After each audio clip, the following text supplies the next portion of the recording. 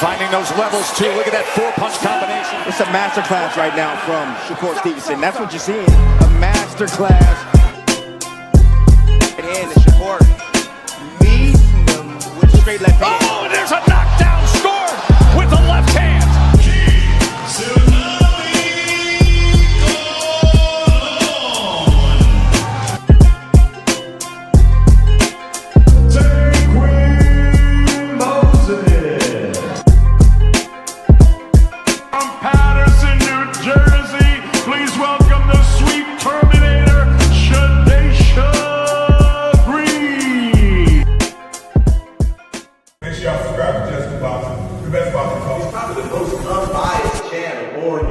Right now, we're going to give him his just due. Shout out to my brother, Just Due.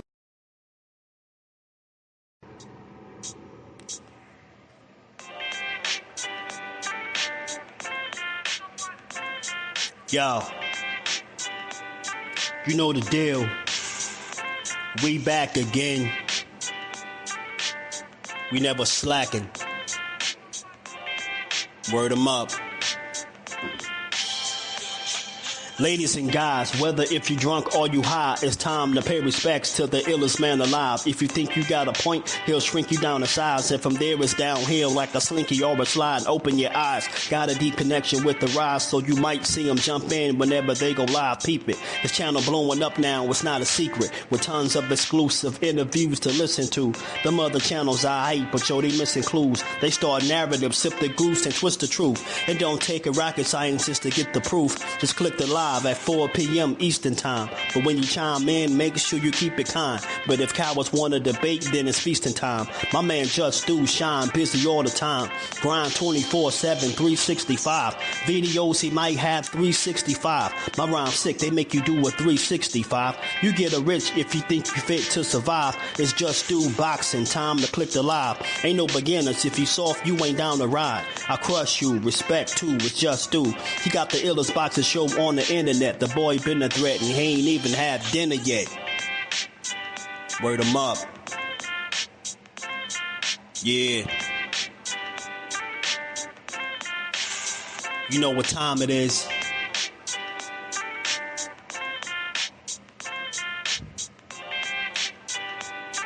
"4 p.m. Eastern.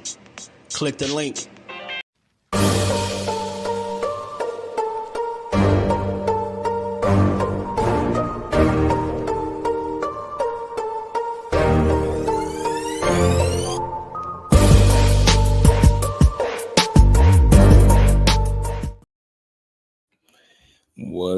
What's good, family?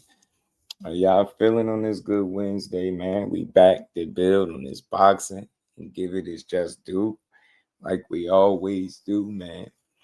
Double tap y'all screens, man. Hit that like button, sub to the channel. We gonna get to it, man. We gonna talk about it. You know, I knew it was gonna be a long conversation after yesterday's live, man. Some things that, you know, we kind of mulled over when we was talking yesterday, and you know, people got to asking about who's the face of boxing. Is Tank Davis still the face? You know, he made a statement that, you know, he ain't the face, he just a guy that box. And you know, look, man, I expect him to say something along those lines, bro. You just never know what you're gonna get from Tank, right? It's just depending on that day and however you feel. But I feel like, man, whether or not he's the face of boxing, it really don't matter, right?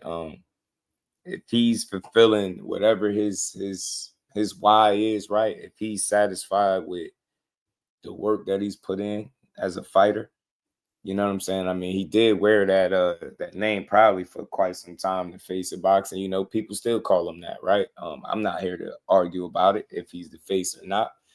He's definitely one of the faces, and it's been that way for some years. If you're just being honest, I don't think one fight, you know, a one-off fight gets to, I don't think one fight changes that, right? You know, and he still ain't been beaten, right? So, shit, you gotta take it from him. You want what he got, go take it from him. But at the end of the day, man, it's up for the fans to argue about who the face of boxing is. I don't care. You know, I brought it up because I had a couple of people ask me about this statement like that he made, and I just like we played the press conference yesterday and we talked about it a little bit. You know, I don't really think it was the biggest of deals. You know what I'm saying? Like I said before, Tank Davis is just a guy that he's unpredictable at this point, man. You don't know, depending on his mood, man. You know, he said several things in his press conference. He said a lot. You know, everybody is, you know, we listened as to how he answered the question when asked about, you know, certain somebody in the division. And I think it's clear that he gonna do what he want to do. It's just that simple, bro. Face of boxing, I'm pretty sure it'll allow people to argue about that. I think he's at a point where he don't even care the same way. Because at one point, you know, once upon a time, he embraced it. He embraced the name, you know, or the title of that being the face of boxing, right? Floyd labeled him that, you know, the fans were running with it. Many of his fans still today call him the face. They ain't trying to hear nothing. You get me? This is their guy. And they sticking to it, man. They feel like he one of the faces of the sport. And that's just the way it is. You get me? But let me say what's up, man. Before we keep going, let me say what's up to the fan that's in the building. Look, if you new, double tap that screen, subscribe to the channel, support the grind, Cash App, Super Chat. If you can't do that, just make sure you double tap that screen. And we gonna build. Ray Patterson, my guy, my Jersey brethren is in the building. CJ, what it do? Cornelius, what's good, player? BJ in the building. What's good, fan? Boxing with 2-4. What's good with it? Yeah, man. So y'all, Mike Smith is in the building. What's good with it? What is going on? So, like I said, y'all, Fate, my guy, what's good with it, bro? Like I said, just been a lot of different takeaways from this little presser. Look, man, I think he is I don't think we see him for a handful of years more. I know we see him for 3 more years. You just never know with the feel of things, right? It seemed like you do this kind of thing when you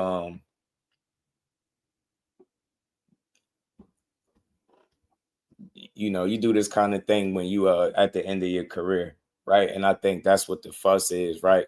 A lot of people can't put their finger on it, right? You hear about retirement, you hear about him wanting to get up out of here, be a better person, and then you see a fight like this, an exhibition in which people feel like, you know, this is something you do when your career is over, when it's all said and done.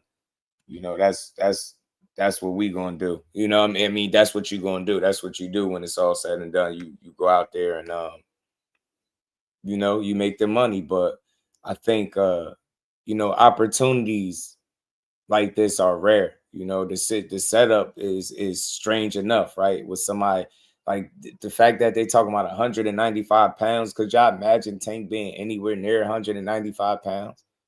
195 pounds would be crazy, man. Willie Tay say Doug and Roach. Look, I'm not big on the Doug narrative. I just think he chose the money over the what people would call legacy, right? Roach, oddly enough, because the fight went to the distance and it was controversial and it was a draw. You know, people consider that Roach is now part of his legacy, and you know, to take that rematch, that would be something for your legacy and something for your hardcore diehard fans. But when you look down the other, you know, the other road, you just got a certain amount of money that is extremely hard to ignore and not go be a part of, man. I don't want to be redundant, like I said, but all this face of boxing stuff, all this criticism I think that people have, I like I said before, I just think he's at a point where I don't think he care at all. Look at the way he answered and respond to the fans. Like he telling y'all straight up, man, just shut up, sit back and fight and watch the fights. You get what I'm saying? He said they be trying you. Shout out to Fate. I got you, bro. So I get you, Willie, for sure. I know you just want to see that fight, but all I be saying, yo, because I'm a very logical thinker. Sometimes you gotta like, that's the fan in you. Well, you like, man, he ducking Rose. Why he ain't fight him again? And I'm with you, I get it, but it's like, then think about it as the fighter, right? Say it's Willie, not Tank. Say it's Willie in position to say, and let's just throw it out there, the 40 million that they was talking about, right? Willie gonna be like, hold on. You gonna be like, hold on, Roach. You get me? And you wouldn't even be wrong for doing it. You get what I'm saying, bro? I'll be looking at you crazy, Willie, if you had 40 M's up on the table and you like, nah, I'm gonna go the legacy route. You get me? You gonna be like, man, the hell with that. That legacy could wait, G. We time to get paid. You get me? Shout out to Cornell. He says who? Yeah, Tank said, yeah, he don't care about it. That's what I was saying. Yeah, facts. Tank should have fought Shakur, man. Yeah, that's how it be. That's how we be sounding. Like, yo, fight Shakur, man. Fight David. Fight Tio. And Tank like, man, I'm fighting for generational wealth. Hey, Willie, you feel me, bro? And look, we was talking about this yesterday. The conversation going to be a little bit different today, of course, but I just wanted to make it make sense. That's all. Like, these guys are in it to feed their families, and he said it. Remember, he was like, yo, it's crazy because they come from two totally different ends of the spectrum, but they're fighting for the same thing. You get what I'm saying? Notoriety was Tank already had that, but the generational wealth is where they come in, what they have in common.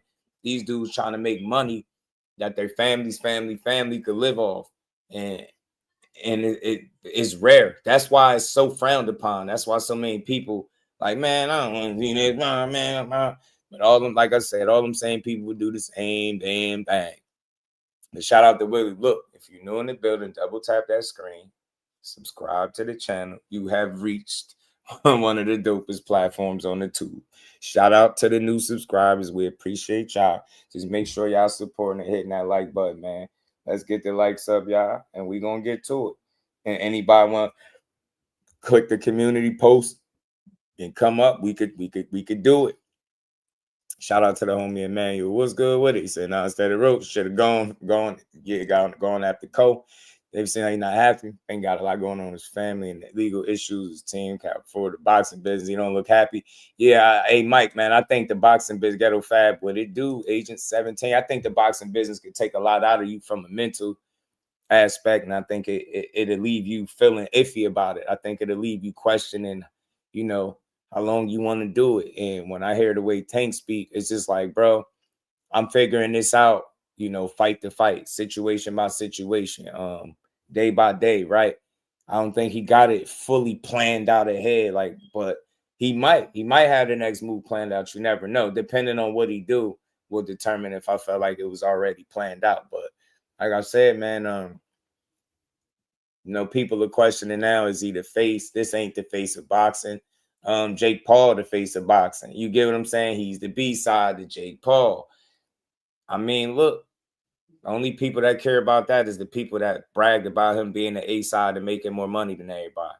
I don't really care about that. You get what I'm saying? As far as him being the face, it is what it is, man. You just don't stand on business every time you're in the ring, bro. Like I said, it take a lot of balls, man, at the end of the day to stand on your square when it's a lot of people immediately criticizing you for it.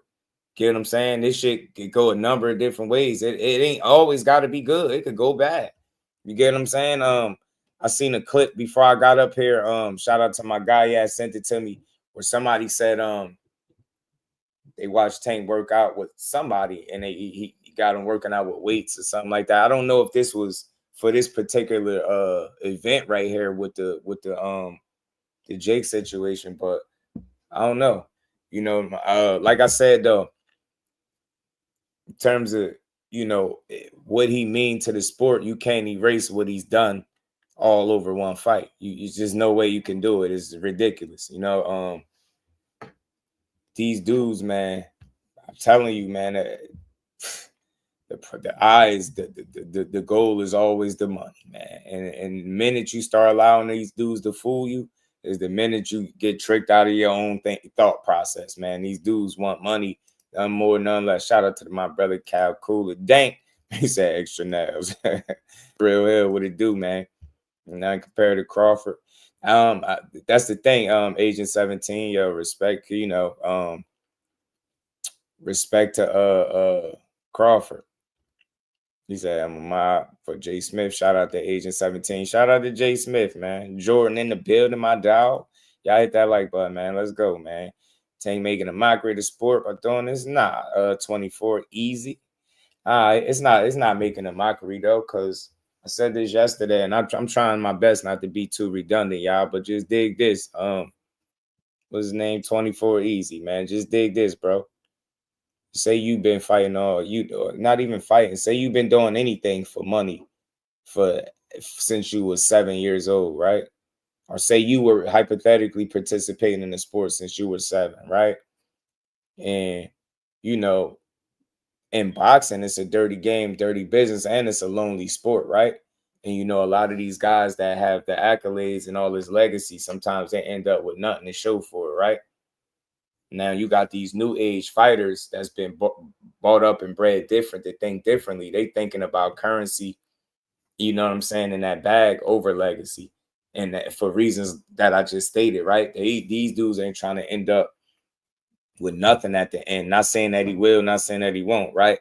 But just imagine you, bro, 24, in that same position, right? And you like, yo, you got a chance to really change so many different lives around you, so many people, right? Like you get what I'm saying? You really have an opportunity there.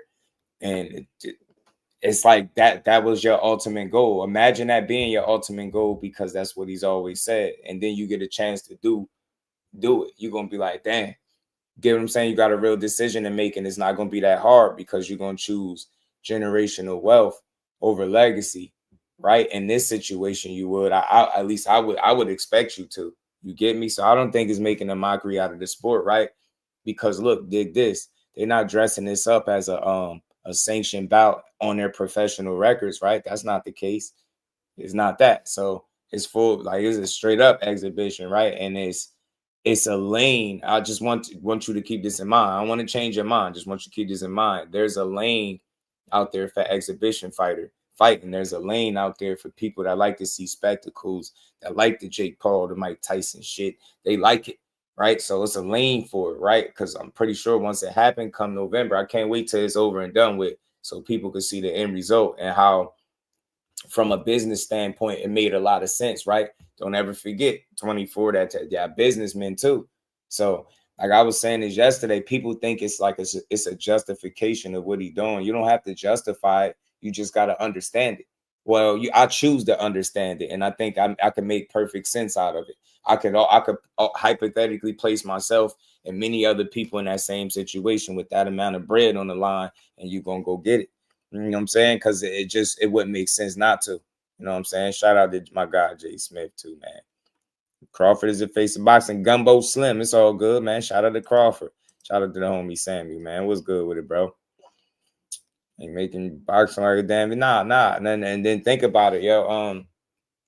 It's not Tank. Tank ain't start exhibitions, y'all.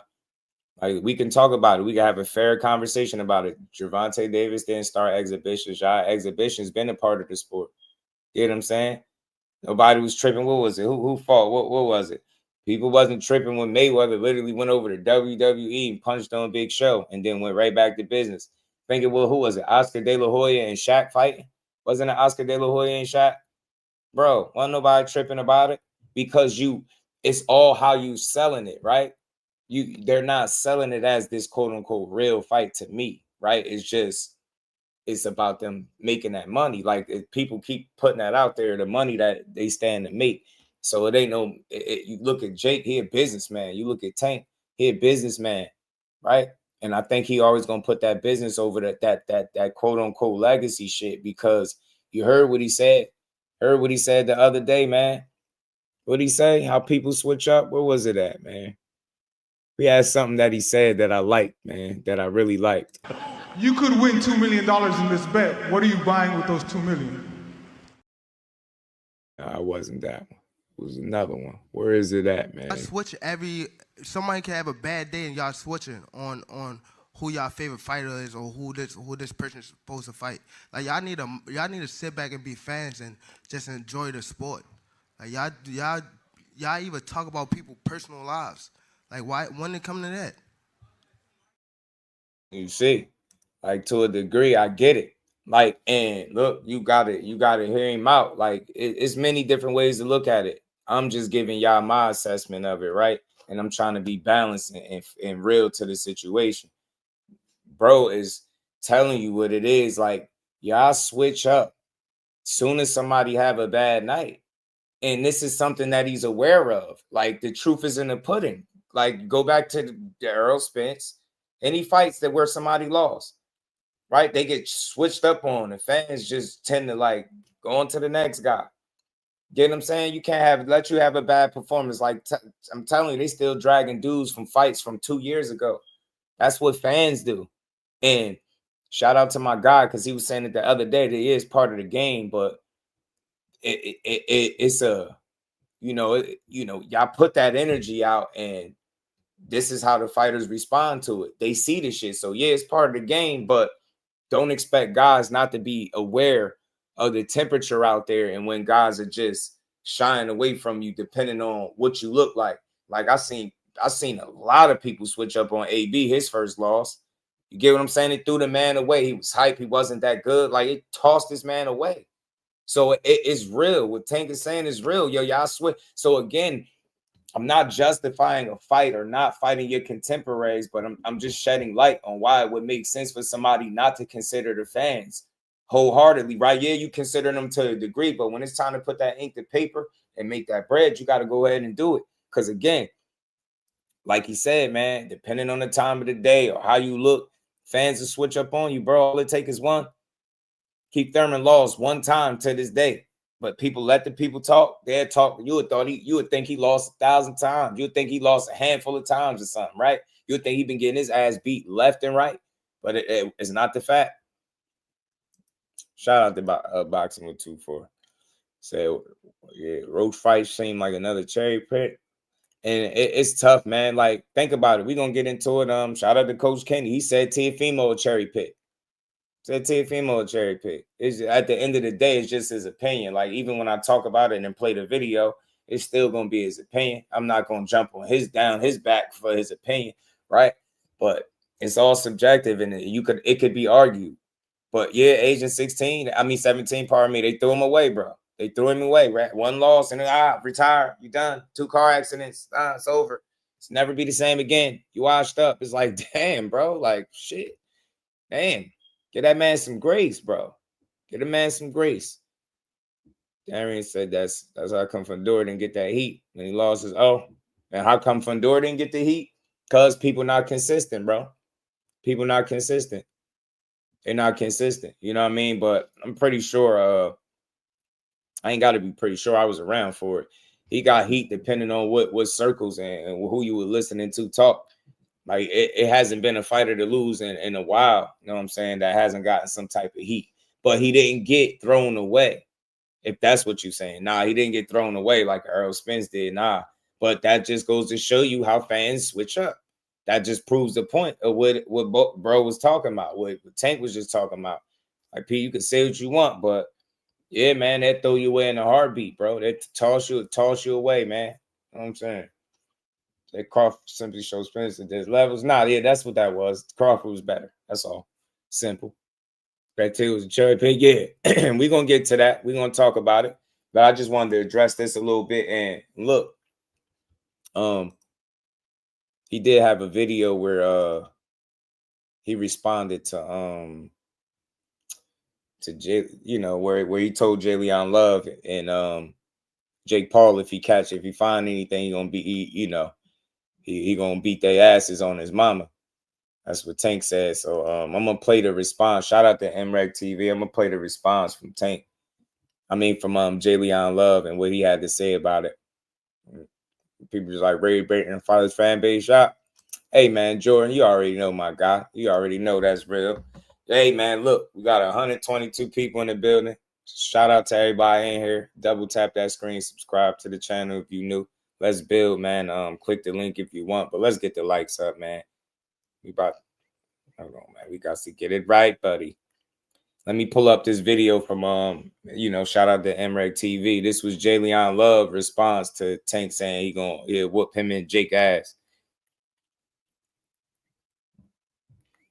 Tank was funny as hell. I ain't gonna lie, man. He was just snapping on people. We told the dude to get his mic. Yo, Tank was tripping, bro. Hold on. Tank was wild. Tank's supposed to beat him up anyway. Yeah. Yeah, he gotta kick his ass. Big shout out to MREG TV, man. Hold on. What was it at? I think this was. You could win $2 million in this bet. What are you buying with those $2 million? $2 million? I don't know. I can't even say because mother gonna hate me for it. So I'm gonna chill. I might donate it.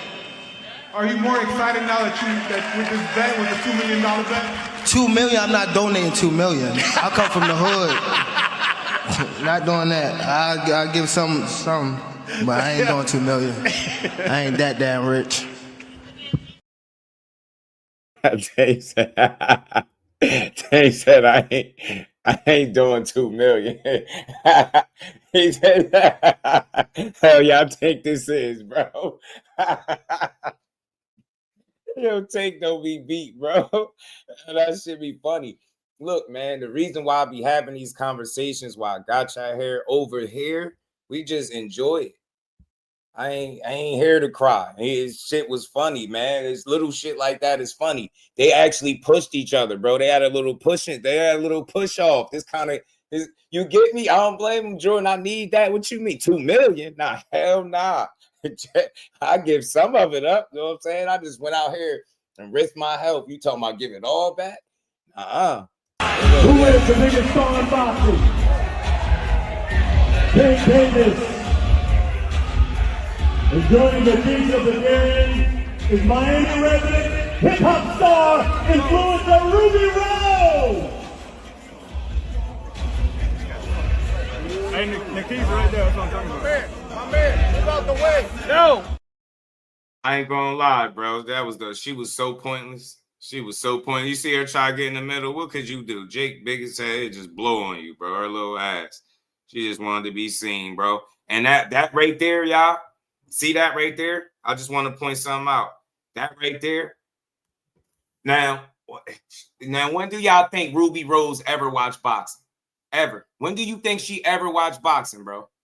When? Never, probably. Most likely never. But to Gervonta Davis or Jake Paul, you see that casual effect it got? Shit, that was the most pointless cameo I've ever seen. She just showed up for no reason at all. Like, we get why you was here. You had them bums out. Okay, we get it. They had a little shove off right there, man. Y'all better enjoy this and chill out. Y'all better sit back and enjoy this. But we're gonna get into Jalen Love response, man. Let's get to it, man. Shout out to MREC, like I said, man. MREC TV. Y'all already know. Showed up. Yeah, she showed up for that payday. Yeah, you know what I'm saying? She showed, man. That's one of those. I'm just here so I don't get fined type of, you know what I'm saying? How you just gonna back out like that? She backed out and slid, bro. She put her hands out like, chill out, guys. Not here. Don't fight, guys. Like, bro, what? Chill out. Shout out to MREC TV. All right, let's get to this, though, man. Let's get it. Jalen Love. Let me ask you something, Jalen. Yeah. Did it throw you for a loop when Tank had those choice words for you? If I find out anything, I'm going to beat your ass and I'm going to beat Jalen Love. God. On my mama, I'm going to beat both of y'all ass. On my mama. And he laughing. He know. He laughing. What are you talking about? Well, it's good. It's not just right there. It's in his personal life, for example. Yeah, been going on for decades. I'm sure there's many more that just comes with the fame. Yeah, I think it gets to a point though where they get tired of it though, son of God. So what you saying, I agree with. It's true. It is part of the game. I think everybody handles it differently, right? And you somebody that already got things going on in your life, right? This shit just seemed extra, right? That extra weight. This type of shit could be the straw to break the camel back. Like it could be very. I could turn you off, right? Like, I think, like, just because it was that way don't mean we can't change the way it used to be, right? To something better, right? Where we just focus morally solely on the performances, the fights, how they look in these fights. You get what I'm saying? But I know that part of it is always going to be present too, far as these guys' personal lives, because some people can't help themselves. Banks, what it do on me? They got hella range on them. Yeah, T, he do. Let's see what he do with that range. Shout out to the homie Banks, man. Let's get back to it. What does he have to do with this? Let anything, you know what I'm talking about. let anything, and I get you too, son of God. I get exactly what you're saying. It's just don't worry about it. It's I don't been got to around say it for up here. years. Let anything happen. People. And I'm going to show you and him. Ask you something, Jay Leon. And real quick, yo, just to bring y'all up to speed, y'all probably already know this, but Jay Leon Love, I think this was back in 2013, around May or so, something like that, around May. He had tested positive for banned diuretics. People were saying steroids, PEDs. I try to be very specific with the information, and I try to stick to the information, shall I say, that's out there. I don't want to just say PED, but it was a banned substance. Banned diuretics is what he took. You get what I'm saying? He took banned diuretics. If I'm not mistaken, I know I'm not mistaken. I think it was back in 2013, though, around May-ish or something like that. And Mayweather had, you know, put out a statement and all that stuff. He had got in trouble for it. He had got suspended, fined, and all of that. But it was some type of, he had like 2 banned diuretics, I believe, in the system or something. I believe that's what Tank is speaking to. So like, let something be, basically let something be funny. Let something not be on the up and up. Let you be doing some underhanded shit. Let you be juicing or something to that effect. And I'm going to beat your ass and Jay Leon Love ass. That's what he's saying. Shout out to the homie Creole the Traveler, man. What's good with it, bro? Yeah. Did it throw you for a loop when Tank had those choice words for you? It did, man, because me and Tank ain't never had a bad day under the sun. Facts. Hey. Oh, no. Yo, what the mother Yeah, this stopped me right before I got to the mic, Coach Larry Wade. I want to hear what you have to say. You know, These Jake Paul trainers right here. Coach Larry Wade. I wanted to see what Flat had to say. I was going to cook. They stopped right before I got to the mic. I was going to cook, bro. I had some good. What I do? Oh, nice meeting you, bro. Don't do that. Don't do that, Jay. You know you my brother. Don't do that. Don't start. Oh, yeah. But you know. I did Dre James. As a professional player, any career, if you're on TV, the digging into your personal life just comes with territory. People are nosy. And nah, you're right. That's why I say Dre, my guy, son of God, said the same thing. And it's always going to be present. But you know what? I'll say this, right? I'll say this. And shout out to my guy, son of God, because he said the same thing. Yeah, I agree with both of y'all. It's a great point. Point well taken. I'll say this, though. For me, I'm a fan and supporter of the sport, right? But I'm also a content creator, and I feel like the fact that I speak so heavily on the sport of boxing so frequently, every day, daily, we talking and we building for hours on boxing. I feel like we could kind of shift the narrative, use our voices and platforms, and not be part of what's wrong with boxing. And I think that's part of what's wrong with it to a degree, right? Being too involved in these guys' personal lives and thinking we could dictate any and every move that they make based on our spending dollar. And then that's just not the reality. But yeah, definitely come with the territory. But I feel like as content creators, we got to make sure we're not teetering across that line and being in these guys' personal lives way too much and just speak on the things that, you know, the reason why we know all of these guys is not because of their personal situations, is because they all can fight. So I feel like the people with the biggest voices and the longest reach, if they focus solely on the what's right, you know, I ain't gonna say you can speak on both sides, what's right and wrong with boxing, but, you know, highlight the sport in its entirety, man, and breathe life into it rather than sit back and overanalyze these guys' situations. And you get what I'm saying? And be messy with it. You know what I'm saying? So that's the standard I feel like I set for myself as a content creator. Let me try to make sure, especially from this point on, I make sure I just stick to the boxing as much as possible, bro, and leave the other shit where it's at.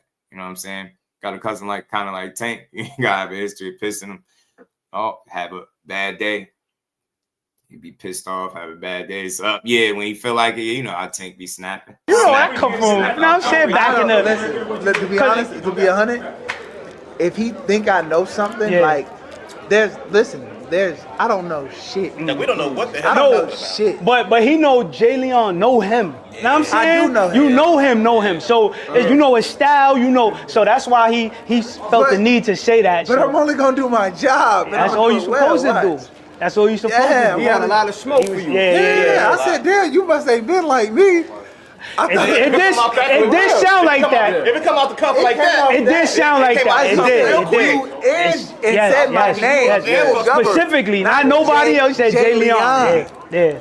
I said, yo, might have been. Let the people know. It might. Damn. Yeah, 17, got that big kid in. Nah, I got the gist of what you were saying. You had me on the ropes, Kyle. You had me on the ropes, but I got the gist of what you were saying. That's what we got. It was deep. What up, nigga? Hey, man. Good to see you, bro. Hey, y'all. It's look, good to see you in here. You rocking with the content. You like boxing. You like hearing people get their just due. Double tap the screen, subscribe to the channel, and support the grind. Let's go. Yo, what's up, man?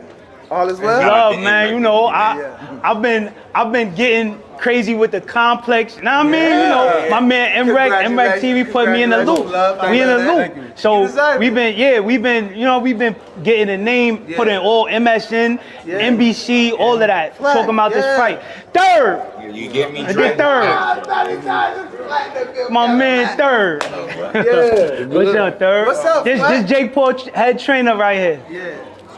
Yeah, what's good? My guy. And real quick, shout out to OG. I get it. You say only his fans call him that. Shit, dude got a lot of fans, a lot of reach, man. I would agree. Yeah, a lot of his fans do call him the face of boxing, but I just think he's one of the faces, and it's hard to argue that. You know what I mean? He's a big deal, regardless of what he's doing, for better or for worse. They're gonna watch it. The track record speaks. After 31 fights, and all of them doing well, like, you get what I'm saying? Ever since he hit the pay-per-view stage, for sure, he's been on point, like, especially on his own. So, it's just, it's a lot that come with it. I feel like the people make that decision as far as who's the face, right? But it's just something that he's been able to run with because he's been a really big attraction. And I think being the face comes with more than just, like, accolades or accomplishments. If that was the case, then shit, Terrence Crawford would be the face. Usyk would be the face, right? But that's not the case. So I think it's a combination of things that go into somebody being labeled as the face of boxing or one of the faces of boxing. And Tank, I believe, in my opinion, respectfully, check a lot of those boxes, even if one of them ain't unifying. You know what I'm saying? I just don't think I was going to ask because a lot of people don't believe it when I tell them. Sparring with Jake Paul, he gave me a black eye, bro. And I'm trying to tell them, they keep saying I'm making that up. But bro, he's they don't want to believe it. That's why when he said that on the stage, it was so significant. They don't want to believe it. It was significant. No matter what he do, they're gonna downplay it. And that's the thing. But here's the thing, bro. See, not for me, man, because although I could highlight Jake Paul, I ain't gonna say he's not a real boxer. His entry into the sport just wasn't what most people could relate to. So they like, man, this dude just jumped in here. We've been doing this all our life. He just jumped in here. This a Nickelodeon. This a content creator. This a, it's an influencer, right? He just jumped in here and started doing it. That ain't real.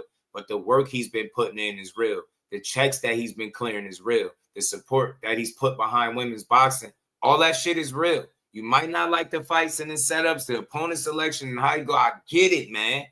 But let's be honest. You can't look at that and what he did and say, damn, you ain't seen nobody else do what he just did, bro. It's okay to keep it real. That don't mean he got to be your favorite fighter or none of that.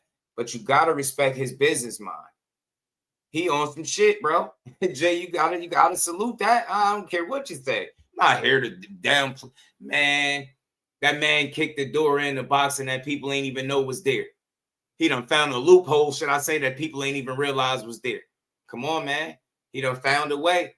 He done like I said, he done charged it. He done kicked the door down now. First, he slipped through the back door. He was slipping in. Now he done opened the door wide open. The floodgates is open, bro. He done got one of the faces of the sport to fight him. It's a trend. And it's no real reason. And it's easier to go that route. It's easier for people. Because when you go the other route, you got to stand in your business. You got to stand on all 10, and most men can't do that. Most people can't take being on that end.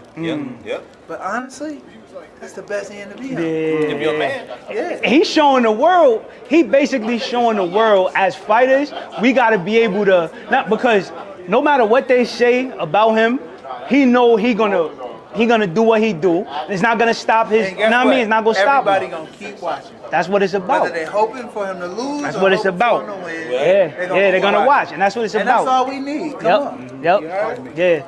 Now y'all know I support the team, man, 100%. Yeah, the thing is, shout out to Rashad, man. I hear you. The thing is, he ain't got no amateur background to speak of. So everything Jake Paul is essentially doing is learning on the job. You get what I'm saying? no amateur background, just straight putting in work and then fighting these athletes, you know, with his record on the line. And now that's why his opponent selection has been what it's been. But there are quote unquote real boxers that have fought multiple MMA fighters and all types of shit, just like Jake Paul. But people don't know enough to do their homework for them to understand how often that's an occurrence, bro. People don't know when you the A side, you gotta pay the opponent, right? So think about it. This dude is paying these guys, right? They getting in there, but he gotta pay them. You know what I'm saying? He's found a way, and I respect it, bro. All this argument about if he's a real boxer or not, shit, I let people argue about it. I know the moves that he's making is real. I know them checks that's clearing is real. You can call the fight setups, spectacles, fixed, all that shit. But at the end of the day, man, he clearing checks. Yeah. 100%, man. You know what I'm saying? Yeah. I can't wait till the fight, man. We definitely gonna be there. Listen, a lot of people got a lot of things to say about this, but at the same time, it's good for the fighters because some fighters get to leave with the sport with what they want. Look at Terrence Crawford. He had to go through all finally, this. Yeah. Finally, to be like, hey, I told y'all I was good. Yep. I deserve some money. Yep. You heard? Yep. So at the end of the day, man, people talk about the fans, which we love and appreciate. Yeah. But at the same time, fans don't pay no bills. Right. And you gotta understand, fans turn on you quicker than look, when you punch it right in your head, break it. You hear what he's saying? It's the reason I'm playing this. You hear what he's saying? Man, they ain't paying them bills, bro. All these opinions do not pay bills, bro. And nah, shout out to Naisha. Nah, man. Hell nah. Somebody not saying Bud is the face of boxing don't make them slow. You tell me what makes Bud the face of boxing, and how many people you've ever heard say that for real. You get what I'm saying? That's something new. He just now getting his flowers. It's a crime a bit, but nah, you can't just make him. Is he one of the most absolutely accomplished guys in the history of the sport? Hell yeah. But it just don't anoint you the face of boxing. And that's why you ain't, you might hear Terrence Crawford say that in a boastful way, like a talking shit kind of way, but he ain't never walked around trying to claim to be the face. You know what I mean? The people had labeled and anointed Tank one of the faces of boxing some years ago. Yeah, it's over. And look, when you're not, you're not. That's it. That's it. And it's a quick turnaround. I just was thinking about Gerald McCullen, right? Yeah. The G-Man. You know, G-Man is third partner. I know that, of course, from Crump. Of course, I know that. But my thing is, when he Enjoy, right? He was prom king back in '98. Back in the early 2000s, you know what I mean? He had all the got hurt and he could no longer box. The world forgot about it, bro. That tells you right there. It's smoke and mirrors, bro. Now it's still raising money. Yeah. Right now, that happened how many years ago? Long time ago. Hell yeah. So at the end of the day, bro. that's what I'm saying. So we in a bit. Yes, we are here because we love the sport. Yes, we are here. We love boxing. We want to put on for the fans and put the best fights. But again, you good? Everything good? Good I teach it. It's great. What up, Trev? How you, man? You all as well? Yes, sir. Yeah. Hey, man, you got to get your money out of this. That's what it's about. This shit take years off your life. You're going to have this wrong with you, that wrong with you, this wrong with you. Hey, you got to at least get a 40. Yeah, that's a fact. That's a fact. Got to get something off it. That's real, bro. Yo, let me ask you something, Jay Leon. Yeah. And you heard what he's saying? Like you be having all types of shit wrong with you when you done with this career and fans keep telling you not to make money because they said so. Like that shit just it's a ridiculous thing to argue. Get what I'm saying? It should take years off your life. Like they pieces of them are left in the ring with each and every time they step in there. You get what I'm trying to say? All that miles, that wear and tear, man, you gotta secure that future, bro. You have to, man. And if you're a smart businessman, you're gonna do that. I mean, maybe you're gonna have to take some criticism and some scrutiny on the way, but hey, I'm pretty sure you'll be laughing at your way to clearing that check. You know what I'm saying? Did it throw you for a loop when Tank had those choice words for you? It did, man, because me and Tank ain't never had a bad day under the sun. Facts. Word? Facts. Where'd that come from? Yeah, you gotta love the New York people. Word? You got where my guy Remo at? Where Remo at, man? You gotta love the New York people, the accent. Word? Like, you gotta love it, yo. Got to. Gotta hear them when somebody tell them a story or when they telling the story, the way they tell it, react to it. You know? Yeah. Did it throw you for a loop when Tank had those choice words for you? It did, man, because me and Tank ain't never had a bad day under the sun. Facts. Facts. Where'd that come from? I'm not sure if it was just a familiar face you see and he went that way, but at the end of the day, me and bro ain't never had a bad day under the sun. Nothing but love for me and nothing but love for him. And we cross paths all the time.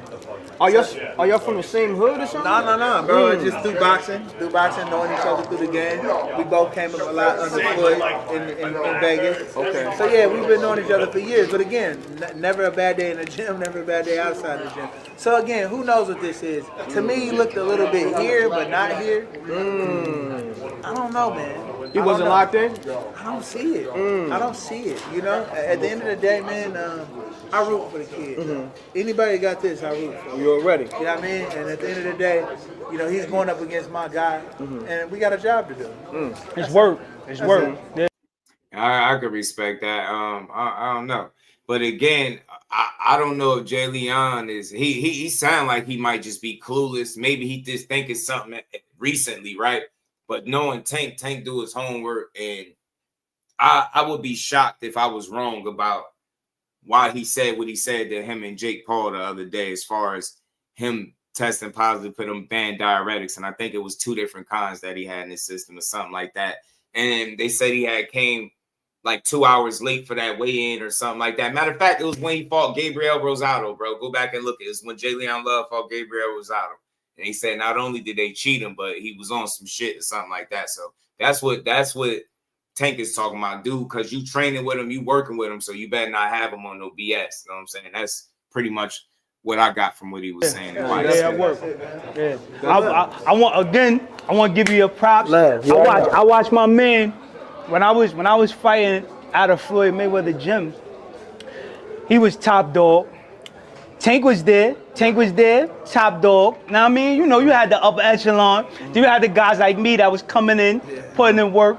But to watch both of y'all, especially you, bro, coming from that, transitioning as a trainer, you know you my dog, you know what I'm saying? So I'll be hyped to see you doing your ones and twos.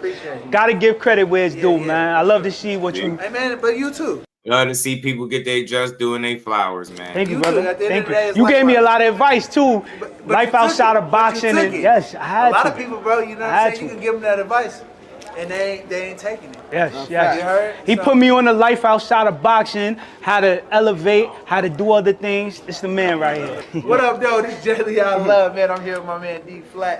And shout out to MREC, man. But you see it, man. So he said he responded to a degree, but he ain't really got nothing bad to say about Tank. Could tell he ain't really got no issues with him, which is cool. And we don't really want to see y'all going back and forth. But I think, like I said, just to provide any clarity, I think that's what Tank was, you know, focused on pertaining to when he said, you know, I better not find out nothing.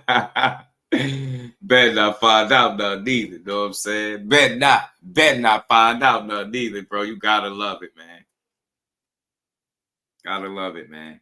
But hold on, man. I'm gonna pull up this response from Oscar. Shout out to Agent 17 being a new channel member, man. That's love. Appreciate you. Shout out to all the channel members in the building, man. Y'all double tap the screen. Hit that like button. Sub to the channel. Rock out with your boy. You know? Shout out to Agent 17, man. Appreciate you, fam. Forever G. And we ain't never got a box again. Well. I already been getting these back, but now it's time for you to get your just due. Bro, got the decision over Rosado, but it was overturned, because of the banned diuretic facts. Rosado was clean, and he called it out. Shout out to Agent 17. Appreciate you, fam. We're gonna keep rolling, y'all. We ain't done. Yes, sir. Yes, sir, man. Hey, once you join the family, bro, channel memberships, that's real, man. That helps us grow the channel, man. You know what I'm saying? That's why I keep saying subscribe, hit that like button, turn y'all notifications on too. We live Monday through Friday, 4 p.m. Eastern Standard Time, man. Make sure y'all tap in, and we going to keep building. You know, we're going to have some more fun. I mean, you join the family, man. Let's pull up. Oscar is always trolling. Oscar has some words, man. Let's hear it. Let's listen. Let's listen. I told Jay got to come through. 4 years ago, we were talking about that fight here, about the mega fight at Cowboy Stadium. Spence has been hinting about coming back. Oh, has he? A little bit, right? Putting out little feelers, right? Okay. Is that the fight to make in the next year, Spence and Ortiz? First of all, I have to say that I respect Spence so much. When I was promoting him, I've always said that he was like the next Sugar Ray Leonard of our era. Right. Next Sugar Ray Leonard. Clean cut, good kid, can fight like a mother, you know. He's just amazing. Forever G's is a fool. No, hey, Forever G's, I'm going to tell you what we get, bro. We get cursed out if we put up any argument that when they saying somebody is the face and you say they're not, or you put up any resistance, we get cursed out. We'll get nada. But I think the way I'm able to look at it being Just Do, bro, the face of boxing, why I could support somebody being called that and rock with it. Shout out to Teach. What's good with it, bros? Because it's a sign that the people have picked one of the guys that, or one of the females, you know, whatever, but one of the guys normally that they really rock with, and that person usually getting their flowers. So I kind of rock with it to a degree, right? And to me, it's a little bit interesting when they kind of shop it around a bit. Nah, he's the face, this the face. At the end of the day, I think everybody served their purpose in boxing. And I think if you putting on face or not, if you winning fights, putting on, standing on business, I rock with you. I salute and I support you. You know what I'm saying? Yeah, the most popular, like kind of to a degree, but you know, the money, the way you able to control a crowd, move the people, like everything you do, damn near go viral. I think that's why Tank fit the bill for so long. Like he can tweet something right now. He can make a little video. He can go live right now on Instagram for like 10 minutes or something, and there'd be people waiting to hear him say something. He'd only go live. It'd be thousands of people listening to him, listen to music, and he won't have to say a word, right? You get what I'm saying? He kind of got that energy about him that just get people. He attract the people. You know what I mean? They interested in what he got going. I think he still has that opportunity. I think he has a second chance in life. He has to seize it. He has to want it. He has to have that discipline to capture it, you know? And I strongly feel, imagine that, when Virgil Ortiz was a kid telling me, Oscar, I want to fill up the stadium one day. Well, I'll tell you one thing. Virgil Ortiz and Errol Spence at Dallas Cowboy Stadium, woo, man, it doesn't get any better than that. Yeah, I don't mind Oscar as a promoter. He just need to stop selling any fight with Errol Spence name attached to it until Errol Spence come back, bro. And Virgil Ortiz fighting Lubin. I can't wait to see that. Oscar, the boss, the man, the myth, the legend. Come on. And the golden. I just got one more. Yo creo que Virgil Ortiz está en su momento I got one more. para brillar. Hey, yo, I'm telling you, it's wild, Ernest. It's wild. I'll be like, the algorithm is broke. Algorithm broke. Tenemos al Canelo que ya ve de salida, no es ninguna segmento. Cada peleador tiene su momento, su salida. Es una gran oportunidad para Virgil Ortiz para demostrar ese momento en esta pelea 98 y demostrarle al mundo que él quiere ser el... Hold on, I don't want to hear that. I hear him talk about what he... You know, we got a new wave. We got a new generation of fighters. We got young, hungry lions, young bulls like Virgil Ortiz, ready to take that fight, ready to take that fight. Some big faces in that count, Cal. That's the only thing that matters, right? Well, look, we keep Virgil Ortiz busy, and that's what it takes. Keep him busy. Tank Davis is not the face of boxing because he doesn't fight often. He fights once a year. And he's probably... So you hear him. This is also how I got here. His face, Tank Davis, the face of boxing. You hear what Oscar's saying. It's not the face of boxing. Only fight once a year. That's not entirely Tank Davis is not the face of boxing because he doesn't fight often. He fights once a year. And he's probably one of the best talents in the world. I love Tank Davis. I love watching him fight. I love when he goes in the ring and just demonstrates power and speed and he doesn't give a shit. I love that. But he has to fight more often. We want to see Tank fight 3-4 times a year. Tank Davis, I dare you to break my record. 5 world title fights in 1 year. Let's go. 5 world title fights in 1 year. You better get the hell out of here. He ain't doing that. But I don't think the man is only fighting at 1 time a year. If you go look at his resume, you'll see it. He had some little blips and hiccups along the way, but everybody do. But he ain't really had no super substantial amount of time out the ring. And he's been able to fight more than 1 time a year. I forgot around the time, where was it? Frank Martin, I forget, he fought 3 times in real close proximity. So it's not just once a year, but I do feel like when you command that kind of money and when you're signed or, in bed with people that, I guess their business structure is different, right? The way they orchestrate and operate is just different. You're not going to fight as often as you might think. You're not going to be fighting 4 or 5 times a year. You know what I'm saying? 3 might be a stretch, but it's possible. You know what I'm saying? But I think that's what it is, and especially when you start getting up there where you get what I'm saying, you consider to be a top guy. I don't know. Get a little dicey, man, as far as you getting in there 3-4 times a year. Like you just don't see that often, right? And when you do see it, it's usually when a guy is on the come up, a prospect or something like that. You rarely see these guys fighting 4 times a year like that. Not the top world class guys, man. Not the the elite guys. That's a lot of wear and tear, man. I know they used to do it once upon a time, but I just don't think that shit is sustainable for the longevity that these fighters be looking to have in today's boxing. You know what I'm saying? I'm tripping under the old face of boxing shit just because of buzzword. Yeah, old boy asked Tank that shit in the ring. Yeah. Are you the face of boxing? Absolutely. Yeah, I remember that. Yeah, it's just like a little buzzword, but it seemed like for a while it wasn't no real resistance being put up as far as if Tank was or was not a face of boxing. But like I said, man, he gonna always be one of the faces of boxing unless he goes to fight one day and then nobody truly cares. Don't nobody show up. The numbers don't look good. Then you can start arguing. But to me, if he can't lose the title if he's ever had it, if you've ever thought he had it, to me, he hasn't lost. He hasn't lost. The things that made him that haven't changed, right?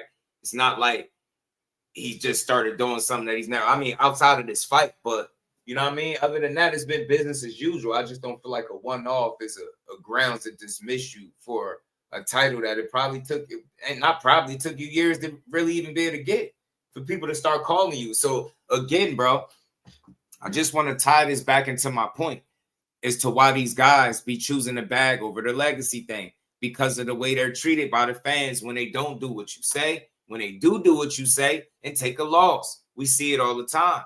So again, you got to expect a guy to look out for self and family. You know what I'm saying? And you at a crossroads where one path leads to legacy and some good money, right? But the other path leads to generational wealth and maybe not legacy. You got a decision to make. And oftentimes you're going to make the right decision, and that's going to be that money. That's all I can say. So if he's still one of the faces, absolutely, man. Ain't that much change, bro. It just is what it is. But it's not one face of anything. You know what I'm saying? Because there's way too many people that put on for the sport for it to just be one face of the sport. It's multiple. Yeah, I know that's people don't like to hear, but it is.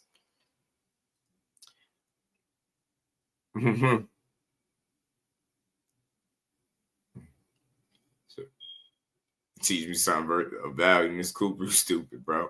Boxing, and that's just Tank say, he's not the face of boxing. Just like he told us a Roach fight, there will be no rematch right now. The fans are delusional. Yeah, man. Look, he did say it, but I don't really care. He said a lot, right? He said it, but at the end of the day, to me, like I said, ain't much change, right? Ain't to change that, right? Somebody beat his ass. That's the way I look at it, right? You don't want him to be called to get in there and beat his ass. Make a fight, beat him. Jake Paul. Somebody said Jake Paul the face of boxing, right? And he's a face whether you like it or not. What he's doing in the sport of boxing is it has staying power, I believe. You get what I'm saying? I think it's going to allow him to have longevity outside of actually competing inside the ring. You get what I'm saying? And it's going to allow him to be able to make money. He's in put people in position to change their lives and make money, he gonna be around, bro. There's gonna be a space in boxing for him for that reason.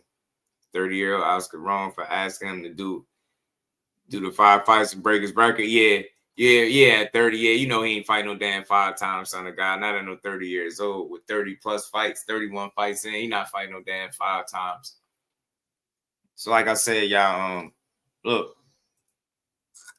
I think he's still one of the faces of the sport, bro. And fighting Jake Paul don't change it. I think the fact that they ready to strip him of the title, it kind of tells you how it doesn't take that much to happen for people to be ready to write you off.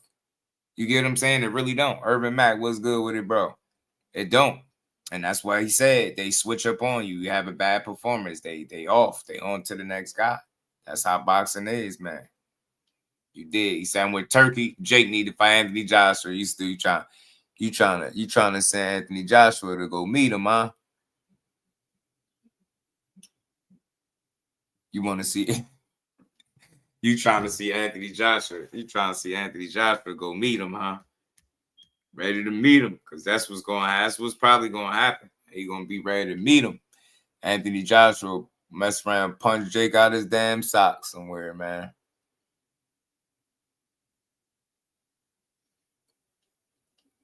That'd be all bad, man. It'd be all bad for him, man. Life's good. That's what I like to hear, Urban, man. Y'all double tap the screen. Let's keep going. Say, gotta get Tank out of the sport, or you get Tank out the sport? Nah, I don't think so, man. Because this is the thing, right? This I said this. I think I was saying you with Sway. Today we're gonna get out the way, but I wouldn't say get him out the sport because it's all optional, right? It's our choice to support her. Oh, you say get Jake out of the sport?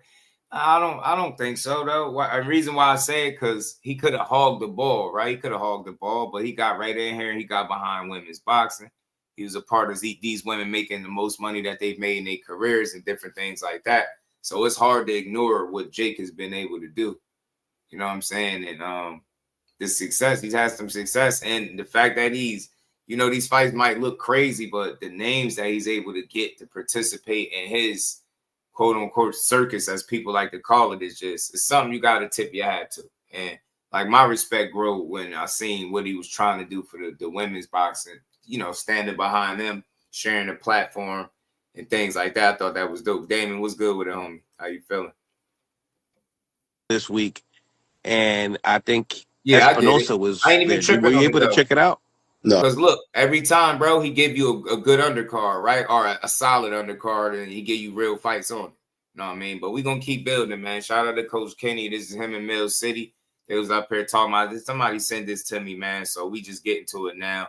He talked about Tio and Shakur. We're gonna get into it. We're going to get into it. Dante, my guy. Got some good Sway invited Shakur. Espinosa was there. They were talking about, negotiations with the Tank Davis fight.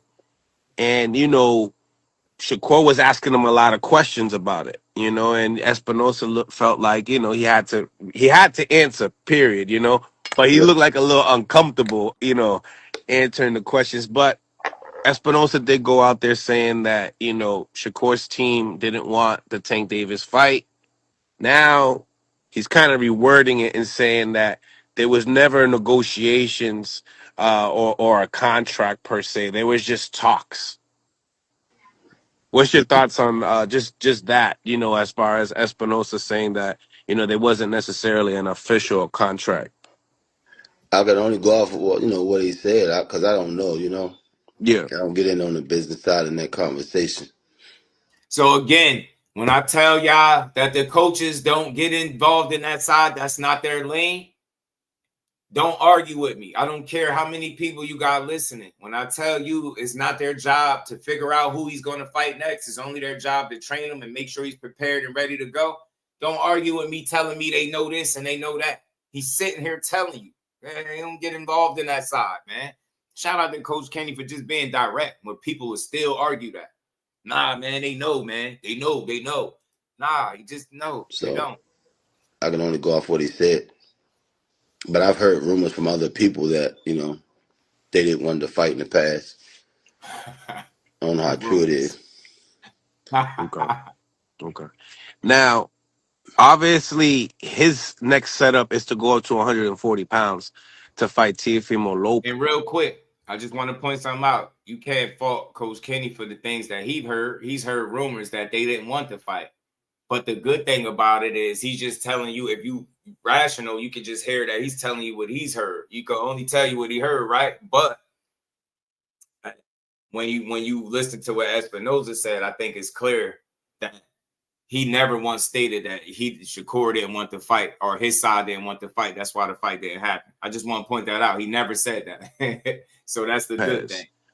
Hearing that, what do you think about that fight? And do you feel like that's a mega fight? I mean, the way these guys are promoting. I don't like when, nothing against the move that they're making, but it's the same beef that was at 135 with the same person at 140. Not just with them, but when boxers do that, period, I don't like it. If you're going to go from one weight class to the next, get one of the ones that's already at 140, one of the real dogs. Because you're just taking one beef, the same beef from one weight class to the next. It's the same situation when the Four Kings was at 135, the same person. You're just moving up 5 pounds. I'm not talking directly to Shakur, just fighters, period.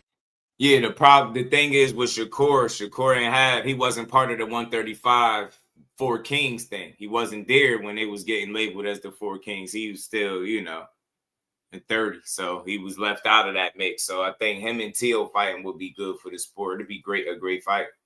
If you're going to go from 135 and move up to the next weight class, Antoine Russell, Matias, the one that beat Matias, them guys 140.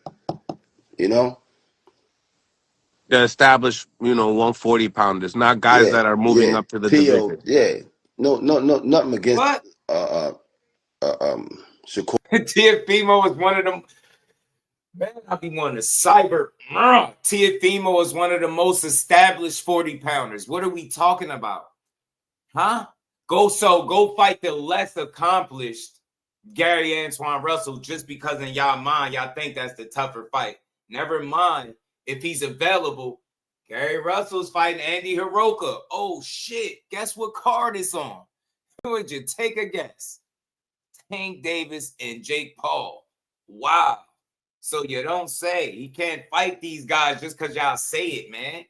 You get what I'm saying? Like, hey, you ain't never heard. And I'm going to say this. I'll throw this out there. They already asked Shakur Stevenson about Gary Antoine Russell and Subriel Matias at 140. And he said yes to both. Just want to throw that out there. Liam Parrow? Why would he be talking about Liam Parrow? You think he's talking about Liam Parrow? Who's fighting Liam Parrow? Why would he be talking about Liam Parrow? Go to the weight class of, like Crawford just did. He went up and he went at that 168 pounder. You know what I'm saying? The best. Yeah. He went at the best. Tank visit the 140 pounders. He went up and fought Barrios that 140. He didn't move up. He didn't take Tio up and fight and you know what I mean? Fight Tio at 140. He went up there and fought 140 pounder. Hold on, I'm trying to figure this out. Hold on. You know what I'm saying? Hold on, Coach. I love you. Yeah, he went at the best. Tank visit the 140 pounders. He went up and fought Barrios that 140. He didn't move up. He didn't take Tio up and fight and you know what I mean? Fight Tio at 140. He went up there and fought 140 pounder. What is am I confused? He's saying he didn't take Tio up. He fought Barrios, 140 pounder. He didn't take Tio up. Oh, he's saying that was so that I'm confused. I ain't gonna lie. Shout out to Coach. He said Tio down a natural 140. Yeah, but he ain't moving from 135. That's why I'm confused. He been at 140. His last 4 or 5 fights been at 140. He's the established 140 pounder. You get what I'm saying? Shit, and more accomplished than Gary Russell at this point. So that would be the better fight for Shakur to make. Y'all just think Gary Russell can beat him. That's why you think he should have to go to Gary Russell. Nah, hell nah. That's legit what he would be doing. He would be going from 35 to 40 and fighting Tio. That you gotta respect that. That's how that was tough. That was tough right there. Yeah, but he definitely not talking about Liam Parra. I don't know where you got that from. So, in your eyes, you believe that Shakur is not taking the best 140-pound champion? No. No, how can Yo, nah, yo. You ain't sitting here doing this right now. Hey, what the hell? Nah, man. What the hell? Who he supposed to fight? Damn. So don't fight Tio. Hold on, let me go back. Visit the 140-pounders. He went up and fought Barrios that 140. He didn't move up. He didn't take Tio up and fight, and you know what I mean, fight Tio at 140. He went up there and fought a 140-pounder. So, in your eyes, you believe that Shakur is not taking the best 140-pound champion? No. Barrios wasn't the best 140-pound champion, respectfully. He wasn't. But they fought him, and you giving him credit. You're giving him credit for it. And, Barrios was established up there. Tio has been established at 140 and a better fighter than Barrios, I would think. More accomplished than Barrios as well. Yeah. Whether or not Tio's the best, I mean, that's you subjective, debatable. You could argue about it, but he one of the more recognizable champions and more accomplished guys there. He was a 3-belt unified champion at 135 pounds. Then he moved up to 140 and got the WBO and Ring Magazine belt. He's more accomplished than the rest of the champions there. Gary Antoine Russell lost. Subriel Matias lost more than once. Like, I don't understand how y'all could say, you can't say definitively that the other champions are better than Tio. You just don't know who will win out of those guys. You got your idea of who you think might win, but there's no definitive proof that Gary Antoine Russell is the best 140-pounder losing to Puello. And then we just seen Puello lose to Matias. And Matias, get what I'm saying, lost to Liam Parra. Liam Parra lost to Richardson Hitchens. Do you get what I'm saying? It's tough to say definitively who's the best at 140 because they got to fight. But Tio definitely is one of the more accomplished and established guys there. You got to respect that. You got to respect that as a challenge. No, how can Tio be the best 140-pounder? He come up from 35. Them guys up there got belts already at 140. You understand what I'm saying? No offense. I'm not.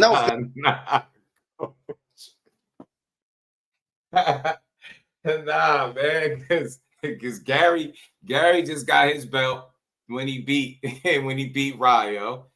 Subriel just beat Puello. Tio had his belt before them. Are they not watching boxing, bro? Because Mill City, you supposed to know what's going on. Shakur, because I don't want people to think I'm beefing. That's what they always say. I don't even know if you can really argue that he's one of the more established guys at 140. Names and all, accomplishments and all. You might not like him, but Tio, he lost at 35 to Cambosis. But some of these other guys, he ain't lost since he's been at 40. These other guys have taken some L's, man. I don't know, man. I don't know. I think Tio is definitely one of the best 40-pounders for sure. For sure. No, I'm just saying. Fuck with one of them 140-pounders. So you feel like that Josh Taylor win was not solidifying Tio as the best 140-pounder? No, because I didn't look at Josh Taylor as the best 140-pounder. Right, yeah, pretty much hasn't won a fight ever since. Josh Taylor could fight. I thought he was gonna beat Tio, but that was a good fight for Tio though. Right. Bro, what? What? You had him beat Tio, but Tio beat him, and you don't got Tio. Yeah, that was a good fight for Tio. 40 but I didn't think Josh Taylor was the best 140. Okay. One of the best 140. But I thought he was going to beat Tio. Tio surprised me. Tio definitely one of the best at 140, bro. Yeah. And Tio definitely outclassed him. Yeah. And he beat Josh Taylor. But I still don't think Tio could beat Shakur. No, Okay. I think Shakur outboxed Tio. Now, okay. Now, I was talking to Breadman, and the way that that face off between, Shakur and Tio and, Max Kellerman, talking about, if Tank's not going to fight, I think he even mentioned if Tank's not going to fight either of them, then they're going to fight each other. I don't know. Were you able to see that? No. Oh, yeah. So, and that's kind of going off of what you're saying, like really like those 4 or 5 kings. Like I think they said that there should have been 5 kings and they should have added Shakur in there anyway, at the time. Remember, Shakur was at 130 when the 4 kings was at. Yeah. Right? But he moved up. He didn't move up yet, That's the thing, man. To me, I don't know. They keep the 4 kings as is. Shakur don't gotta be part of the 4 kings. I just want to see him make the best fights possible for itself. I'm just a fan of the Tio matchup because it gives both guys both guys the opportunity to prove themselves against somebody that people might not. Shakur might not be your favorite. Tio might not be your favorite, but you got to respect what they're able to do inside the ring. And I think you can see that on both ends. And a win for either of them would be really good. You know what I mean? And it'll be a step in the right direction for the boxing, as I said before.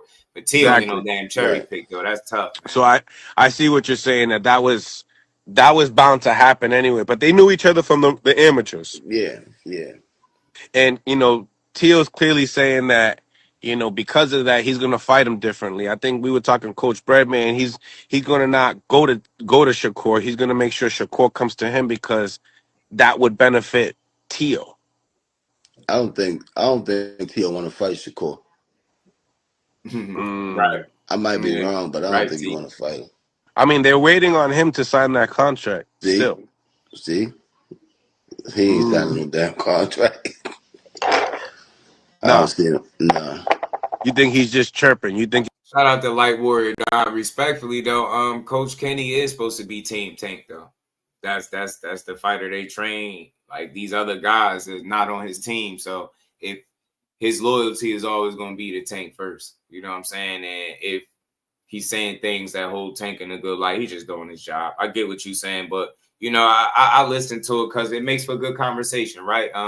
He labeled him a cherry pick. He said, Shakur or Tio is not the best guy up there at 140. Shakur should have went after one of the Gary Antoines or somebody like that. But I think Gary Antoine Russell's name is just one of those names to throw out there because people know what he can do. He's dangerous. And I get it from a competitive standpoint. And one thing about Coach, he'll tell you is just his opinion. He feels like, obviously, it's more dangerous guys. I can't fault him for that. But, Tio is a respected guy. That's my only resistance. He is one of the more established guys. He is looked at as a top 140-pounder. That's the only thing I got to say. But I ain't tripping on his opinion of it. He just feel like Gary Antoine is the more intriguing fight, the more dangerous fight, a real solidified 140-pounder, right? Because he started at 140. He didn't move up there, all right? And how y'all was mentioning, I think it was Teachy saying Tio is not a natural 40-pounder, but none of that stuff matters, man. It's a great matchup. That's what we should do, breathe life into the matchups, because not so long ago, it was being discussed that Tank and Tio was going to fight. And if you go look at that live stream and what was said about Tio in regards to his talent and stuff, it was different than what's being said here today. So that's the only thing I'll say respectfully. When they was discussing Gervonta Davis possibly fighting Teofimo Lopez, it was looked at as a good fight, and Tio was given more respect than he is with the thought of Shakur fighting. I'm just going to put that out there and say what that is. If you watched it live, you've seen it, you will know what I'm talking about. If not, go back and search for it, and you'll see exactly what I'm talking about. So a good fight is a good fight is what I'm getting at. Doesn't matter. Teofimo is a good fight for any of these guys, whether it be Tank, Devin, Shakur, whoever. He's a good fight, a good name in boxing. He's accomplished, and he got some hardware. So he got something to offer. You know what I'm saying? Tio's the best according to the experts, but we don't know if he's the best. Yeah, you don't know if he's absolutely the best.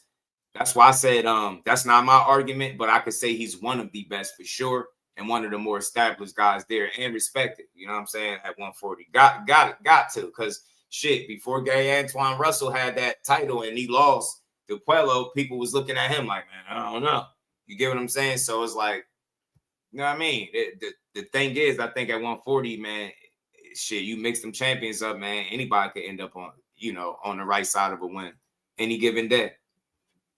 He's just talking. I might be wrong, but I don't see it happening. Mm. You know, If that is so, is that probably one of the is that a mega fight though? Like, do you feel like that could be a possible, not like nothing at the top of what we just seen last it's a week, good but fight. It's a good fight. right? Yeah, it's a good fight. Both of them And can. I mean, Tio can box, but I think his mental it won't last against Shakur. You know, Tio Yeah, can fight though. Though he right. shit don't go his way, he kind of fall apart. I kind of agree with Coach Dare. It's funny, bro. He gave Shakur a hard time to a degree, but he respect him. You could tell, but he don't got a whole lot of people beating him. He got people giving him good fights and probably got a few people beating him. He don't got a long list of people beating Court. Shout out to Coach. You know, it ain't going. That's not gonna be no easy Very guy true. to beat. Very true.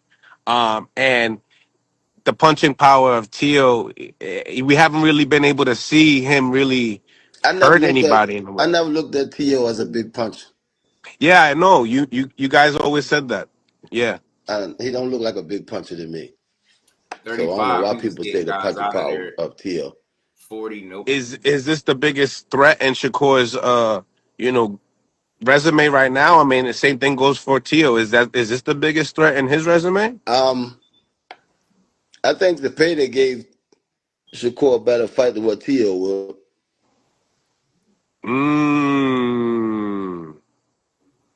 Talk. He thinks Shakur. He thinks the Payda is a better fight, tougher fight for Shakur than Tio. It remains to be seen. Remains to be seen. I could see why you say that though, because the style wise was a Payda throwing so many punches. Tio not so much, being a guy that likes to counter punch, not the best on the front foot. Relies on the athleticism a lot, and mentally when he don't have his way, he do get frustrated. You see holes in his game for sure. You know what I'm saying? So, y'all ferment Tio asking himself, do I still got it after the Sandor Martin fight debacle? We remember it. We remember it. But I mean, that shit at the end of the day, man, that shit just a low point in his career. He moved on since then. Still is a respected name in the sport, man. That's the thing, man. Some fights you ain't gonna look good. And he damn sure ain't look good in that one. And I thought he lost. You know what I mean? Let's keep going. To me. Tell me why. Because Cepeda didn't give Shakur no breaks. Right. He'll get a break. He gonna get a break with Tio. You know what I'm saying? Yeah. It'll be more of a thinking game. Cepeda was on him. He was on Shakur. Shakur figured that shit out. He has to to constantly figure it out. Now he gonna get that break with Tio, and he has more time to set Tio up. You know what I mean? In the same time, do you think that Cepeda's punching like Tio though? That Shakur could actually stay in that pocket still? Yeah. And if that's gonna be the best performance for Shakur then.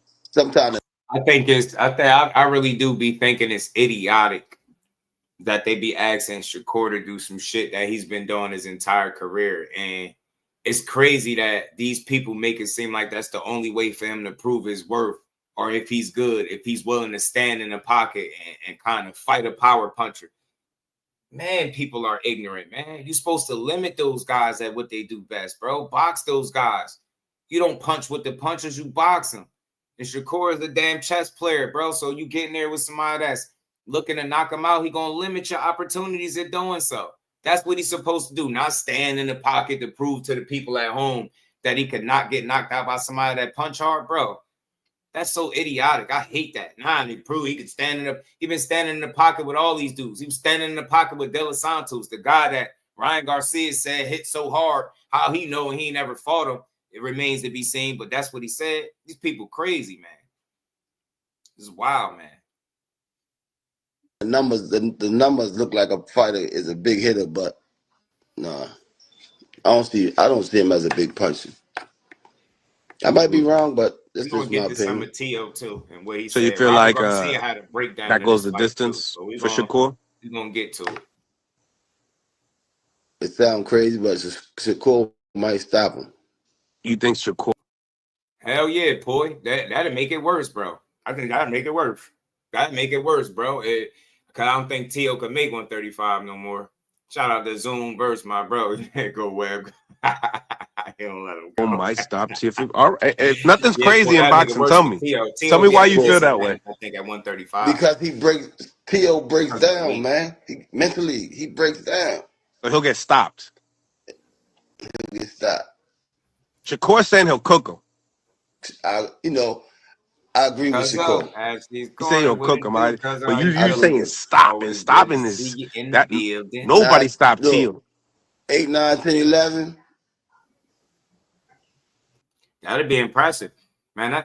That's saying a lot about Corey. If you think he can stop Tio, stop him late, I think it'll go to the distance, though. It'll be a chess match, man. It'll be a good athletic chess match for a while, but I think as the rounds go, I think Corey probably will try to separate himself from Teofimo, right? You know what I mean? He do respect him as a talent, and I always pay attention to the fighters. When they get that kind of respect, it's usually for a reason. So regardless, I think if Tio wasn't as wild with his mouth as he was, right? If he was just more reserved, people would accept him more. He'd be even more liked, despite the rough performances and the one loss. People wouldn't like crucify him the way they do, but because he speak the way he do and he's said some ignorant things in the past, people be on his ass about the Kambosos loss and looking suspect against Nakatani and Sandor Martin and Jermaine Ortiz and fights like that. They was scared of rematch with Roach. Kerr, shout out to Kerr. Nah, I don't think he's scared, man. Think about it. He gave Lamont Roach the first opportunity. He's not scared. I just think he had an opportunity to make money that was never offered to him to fight any of these other guys. And it's really hard to turn that down. And I say this real quick, and we're just gonna keep it moving. Bro, put yourself in Tank Davis's shoes, and you have a deal to make that much money on the table, as opposed to making considerably less to fight one of the contemporaries. And then think about how your job would be to be a prize fighter and fight for the biggest prize. That's all Tank doing. That's all he doing, bro. And I can't, I'm gonna repeat it till I feel like people get it. I can't stress this enough. It's not worth being mad over, because it's a free fight that you can just, November 14th, you could just avoid Netflix for that day. Don't even turn it on. Guess what? You ain't even gotta see it. But for me, you know what I mean? I ain't tripping off that man. You know what I'm saying? So he ain't scared of no Lamont Roach. He fought him for 12 rounds, bro. Fought him in the amateurs. Get what I'm saying? Scared of Shakur? Nah. But I don't think he's prioritizing that fight. And that's respectfully that I don't think he's scared or anything. The way he sound like, man, you get me. For whatever reason, I ain't in his head. I don't know why he say what he say, but don't sound like that's priority right now. Seem like Tank taking it one fight at a time, like most fighters should. So right now, he chasing that bag. Mr. Scott was good with he chasing that bag, because like he said, fighters switch up at the one bad. Fans switch up at the one bad performance. You heard what he said, man. Y'all double tap that screen too. You heard what Tank said. Listen to him. Somebody can have a bad day and y'all switching on who y'all favorite fighter is or who this person is supposed to fight. Like y'all need to sit back and be fans and just enjoy the sport. Like y'all. What Youngin said, just enjoy the sport. And to a degree, a big degree, it makes sense, right? People be taking this shit way too serious. It ain't that deep. Get that money, Tank. Laugh your way to the bank. Let them cry about it. Let them hate watch your fight from people Netflix accounts and all whatever. But just go do you. You know what I'm saying? Go do you. Shout out My to opinion. Just falling apart and breaking down and having nothing. Yeah, I don't play kind of like, but in the same time, it's like when we seen this weekend. We don't pay Netflix to provide this type of entertainment and for free. And for free, bro. And for free. Right? You could see that mentally Canelo was breaking down. He was, man. Oh man, you could see when Bud hit him, he was like going tantrums and shit. I'm mad. Imagine if it was still 15-round fights. Bud would have stopped Canelo. Bud was putting it on Canelo down the stretch. I ain't gonna lie. He started fighting like he had something to prove. So shit, who knows? 15 rounds, man. Canelo did like he was breaking down, frustrated and everything in that fight, man. So not mad, but needs to fight Roach. I understand the fight fan and you feel like he need to fight Roach, but check this out, man. You put yourself in the very same shoes of Tank right now. Just hypothetically for 20 seconds, bro, and say you got door number 1 is between 5 to 8 million to fight a guy that just gave you, it was a headache for you, right? And this has nothing to do with being scared. This is logical choice, rationalizing, right? See what make more sense.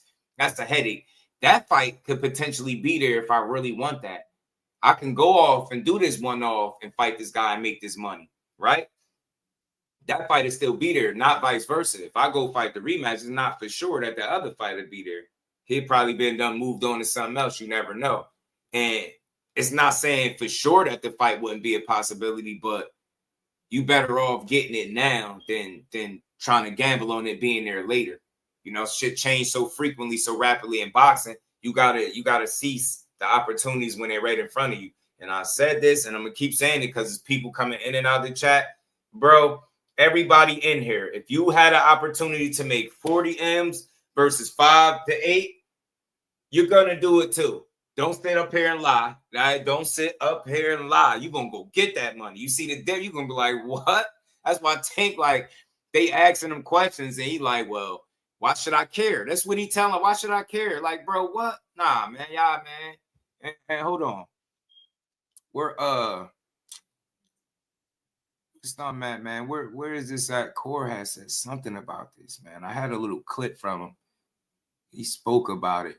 Man, where is it at? I don't know. It's two sides of me with it. From a competitive aspect and me being the mentality that I got, I feel as though I probably would have done a rematch. But then from a business aspect, listen if I to would what have he's done saying. the rematch and I did not win the fight, the Jake Paul fight will be a lot less money and a lot less lucrative. I understand that anybody that with a business mind probably would have took that fight for as much money as it was. So I'm a realist. Like, I ain't gonna just bash, bro, for what it is. I'm gonna tell the truth. Right, he needs to fight Roach again, right? We feel that him doing this, he's gonna cheat us as fans out of that. For you to be fighting against Jake Paul, people gonna look at you a lot different than how they used to look at you.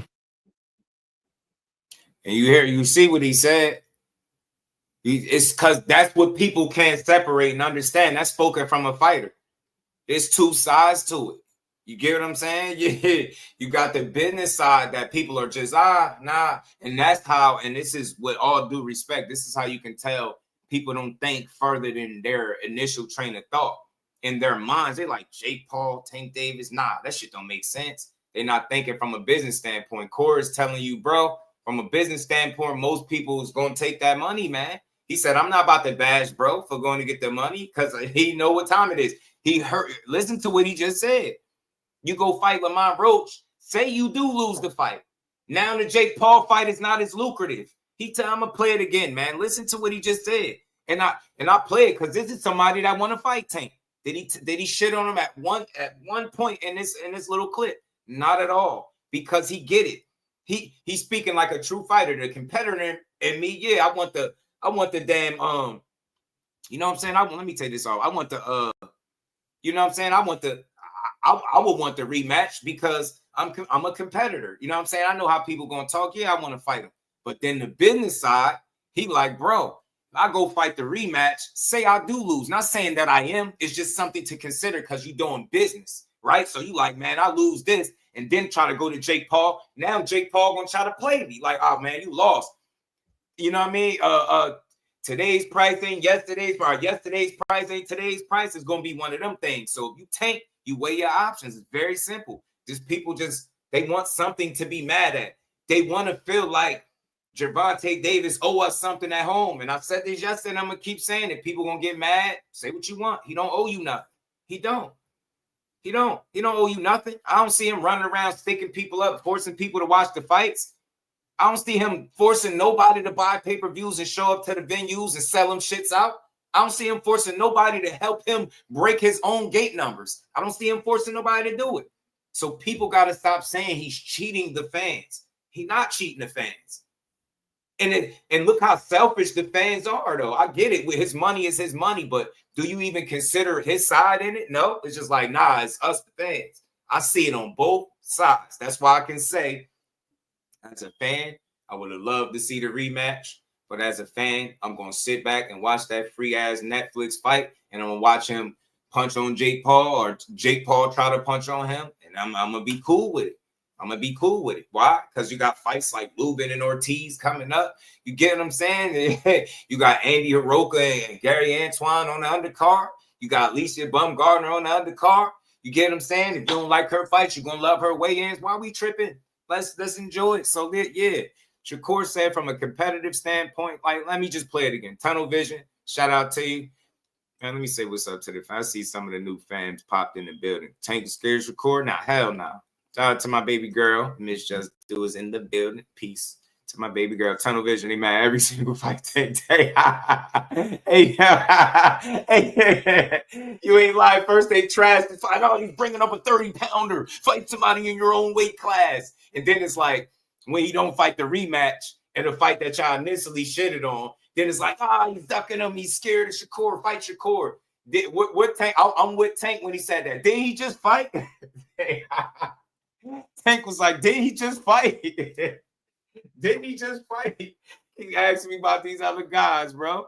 That shit be funny. I just enjoy it, man.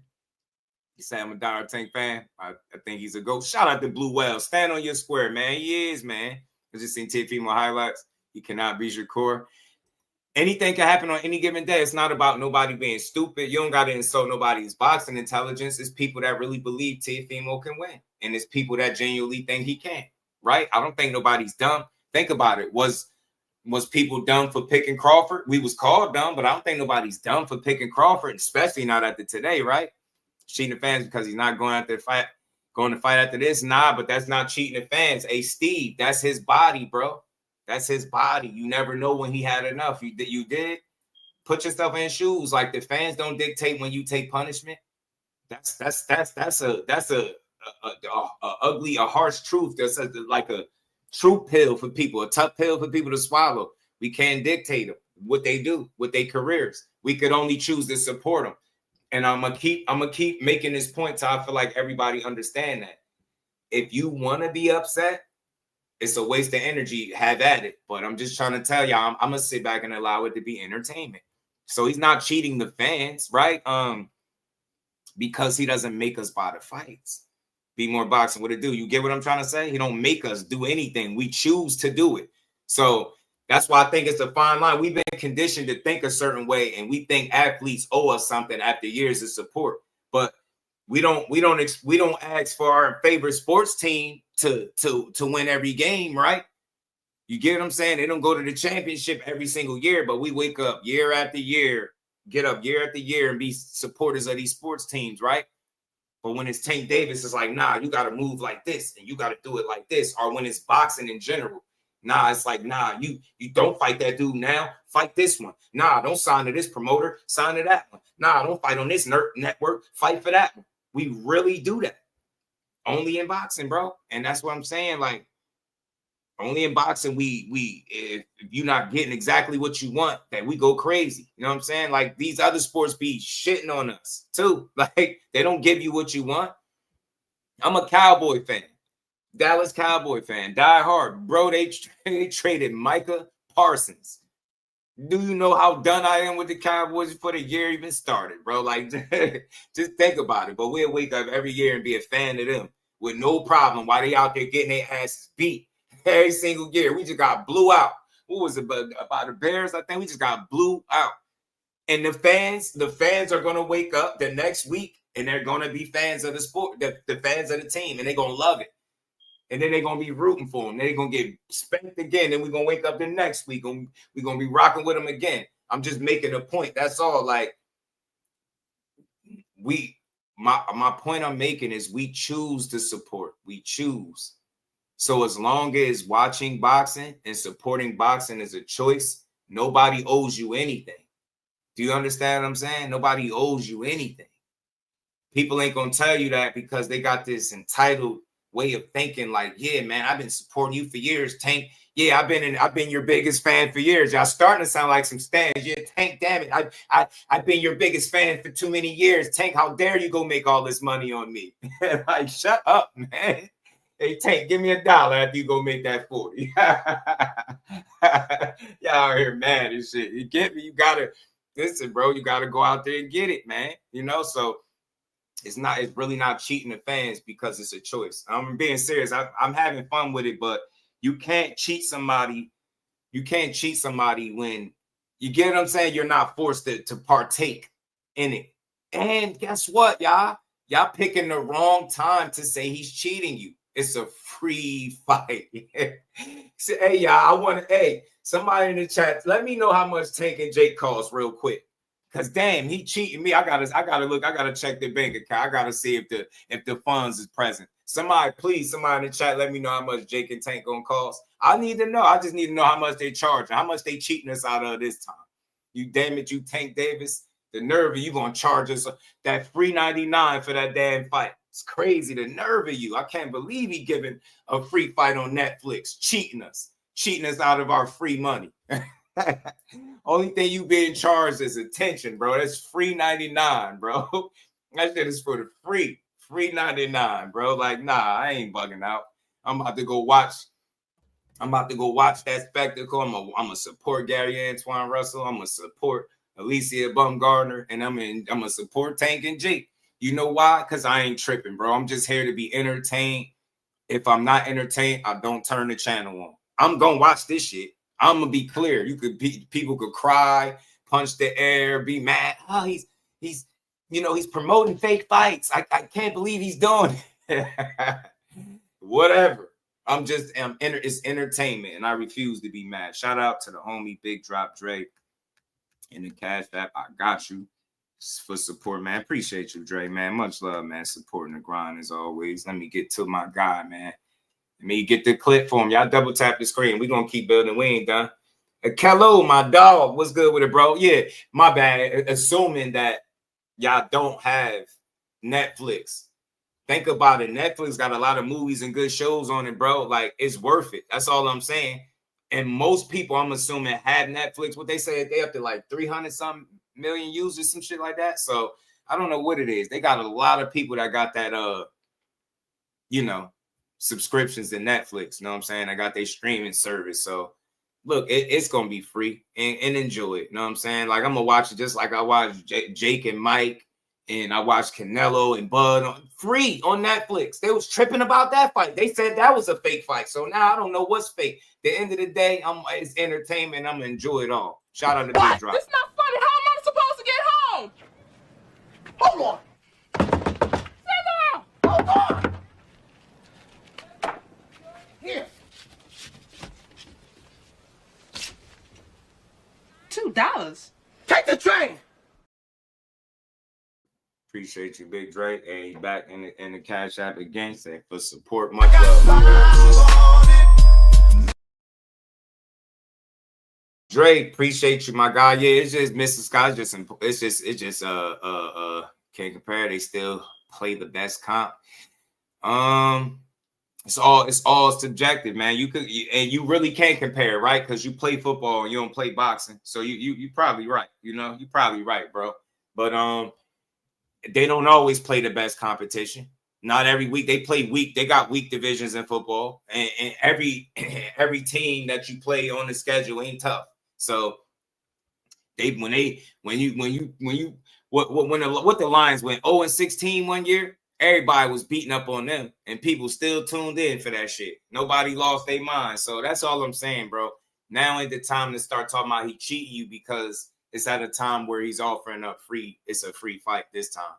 See what I'm saying? You see how people trick themselves into believing shit that's not the reality? Well, how is he cheating you for something you ain't paying for? I gotta know this. Gotta know. He ain't cheating, man. He ain't cheating you. People just bugging, man. They just mad. They just swole, man. You know what I'm saying? Bud 39 ain't never do 1 minute pay-per-view. Yeah, that's somebody else. Blair the Flair is not talked about enough. I like Blair the Flair. I want him to come on. I like Blair the Flair, bro. Ain't nobody tuning in for the lines. But yeah, hey, look, you a lie. Hey, Uncle Bill said 0-16. I watch every game. You get me? And what you talking about? Now, why do people feel like y'all can speak for everybody? People did watch them. They watched them go 0-16. Every team has a loyal fan base, is what I'm saying. I don't care how bad they're doing. They still got loyal fans that's going to show up and watch them lose and support, bro. It just is what it is. It is what it is. And it's no different in boxing. That's all. Do we get to choose? Hey, man, I want to make this point. Do we get to choose who our favorite team, football teams, basketball teams, baseball teams, hockey teams, all that shit? Do we get to choose who they play every week from week to week? And don't give me this whole, oh, you're comparing this. No, the principle is the same. Do we get to pick who our team sports play from week to week? Or do we watch them play the same teams year after year after year after year, right? And we be right there supporting. We don't be complaining. Who complains about the Cowboys playing at Philadelphia Eagles? Who complains about the Dallas Cowboys facing the New York Giants twice a year, every year? Who complains about them playing the what's they called, the Redskins changed it, the Commanders?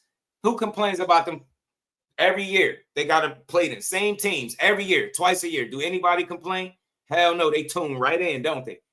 Do they complain?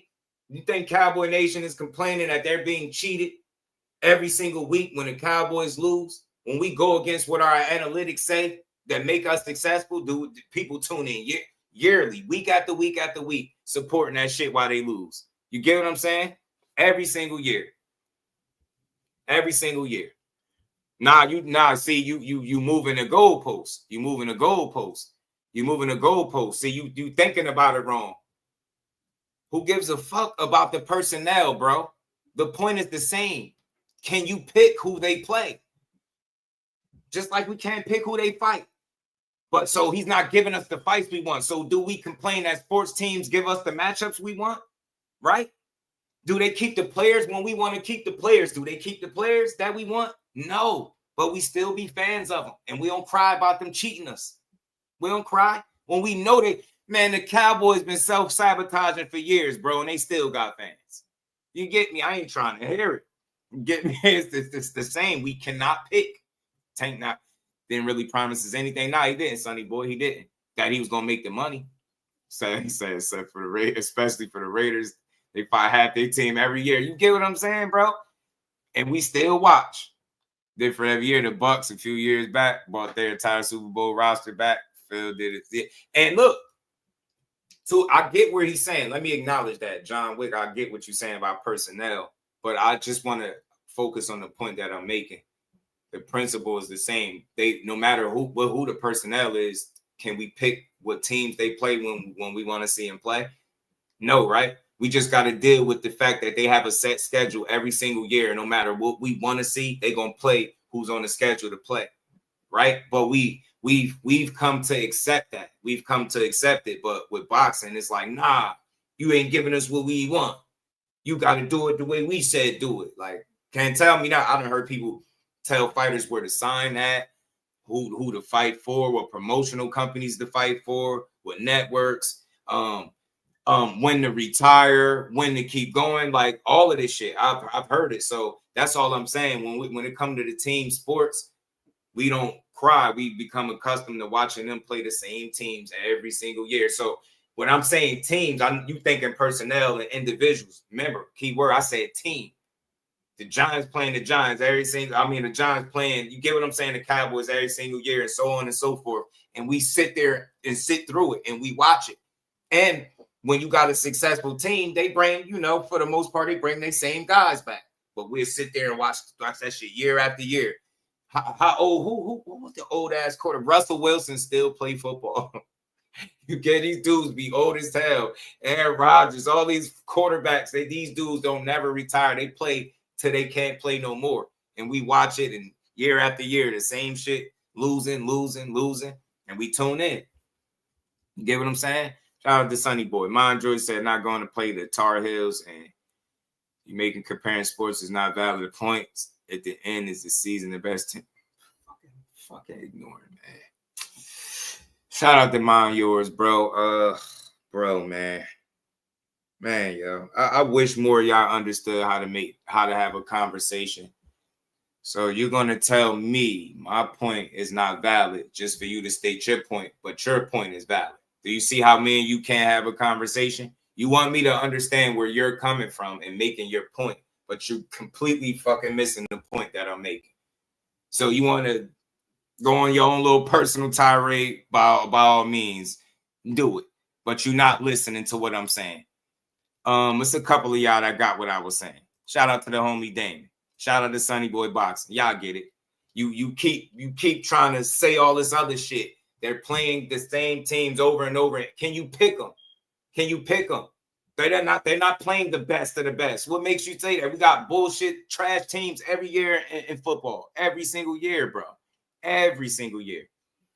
Man, y'all, I don't know, man. Y'all be a little strange when y'all don't hear what y'all want, man. Over here, I think for myself, So I could understand where you coming from, but you missing my point. We can't pick who our favorite teams play, but you think you can pick who Gervonta Tank Davis fight, who a fighter fights. How is it hard for you to understand the point that I'm making?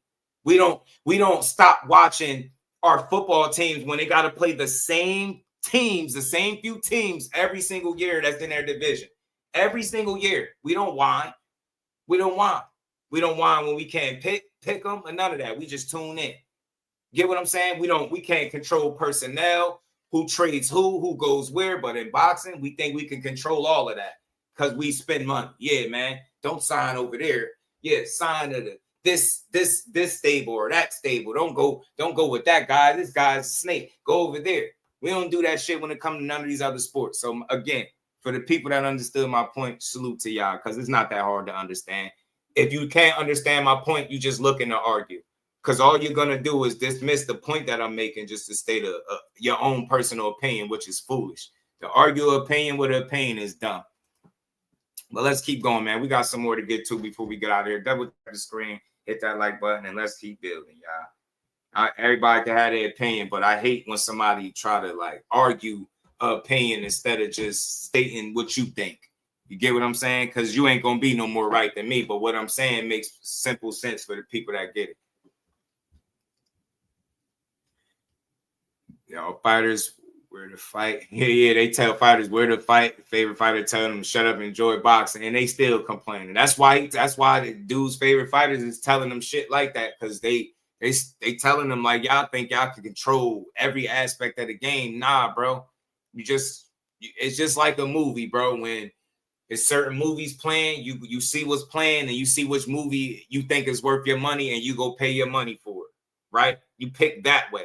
But nah, we think we get to determine what movie plays when it plays. Nah, I don't go like that. Sorry. Wish boxing worked that way. I wish I could say, well, here's $100 for taking Shakur, and then that's how it worked, but it don't. And it's no different, like I said, with the team sports. You know what I'm saying? But, some people try to act like they don't understand the point, but it was made.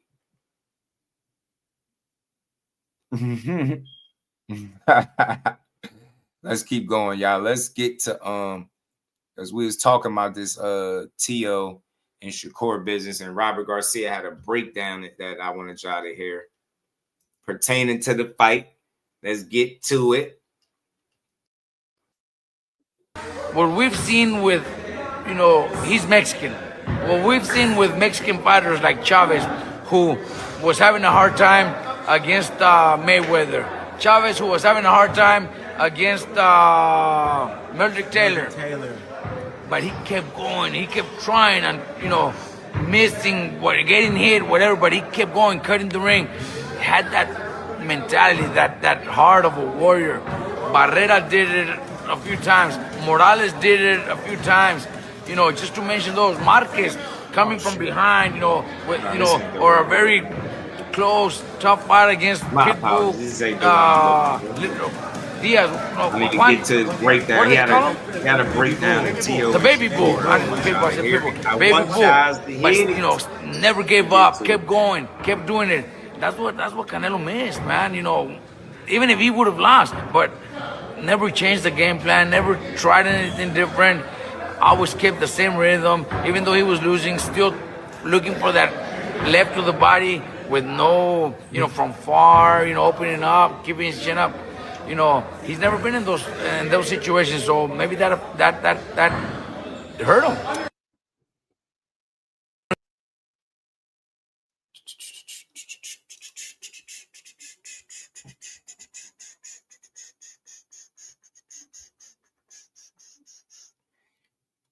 I know one thing. I gotta stop responding to some of y'all. I think some of y'all not even he's worth Mexican. responding to at this point. Y'all just be saying anything, same old shit over and over. I'm gonna say this for the last time, bro. If you know how to have a conversation, having a conversation is understanding where somebody is coming from, not just because you don't see it that way, you can't understand the point that's being made. So mind yours. I don't mind, going, having a conversation. But once you dismiss my point to try to state yours, you lost me. You lost me. You keep saying the same bullshit about the best fighting the best, or the best playing the best. Every sports organization, every NBA, football, NFL, all these guys got bullshit teams. They all play bullshit teams. You move it, you completely missing my point to make your own. I don't give a damn about your point at this particular instance. What I said is very simple. Our sports teams, we do not get to pick who they play and when they play them. But when it pertains to boxing, the rules apply differently. We think we get to choose who these individuals go in the ring and fight, when they fight them, who they sign to, what networks they fight. My point is very clear. I don't give a damn about, they can't avoid the best is playing the best. Bullshit. Bullshit. That's very subjective that the best is playing the best. Says who? You? Come on, man.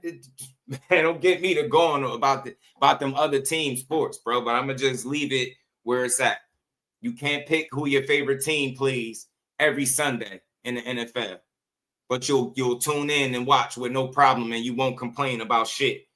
You won't complain when they playing whatever team they playing for the second time that year. You won't complain. You'll sit there and watch it. But in boxing, it's different. And you won't complain about them cheating you for having you watch pretty much them play the same teams every single year. But in boxing, when a guy chooses to do what he wants to do, it's like, yeah, you're cheating us. Nah, man, because he's not making you buy the fight. You get what I'm saying? You're choosing to buy the fight. You know what I'm saying? And that's just what it is. So let's keep going, man. Let's keep going, man. And these old new would do the same thing. It's not hate.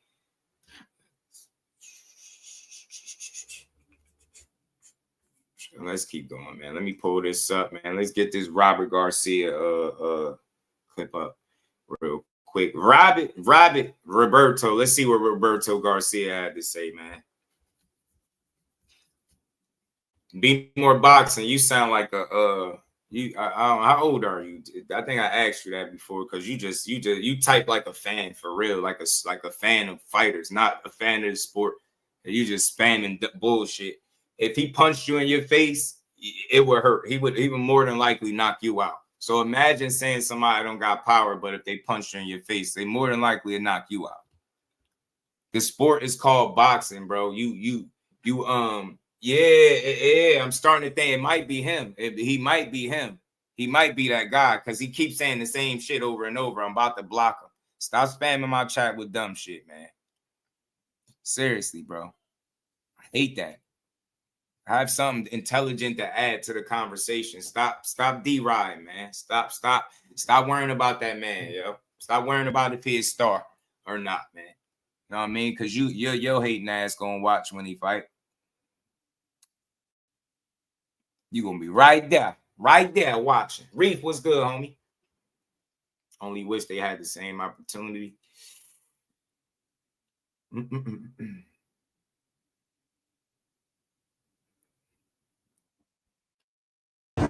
You know both of them. You like both of them. Break down the fight. Tough one to pick. It's a tough one to say. Okay. Who I think if you're in each guy's corner, I know, no, you're cool. He's Latino, so I'm gonna cheer for him.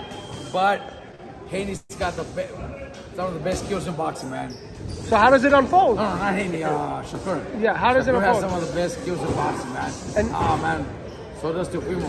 It's a fucking badass fight. I can't wait for it to happen, but I can't pick a winner. You can't pick. So you're gonna be a fan for that one. I'm gonna be a fucking fan for that one. I can't pick a winner. But that's a big fight. Deep inside, I would love to see Teofimo pull it out. Who does Pita have? I don't know. You gotta ask. He's right behind you. Pita. Who wins? Pita. Teofimo or Shakur? Why? Why? Your son has Shakur. He loves Shakur. Yeah, but I like it. It's a good fight. Yeah, it's not an easy fight. And Tio always steps up for the big fights. Tio steps Yes, up, he does. and Shakur's a 3-division champ. So, but when you watched the fight, you were not surprised. Crawford fight, you expected No, because like I told you, talking to Crawford a year ago, kind of like, oh, he's looking for a big payday. But you know, knowing his style, the way he fights, then talking to Bomac Thursday made me think. You know, I always said Crawford could win a decision, but I always said, but I wouldn't put my money on it. I always said that. But at 4 o'clock when we did that Zoom interview through different trainers, and they asked me. They asses thought he was gonna lose. They did. He proved them wrong like hell, man. Proved them wrong like hell. Who's your pick? What's your final prediction? I said Crawford by decision because I got that belief in Bomac when he talked to me on Thursday. I kind of like they're gonna win. I think they are gonna pull it off, and they did. Congratulations! They earned it. They worked it, and fucking you're happy for them. That was the best. That was the best. Happy for him. I texted him after. I said that shit was beautiful, and he fucking, you know, he thanked me. He always sends me messages. Thank you, coach. Congratulations. He always does. Bomac is a great dude. You know, I brought them Amir Khan. Oh yeah. Yeah. And you know, I helped put together the fight he had in Oman with that Venetian. I helped with the matchmaking. Oh, yeah? I put Cyborg on the card. So I don't hate people. If a fighter wants to go to a coach, a sponsor wants, I'm not gonna tell a sponsor don't sponsor that guy, because I could tell you Crawford had a sponsor by Everlast for like $1 million. He had another sponsor from a watch company. They gave him a watch. The watch guys, they had the day before the fight 42-0. That's here. Robert broke the fight down. Southpaw 2. Badass, man. Oscar De La Hoya. Oscar will be trouble. I can't do at it. 154. Can't do it, bro. His voice, yo, I swear. I'm sorry, y'all. Robert Garcia had that go easy work box. Robert Garcia, a good trainer. I like his breakdowns, man. I think they be a little bit tight-lipped how to pick on court because a lot of times they preference going to their assessment, right, rather than what's good and what's not good in the boxing ring. And I don't know. I ain't on the wall about it. I ain't on the fence. I just feel like the shit Core do is the shit that give Tio problems. And I don't think it's gonna be no different if they actually fight. But that if is a big if. Easy work boxing. What's good with it, fam? What's up with you, bro? How you doing? All good, all good. So I seen your question up at the top. Which one? That's what you going off with Tank? Yeah. Yeah. First, what you feel right now? Do you feel that he's still the face of boxing at this point? I always said I still feel like he's one of the faces of the sport. It's always hard to call somebody the face, right? One and only, because there's so many people that put in work. But he checked a lot of those boxes. I feel like he checked all the same boxes that he checked for people to anoint him the face of boxing in the beginning, right? He just action, bro. It's hard to ignore when he does something, man. Even with this fight, it's a prime example. You see how people are loud about,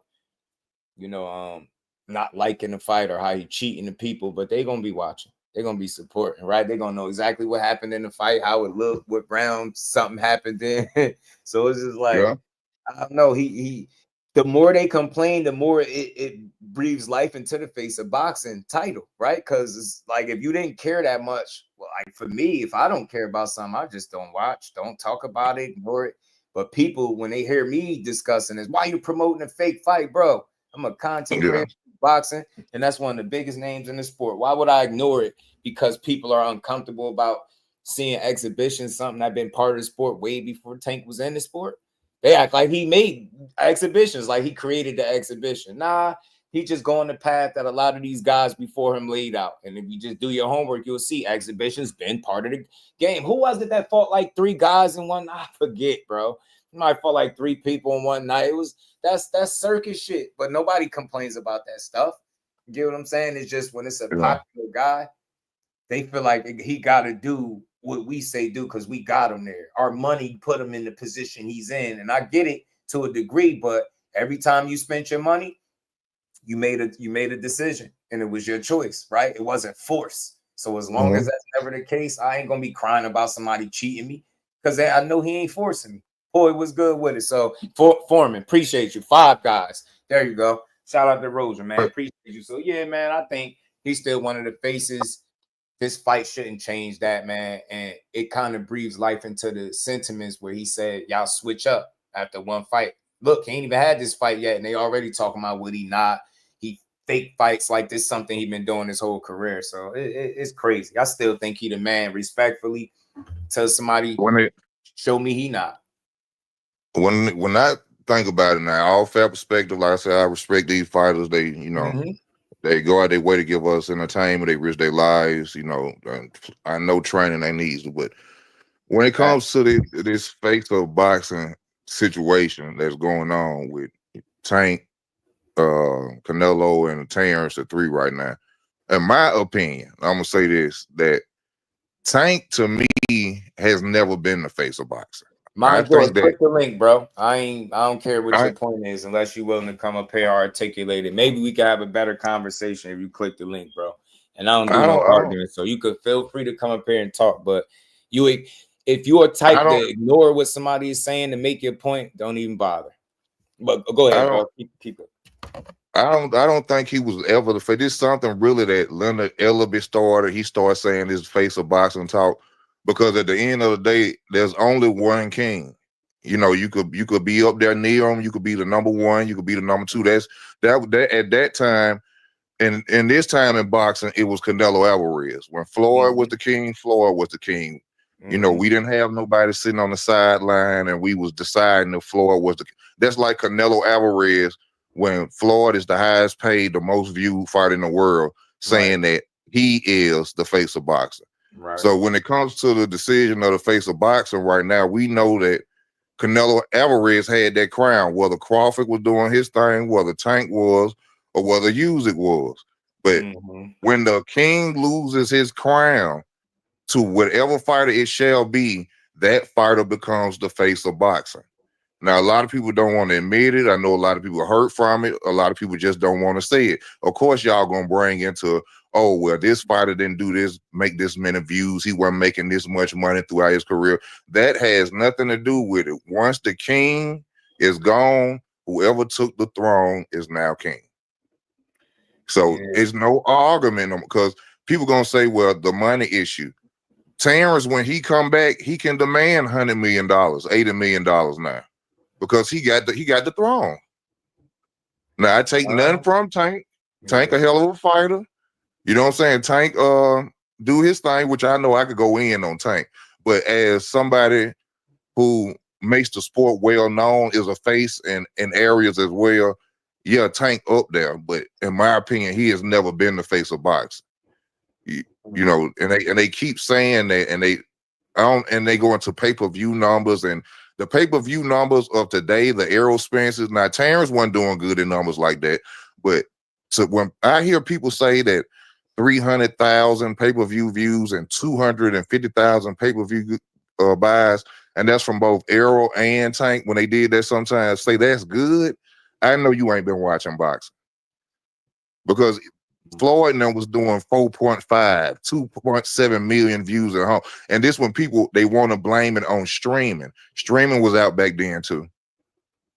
So Roy Jones and Mike Tyson came back in this era with streaming and did 1 million pay-per-view buys, because people get it twisted. Everybody's not a household name in boxing. Just because we know them because we watch boxing don't mean they're a household name. See, Terrence, Canelo, Floyd, these are now household names, just like Sugar Ray Leonard. Tank ain't made it to that level yet.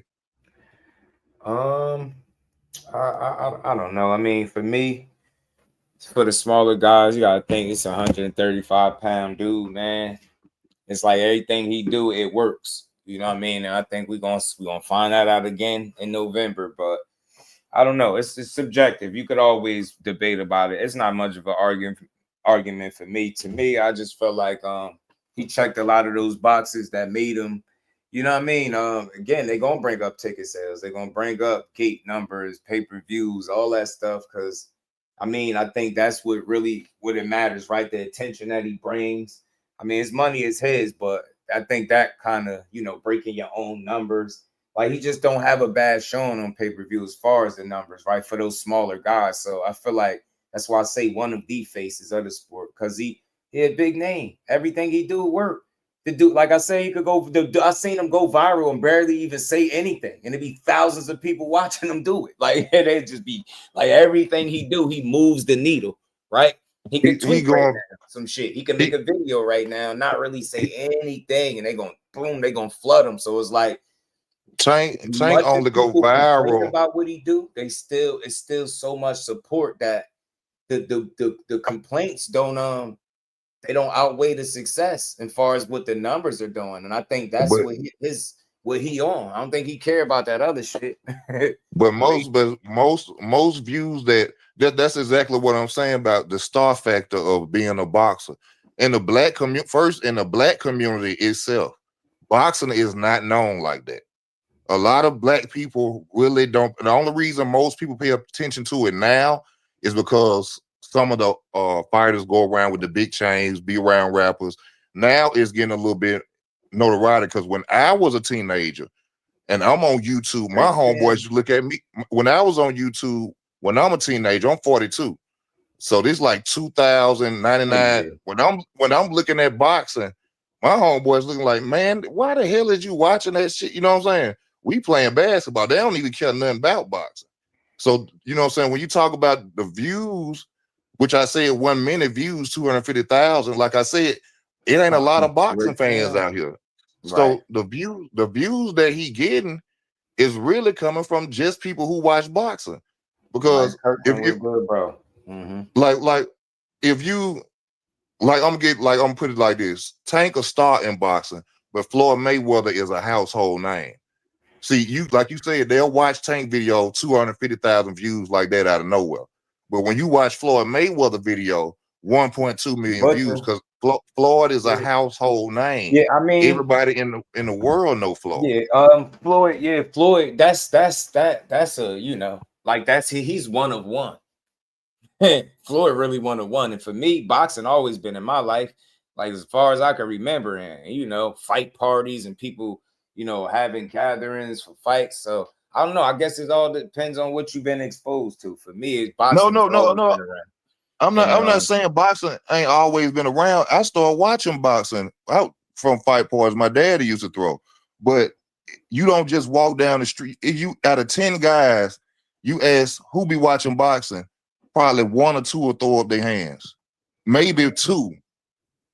Now you ask who watch basketball, it's gonna be 7, 8 on. But nobody.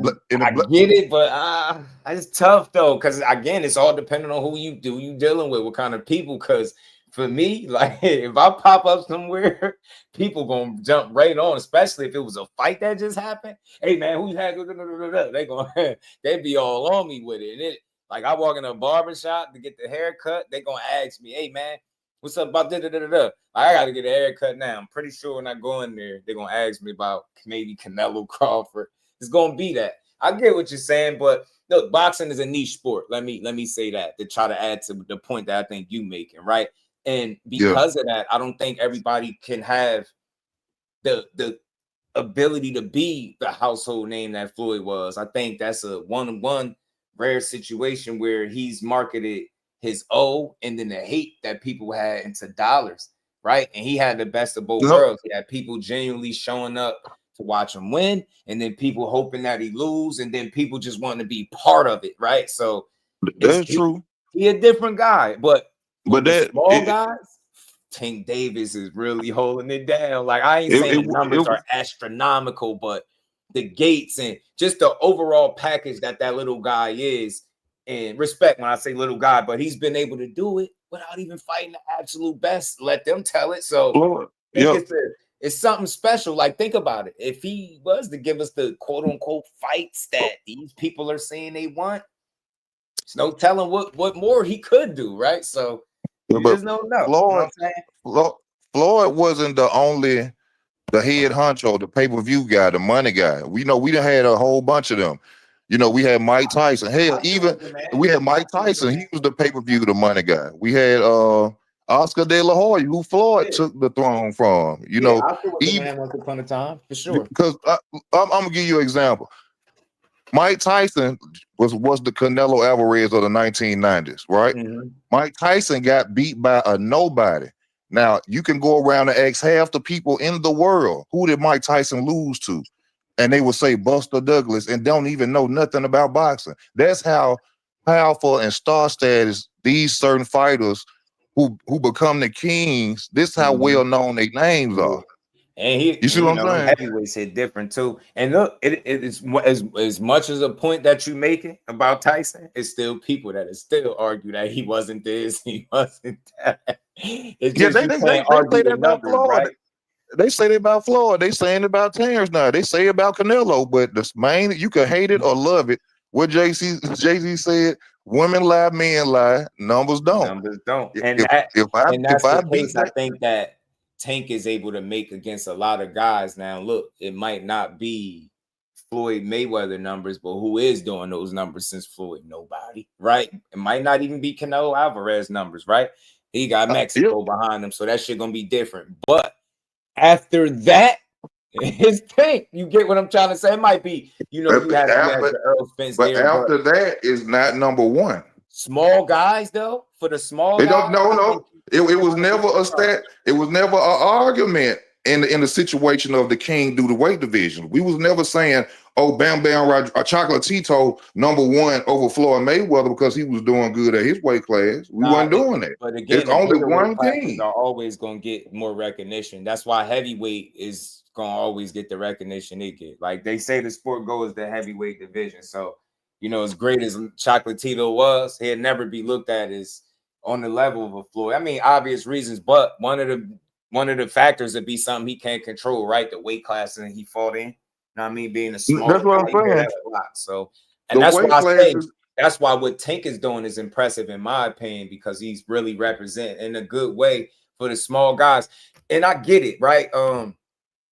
It's people that go too hard with trying to argue that he's the guy to face this and that, right? But for me, why I embrace it, because I like to hear people get their flowers that they just do. And he broke the mold a different way. He got in there with Floyd, he found a pocket, and he operated in it, and he still is. And he's been able to really bring eyes, I think, and attention to the sport, despite not always, as the fans say, giving us what we want. But to a degree, it is. Maybe not the name, but it's entertainment.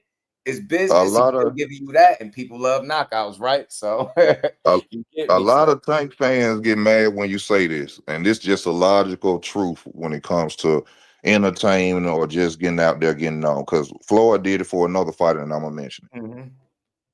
Tank fans hate to hear the fact that Tank got to stardom so fast because he was with Floyd Mayweather. Yeah, that's the story. Now hold on.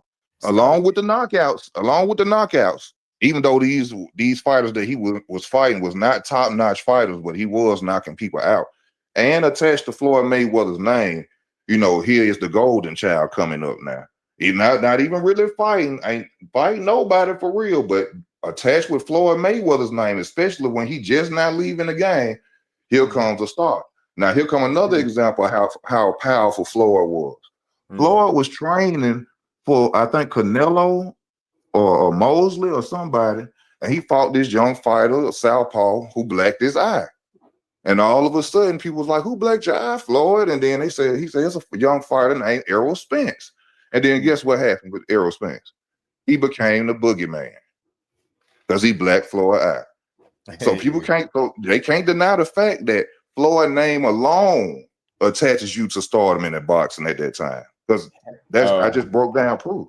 And look, I hear that, but I'll say this: there's no denying that the Floyd's name it's like a starter kit. That's going to definitely help you jumpstart it. But guess who else had that lane before he did? And I was just playing a video, J. Leon Love.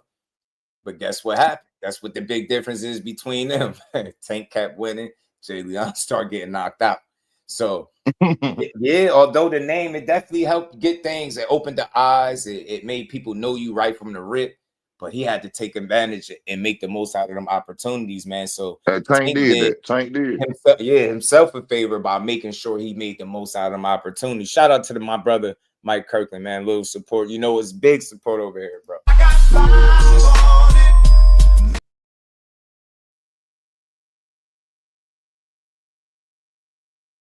If you're still in here, man, Thursday is the day for you, man. Check your mailbox. You know, I had to double check on some things, man, but everything is worked out and it will be there Thursday. Shout out to my brother, man. Appreciate you. But yeah, man, yeah, Tank Floyd is the starter kit, but it's like that's what I think made Tank special, right? Been able to do it without he been able to make this money, attract these, you know, the eyes and the attention without necessarily the baddest names, right? But he's made the most out of all those opportunities. When we seen, remember, it was a whole TMT stable. So the Floyd Mayweather blessing, yeah, it go a long way, but you gotta Floyd. I think Tank has something that the rest of those guys didn't, and that's why he was able to go as far as what he's went, right? You get what I'm saying? Thursday. Oh, yeah. Tomorrow. Shout out to my brother. Appreciate your patience. I got a question for you, man. Who I ain't you gonna got throw Mama for? Do under the bus, Mike Kirkland. I don't want to throw Mama Do under the bus. She might be listening, but that was her for the delay. Don't tell her I told y'all. But yeah, tomorrow, Mike. Appreciate you, family. So it's overstated. Tank is one out of that's what I'm saying. That's why I say I will acknowledge what Floyd did, but I just think that was like the kickstart. Tank was like, okay, but I got to make the most of these opportunities. Think about it. Like I seen him, and this is not this. We just having a real conversation. You seen him on camera, kind of intoxicated, right? You seen him be overweight before. You seen him miss weight, right, on the scale. But you kind of seen him get to a point where he was like, hold on, I got to tighten up. You seen him make some changes. You seen the results followed it, and he's gotten himself to the point where he's able to exist far beyond the blessing of Floyd Mayweather, right? You get what I'm saying? Because he lit the torch, but he kept it lit. Tank did. And that's something I just want to make sure I always give him credit for. Look, I get it, bro. You just want to see them fights, but sometimes guys just don't want what you want. And that conversation is not had enough in boxing, right? I get it because, you know, we the consumer, but it's tough, man. A lot of times, we go to the movies and we buy a movie or we buy tickets to a movie that we think is great, and this shit might be some shit that is gonna stop us from really going to the movie the next time around, right? Trying to see what else is out there. But boxing, we be so like permanent, like, man, oh my God, you're not giving us well, turn the damn TV. All this damn boxing. Tank only one fighter. That's why I don't be understanding why people be losing their mind so much. Like, it's just not that serious. It's not worth being mad. It's just entertainment, bro. This is something we got to stop doing as boxing fans, giving them the scapegoats. Now, when it comes to any fighter, some people's favorite fighter, when it was Errol, it could be anybody. We got to stop doing this because when it comes to, you know, them, first of all, everybody work for them, even though they work for a promoter, the promoter promote the fights. They can sit and say who they want to fight, and this been proven. Even with Terrence Crawford and Errol Spence just doing what they did. Even when Errol's promoter told him, Floyd and them told him, don't fight Terrence Crawford. He wanted to fight himself. So, you know, a lot of these dudes running around talking about they bosses and this and that and the other. But Errol showed he was a boss. When he wanted to fight Terrence and go to Undisputed, he made the fight. It wasn't his promotional company ain't going to do it. And, you know, we got to stop doing it. That's why we ain't getting the fights, because we justifying it. But when they want to fight, think about this, though.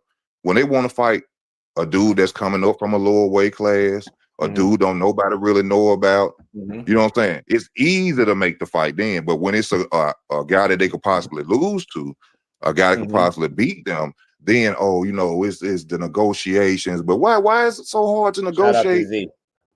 When you fighting this dude, when you making these other fights with smaller dudes or contract signed, but when it's time to get in there with a hitter, oh man, you know, I got to talk to my team. Why we got to talk to your team? Tay, what's good with it, homie? Yeah, nah, I hear you. I'll say this. I was about to say that, Cornelius, we're going to talk about it. A great point you brought up. Earl did show that, you know, ultimately fighters do have more power than what some may realize, right? But seeing that situation and everything that came from it, all the different things, like the information that I was getting, like far as behind the scenes and what was going on, what he could have been potentially being advised to do or not do. And then you see what he actually did, how many times he fought since then. And the reason I'm bringing that up is because you got a trainer in Stephen Breadman Edwards. Shout out to Mill City. He was on his platform and he was talking. He was having a conversation. And it came up about how these big fights get made. Shout out to Dark Kent. He was saying, yeah, these guys could go to their teams and demand that, hey, man, I want this guy and nobody else. You get what I'm saying? Make this fight or fire your team and then go. But now you got to deal with the repercussions of if you force that situation, because you can, right? You kind of force their hand. Earl did what he did, right? He went against his people to a degree, whether you thought it was just business or the fight in its entirety. But look where he's been since then. Bradman said you got to deal with if you go against them, the powers that be in your team, and it don't work out. Now you're on the shelf. And this was oh man. But look where Shelf he going back to.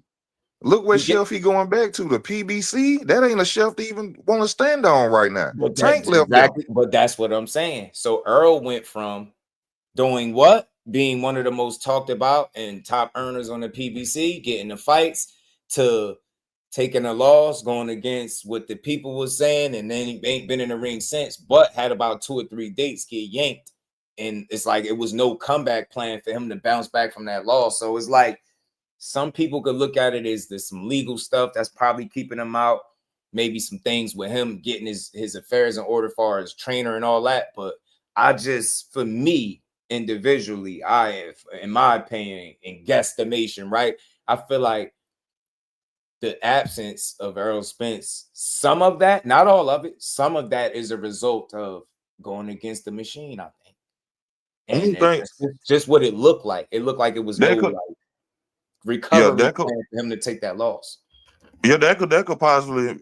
I know that could be especially when you're going against, the machine, because the promoters are the machine, But my point was to make, if they wanted to do it, they can make these fights happen if they really want to. Now I can understand, probably being blackballed, what I'm saying, after you make that decision. But even at this point right now, Errol is still marketable and a sellable fighter. So I'm sure Top Rank, if he want a deal, the zone, somebody will sign Errol up. You know what I'm saying? I don't think it's really, all of them don't even work together like that or like each other. So if Al Heyman out there, spewing bad rhetoric about Errol Spence Jr., it wouldn't matter, because a promoter job to make money. Yeah, so, and you know what I'm saying? The zone, I'm like, what? Errol, come on over here. We got you. You ain't got to worry about Al now. People be thinking Al is a promoter when he really the advisor. And I think he do be back there giving these guys advice.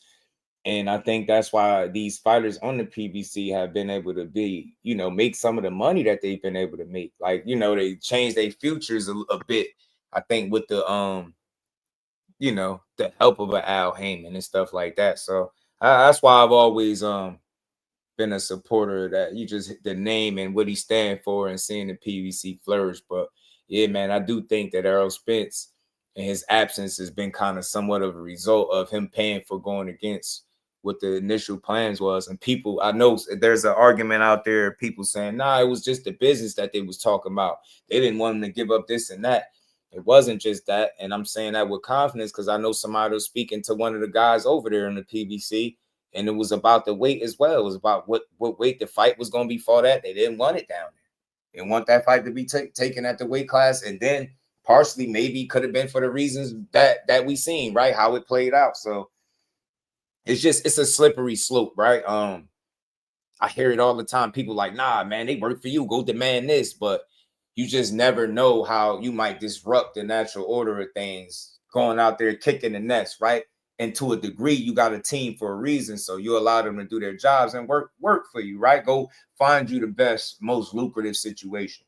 So I think boxing is gonna kind of be in this space, right? It's gonna always be those rare ones that's gonna kind of break the mold, or hey man, be at a point where they could demand some shit or say, hey, look, give me that, nothing else. It's gonna be like that, but it's gonna be a select few. I think overall, guys have less of an incentive to want to disturb the natural order of things, especially if they have a team that they deem good and is working it out for them, right? Like it's like Hitchens, bro. Look at the position Hitchens is in. Look how he climbed out of the purgatory of Mayweather Promotions to signing up with Eddie Hearn, and he ain't even with him no more. But you see how he kind of transformed and got his shit right. Him and Tio got the same management, and he was speaking about like how they bring the names to him, and he just like suggests if that's, you get what I'm saying. It seems like he allows them, and he's comfortable with them facilitating the opportunities that way, and him just being able to sign off and say yes or no. Like I just don't know if everybody has the balls, bro. Just respectfully, I don't think everybody has that to just go against you get what I'm saying, and be like, yo, give me that guy. I just don't know. Everybody want to do that. That boy got the best jab in boxing I ain't seen in years. Him and Abdullah behind him, but Richard can slang that jab, boy. That boy bad with that jab. I love to see him when he fight to use that jab. Look at what Bob used to say about Crawford while Crawford was standing next to him. Yeah, slighting him and stuff. And even with that, like people be like, oh, he was losing money on Crawford. That's because he had to pay him whenever he didn't get the right opponents. He had to pay more. That's why he was saying he could build a mansion in Beverly Hills. It wasn't that he was just losing money on Crawford. It's that he had to pay more money. So that's why Bob ain't shit. Bob was low down. Man, I remember, I think I was watching the Lomachenko. It was some fight that Lomachenko had, and Crawford had a fight right behind him. Top Rank didn't run across the screen. You didn't see the commentators talking about Terrence's fight. Terrence's fight came probably a month or something later. You see Lomachenko talking about all through the. I'm like, I said, damn. I said, I ain't right at all. Like y'all, Amir Khan, I think it was. He was fighting Amir Khan and Kell Brook, and it was right behind Loma. And I'm like, they ain't promote him. I said, man, they crazy as hell. Top Rank, and they doing they were doing Shakur like that, Floyd like that. And McQueen said Robert Merriweather had to get out of Dodge, rather be at Pro Box than be over there at TMT. That's what I'm telling you. Remember, once upon a time, they had a whole stable, and it was like the thing to do to be over there being promoted by Floyd. But now it's like, bro, you know what I'm saying? I just don't think his heart was in promoting the way it was in fighting. I think he gave his best, version of himself to his career. And I think he dedicated so much to his own craft. And this is just me being honest, just in my opinion. I think he dedicated so much to his own craft and own career that he just never had that same drive to, think about it. If he had the same drive that he had in terms of being in shape, like putting in that work, nobody worked harder than him. At least that's what the consensus was, right? One of the hardest. That dude just selfish. Imagine if he applied that to promoting. He just selfish. With his name, everybody you think of was once upon a time, like damn near was talked about being possibly with Floyd. You heard the Devin Haney shit, Shakur, who was, you know what I'm saying, and ended up being Tank, right? You just his name alone would make somebody want to sign up. But I never thought his heart was in promoting. He just selfish as hell. I mean, look how he was doing Tank. Yeah. He just want to be on the light in the limelight. He wouldn't let Tank talk. Tank throw a fight. He throw a fight right behind Tank on it. Come on, man. He selfish as hell. All that cap he be sitting up there talking about. Oh man, I want to help these young fighters. And like I said on my channel the other day, man, I said this on my channel. Y'all got to understand this about Floyd. He ain't stupid like that, like they say he is. Now, true enough, Floyd showed y'all a $50,000 ticket for Terrence Crawford, but you best motherfucking believe he had another ticket in his back pocket for Canelo Alvarez. Don't get it twisted. Look, it's possible. Damn sure. Don't get it twisted. It's possible. Who wouldn't? If you got the money, you got the bread, and these two caliber fighters like that, and you, I put 50 on him. Floyd, man, he be pretty good. Yeah, you know, dudes don't really like to show when they lose. They definitely gonna show you they wins, not the losses for sure. So there's always that. But some part of me feel like, you know, he just, I don't know. I mean, because I definitely thought Crawford could box him the way he ended up doing. That shit was impressive as hell. But I was saying it the whole time. I was picking Crawford to win by decision. I thought the only thing I really ended up being wrong about for real was I thought it was gonna be his toughest fight of his career. It just didn't look that way. I ain't never predicted a Crawford fight wrong. Period. Ever. Yeah, man. Yeah. It just. I don't even understand how most people, and I can understand, you know, but people look at boxing and they don't see it in 3D. Like you say, you've been watching it for years. We see it in 3D.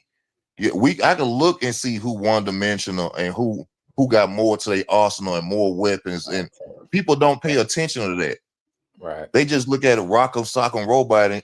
But like I was telling people for the whole time, man, Crawford gonna beat the hell out of Spence. I'm talking about, I got my sister friends when they bring it up, they talk, man, Bo, you got a boxing channel, man. You think he gonna be? I'm like, he one dimension. I said this man could switch to different styles and shit. I said he got too much for him. Oh, you crazy? I'm like, no, bro, we can see it. I said in the video, Canelo was one dimensional. Both they got on my ass. Oh, you must be crazy. I feel like he has the tools, but he's been lazy and kind of complacent lately. He's been fighting one way. I feel like that one way is the way he's been training, right? Just no jab. Canelo problem is he waking up in them silk sheets, man. I this is how I knew Canelo was gonna lose for real. This one I got more confident when I seen the episode of them in the gym and where they was training at. Canelo was soft training like a motherfucker. He looked like he was in a Aston Martin museum wearing cars and shit, jump rope. The gym he was in, it looked like it had AC in it, like somebody had a cup of lemonade or some shit over there serving them entree. I said, this nigga ain't training for France. Somebody so bad, actually, are you from France? Man, France. Man, yeah, facts, Mike Kirkland. I remember I got Canelo and Beaver wrong because I knew it wasn't gonna be a knockout, and I thought Beaver wasn't gonna get the nod on the cards, but I was dead wrong about that shit. Man, I was wrong. I was like, man, Beaver went out there and he just made it so that they really couldn't take it from him. You know what I'm saying? I didn't think he was gonna be able to make it that convincing, right? You know, it's hard to get that guy on the cards, man. It's hard to beat that dude in the scorecards, man. But yeah, he was able to do it. I was definitely wrong about that. I was wrong about Spencer. But let's see, man. Any other fight recently? Pick Canelo against Beaver too. Yeah, I was thinking like the judges was gonna have it in the bag for him. And I didn't think Beaver was popular enough, right? I just thought it was gonna be one of them situations. But if I'd have just went with, if I would have, X'd all that stuff out, which is hard to do when you talk about Canelo, then I would have just picked Beaver. But nah, I just thought he was fighting more than Canelo, and that's usually the case when you fight him, the judges, referee, scorecard network, everybody, you fighting everybody, fight everybody. Then you got to deal with Nello. Like, nah, man. So yeah, man, I be wrong, but I get them right every now and again too, But if as pertaining to Canelo and Bud, I was wrong about it not being. I thought it was gonna be his toughest fight, and it just didn't appear that way. You know what I'm saying? Definitely thought Canelo was gonna make the fight tougher. Tim, what it do, homie? Definitely thought he was gonna push Bud in a different way, but then again, I'm not fully surprised by the way it played out because of the way he fight. But I got a funny conversation at a live stream I'm gonna do, man. I be trying to stay away from that fight, but I just seen something that made me want to talk about it. I know it ain't happening now, but at least if somebody feel like it does happen, what it's gonna look like. First time I realized popularity to win fights was Porter versus AB. I wasn't even watching boxing back then, just knew who AB was. Yeah, I remember that. I was mad as hell. He was beating him up. I knew he wasn't prepared. Gambling, playing around. I mean, he was playing with talking crazy to Sean Porter. I'm like, Sean Porter just looking like an angry pit bull or a patient, quiet pit bull, silently just letting them talk. And as soon as that bell rung, Sean Porter went to work, bro. Yeah, I couldn't believe that.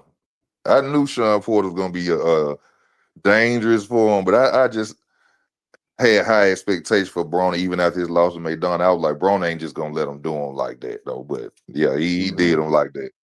Yeah, no, Hey, but that knockdown at the end though. Oh, it was sweet, wasn't it? It was sweet. I said, He come had on, Porter looked over at AB. his dad like, "Oh," he said, caught his ass, man. I said, "That's the AB, man. That's the Man, AB." that's what I was at. I'm like, come on, AB, get him. I'm like, you could have did that in the first Yeah, I'm round telling or you, something, but man. you know what? Why he always was gonna lose to a guy like Maidana or Porter? For one, he not a 47-pounder.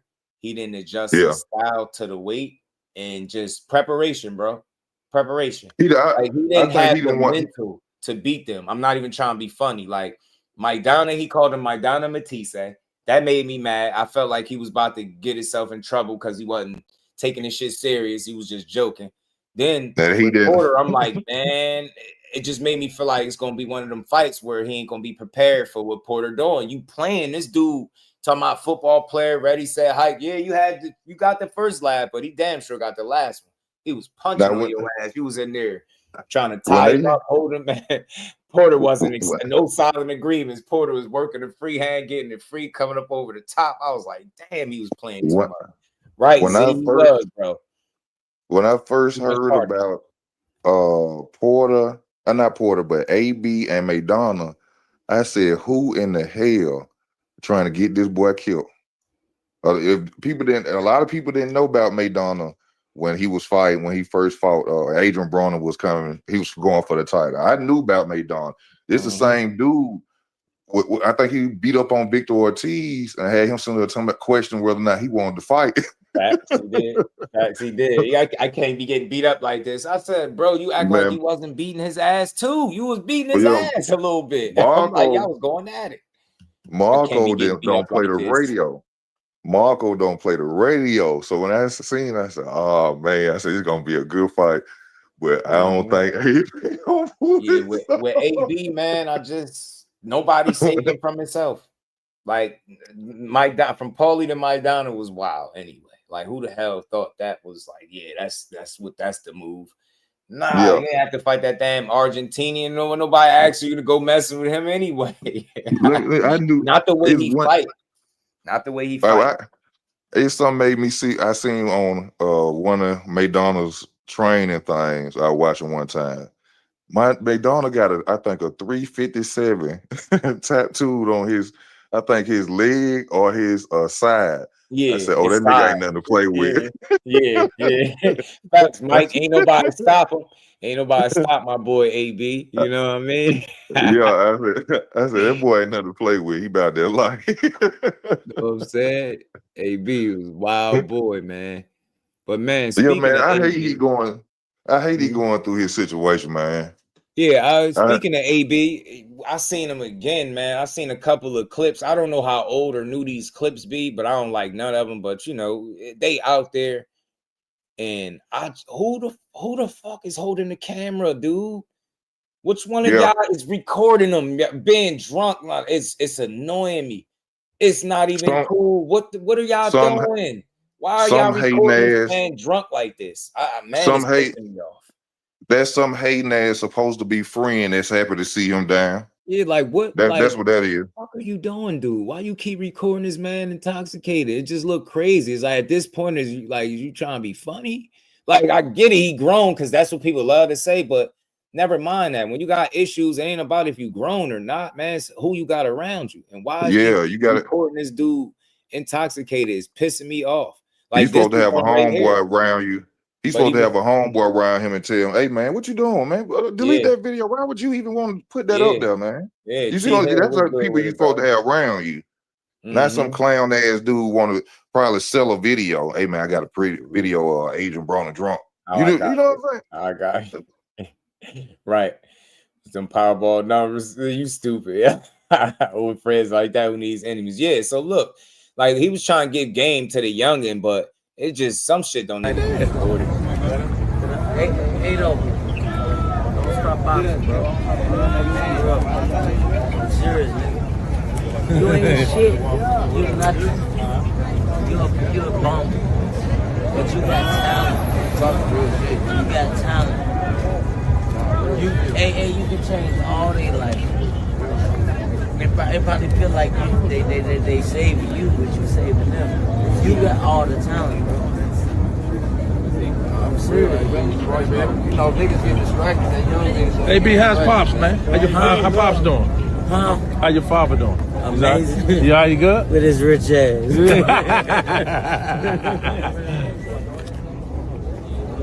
Man, I ain't never gonna not root for AB, man. That shit is always gonna be tough to see, man. Going through that shit. Shout out to Dark Kent, my guy. You feel me? Yeah, it was that, and then he said the Dame Dash of boxing, and then the one recording like with the eating situation. Like, who's recording it? Because it didn't seem like it was the establishment. It seemed like it's somebody that's supposed to be with him. And then they asked him, but you AB though, like that. The whole conversation made me mad. Like, what the fuck do that supposed to mean? Cause he AB, he's supposed to pay for everybody, like meal or like what's going on? I just thought that was strange, man. Like, what exactly do y'all dudes be on, bro? And then the thing, when I saw another video about it, they said it was a situation of where he normally do that, and because he was going there for somebody's birthday party, and he thought that usually, like when he do stuff like that, his stuff he ain't got to pay for nothing. So they said that's why he really left out, and he was confused, like what the fuck they talking about? I came to boost their status up or whatever they was gonna do. Usually I don't have to pay. You see what I'm saying? But they say he didn't know that he was getting charged. He thought that the people who he came to see took care of that. Oh man, yeah, I appreciate you saying. I didn't even know the rest of that. See, and that matters. I like the whole story. I don't want the story that just look good enough for people to talk about it. Oh man, it's foul. AB down bad. He trying to skip out, because people will know that information you just said, but leave that completely out of their video when they critique what's going on. Got you. Damn, you reminded me. Appreciate you, Mike. You reminded me, bro. Yeah, matter of fact, let me play that. Yeah, we can do a party for free. Cool. But how is he gonna get this money though? He gonna get it back, man. Can we do a party or something? Why am I bleeding, bro? No, because we got to square this up tonight. This the clip, and then we play the one with Blue Man, right? Y'all taking me away. Bro, I know you. Baby, you don't want, bro. You're not from there, dude. You ain't working on it yet, bro. I know you can't. I ain't did nothing. But you really You'll want this get your money. I don't know what's tomorrow. Really going on. Did y'all order anything from me? Yeah, bro. When everything we go. Yeah. Hey, yo. Pay for this. I'll see you tomorrow. I'm right here at the front door. Yeah. He didn't even make that today. Bro, I don't have that. Bro, what are you talking about, bro? You AB, bro. That's what he makes in 2 weeks, bro. Right, he didn't make that in one night. AB, you AB, bro. What the fuck is that supposed to mean? Whenever y'all ready to arrest me. Man, I ain't did nothing to nobody. Yeah, like motherfuckers is getting free Here y'all go. That's like promotions, man. That's all I can give. If y'all don't want it, take it back. What's that deal? It's 40, bro. It's 2. Damn, he got money on him. They showed us some hospitality to the max. They showed pull the money out since they showed y'all so much hospitality. Why you the only one pulling money out? Give it to him. I know he ain't run that bill up. That's all I can give. Well, you done the recording, bro. I ain't fucked up. My life fucked up. I ain't gonna lie. Since we've been out here, man, ain't nobody charged us to come through and kicking and give us. That's what I'm saying, bro. I don't do this, bro. I would have stayed here until he shot me, bro. Hey, did they communicate all this? I don't know. Defense came to me, told me. Y'all should have made that play. Y'all probably walk through or something like that. That's what I'm saying, bro. Y'all just come in here and just run up the tag and talk to him, let him know what y'all trying to do. He ain't talk to me either. It's the same. It's like same. All right, just take him to jail. Come on. He ain't know who was recording. Hey, like, you record. Come get me. I suck at energy, bro. I stand on that. Hey, BJ, give my phone. Give my phone. Start a podcast. He really called the narcs, bro.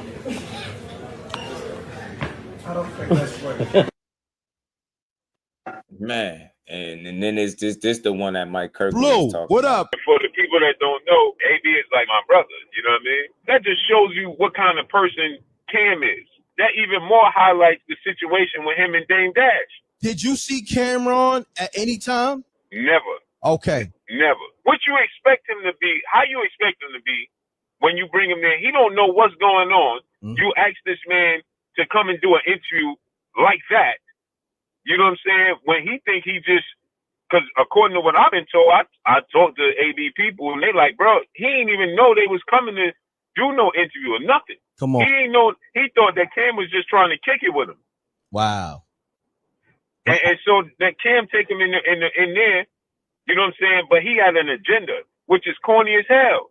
Because you see this dude is zooted out. You know what I'm saying? You saying he your brother. How you gonna say publicly this dude is your brother, and you see the state that he in, and you say to yourself, let me exploit this dude real quick for my entertainment, to entertain the people, but you're saying you got love for him and he your brother, and you sit him down in that state, and the people around, those two people around AB is on sucker time too, because how they even let him go into that interview like that?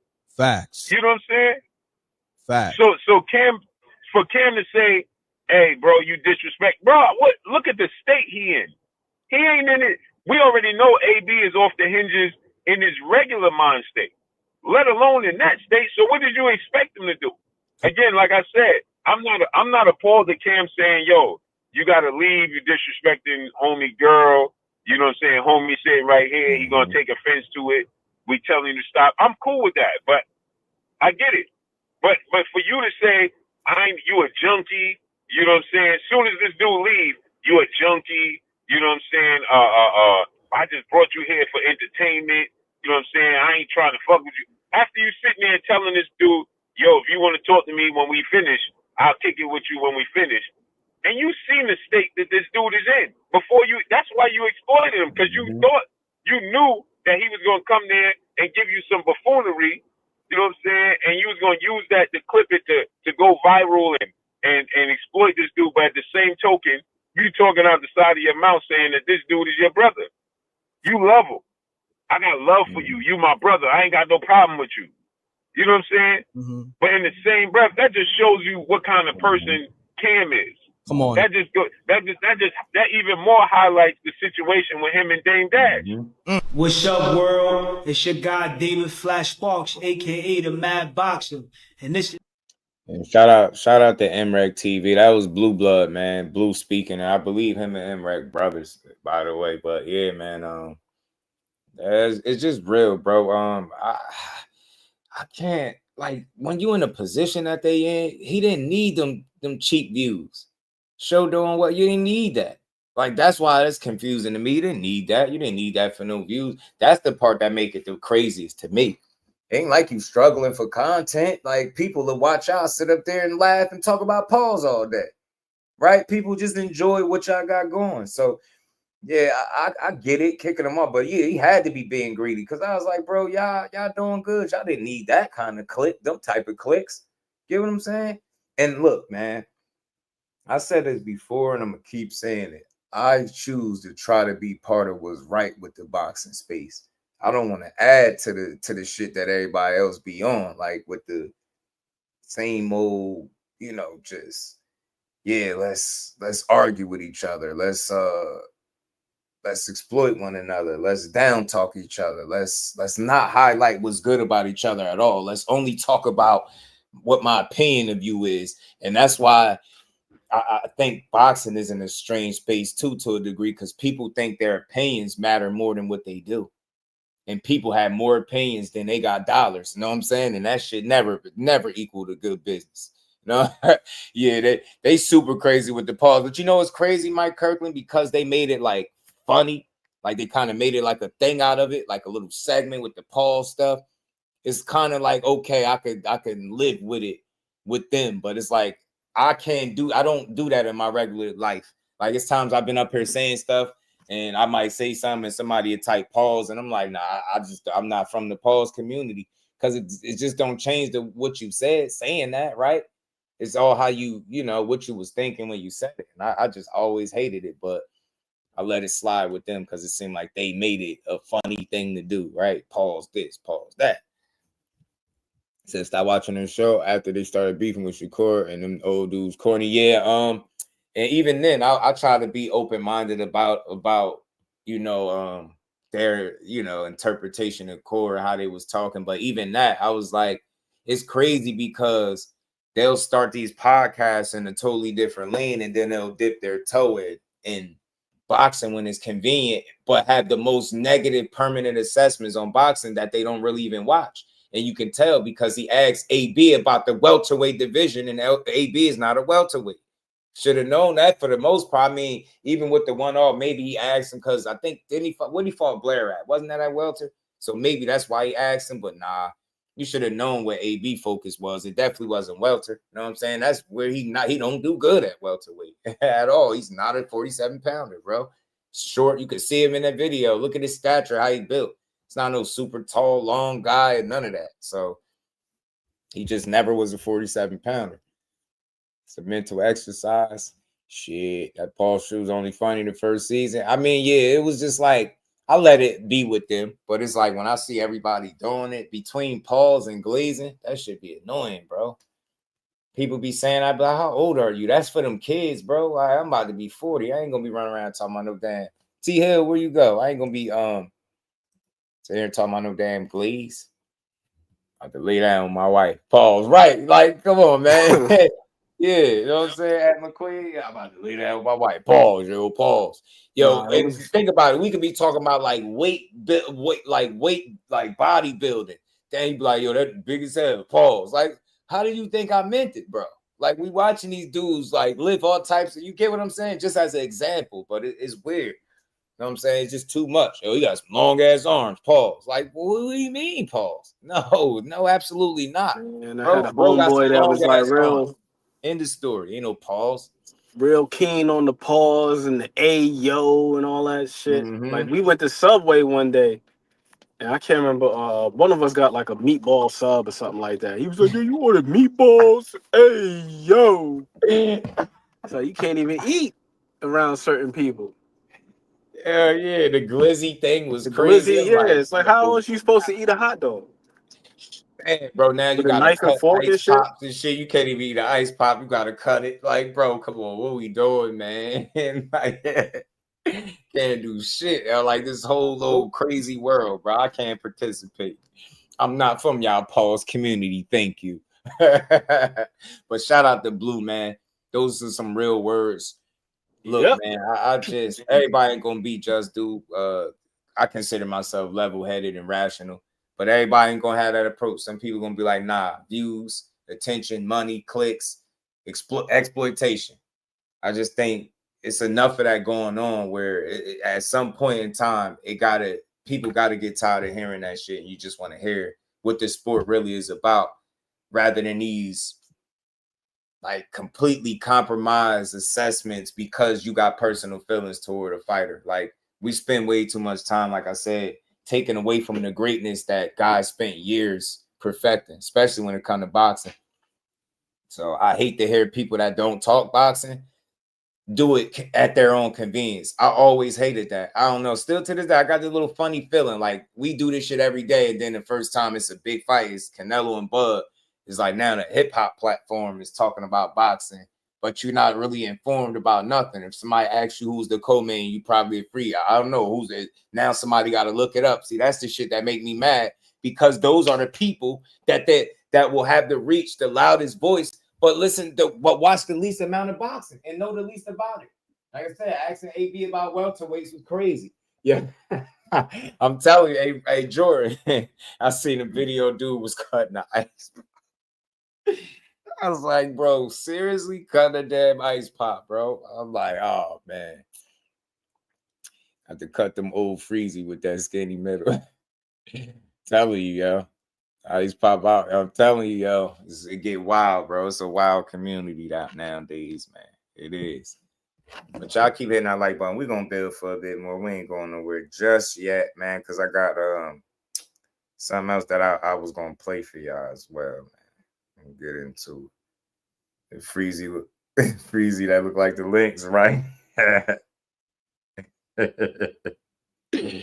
Hey, welcome into McDonald's. Let me get a Big Mac, quarter pounder, 2 apple pies, and vanilla McFlurry, extra balls. That's how they be. You be like, bro, what I say? We talking about food. What are you thinking about that you think you feel as though I gotta say pause and I just ordered some food, bro? I'm out here trying to get my ribs from slapboxing each other, and you out here talking about pause because I just ordered a double quarter pounder with cheese. You know what you need with all that meat for, bro? You know what I'm saying? Yo, I'm telling you, it'd be crazy, yo. People be wild. All that meat. You doing? All you need a double quarter pounder, bro. I mean, this shit is. I don't know when the whole world got like that, but I ain't participating because I'm too comfortable with self to be yelling that shit out after everything. Pause, super pause, 2 buns. Pause, man. Dang, he said 2 buns. They go crazy. New York is almost like a created place at this point. I'm telling you, that's just like a creative place, bro. Them people, I'm telling you, sometimes you look. Pause was over the top though in the 2000s though, like it was ridiculous. It was, yeah, it was crazy. Yeah, niggas say, "Hey, yo." They trendsetters. In New York is I'm telling you, it's like a simulation out there. I'm telling you, it's all wow. And we got some more stuff to talk about. Like we were talking about this Tio matchup, and I meant to get to this before, so y'all got to pardon me. I'll be getting to some of this stuff late. New York people gonna be invading New Jersey soon. Now they better chill. Taste their asses over there. They gonna be talking like us. We talk differently though. I don't. Yeah, they are neighbors and all that, but we different. Mitch said no Diddy. Mitch said no Diddy. That's something I ain't get into either. The Diddy stuff. Never got into it. But let's get to this, man, because this is a fight that could be or could not be coming up, but I do want to speak on it a little bit. Hey, yo, got me dead. We got Uncle Villain, what it up? What up? Man, y'all make sure y'all hit that like button too, man. Sub to the channel if you new. We ain't done. Support the build. We gonna keep I gotta play this stuff. Tio was talking trash. I just had a joke in my head and you took it from me. Let's see what he about. Let's see what he on about. You know how come black guys don't square dance? They come Mama Hill at it. Every time We don't care. We don't care. Every time they We don't care. We don't care about that. We think the pause, the use of the pause word is overblown. They overdo it. You know why black guys don't square dance? Intent matters.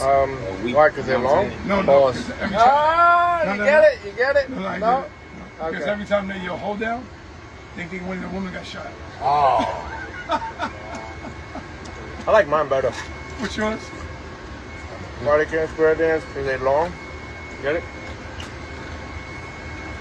I wish they would do before we got really into I'm glad that shit faded because when I heard Big Bang Zang say no Diddy, I knew it was over. I said, oh man, they got Big Bang Zang saying it. And then somebody else said it. Forgot Eddie Hearn. It was a couple of the people. I'm like, bro, they running around here saying no Diddy. I refuse. Hey, I just wanted to know when Puff come home, just know that the Jusdueboxing platform was not, echoing those sentiments with the no Diddy. I never said that shit. I was like, I'm definitely not running around saying that shit at all. You gonna have to pay me to say that. Man. Let's see what Teofimo have to say. He say, well, there we have it. All right. I'm gonna settle in. All right. We're leaving. Man, come on, boxing guys. Give us this fight. On our way back to the States. Heading back to Vegas. I don't want to sound desperate for no fight, but I just like to see good fights, man. It was great while being over here. Had a good time. Because it'll be good to see where the winner goes from here, and even where the guy can't wait to kick Shakur's ass. Yeah, right. Can't wait so to these plane rides could get longer and bigger.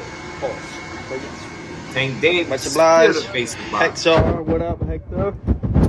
I can dig it, G. Can't wait. We should be announcing the fight very soon.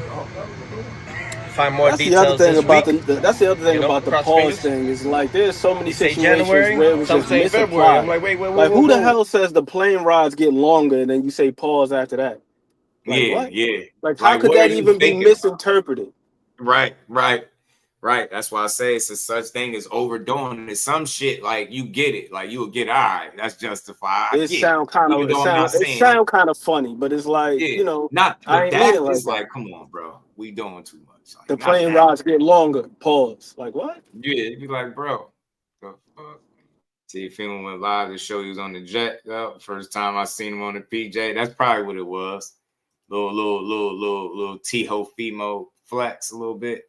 Hold on, I'm gonna finish playing. He's just talking shit. I got this other little clip. I just be finding these clips like where because they don't repeat all of the same things depending on the platform they be on, right? So he did this. The fight happened in January. Why are we waiting so long? He sat down and he should already fight by the end of this year, but you know, people got plans. So we'll see what happens. But nevertheless, appreciate everybody. Sending love. God bless. It's Sunday. A new day. Start of new things. Milton, say bye. Say hi and bye. So he can't wait to kick Core's ass. So I ain't gonna watch all this because he ain't saying enough, man. There you go. That's Jamaica. There we go. Fred. Yeah, the women's. Boy, they switched. Pride of boxing. Me mano. And if you don't know the infamous and one and truly, Bang Williams. We out. We gone. That's how we're gonna end it. Really study Crawford. You understand? Really study him. Take in what he's doing. It's not just him running miles. It's not just him hitting the bag and sweating. He's focusing. He's studying. He's really honing his craft. You know, so that's what I would say we're taking in that. So it's not just when you see him, you can do it, but you gotta put the work in too.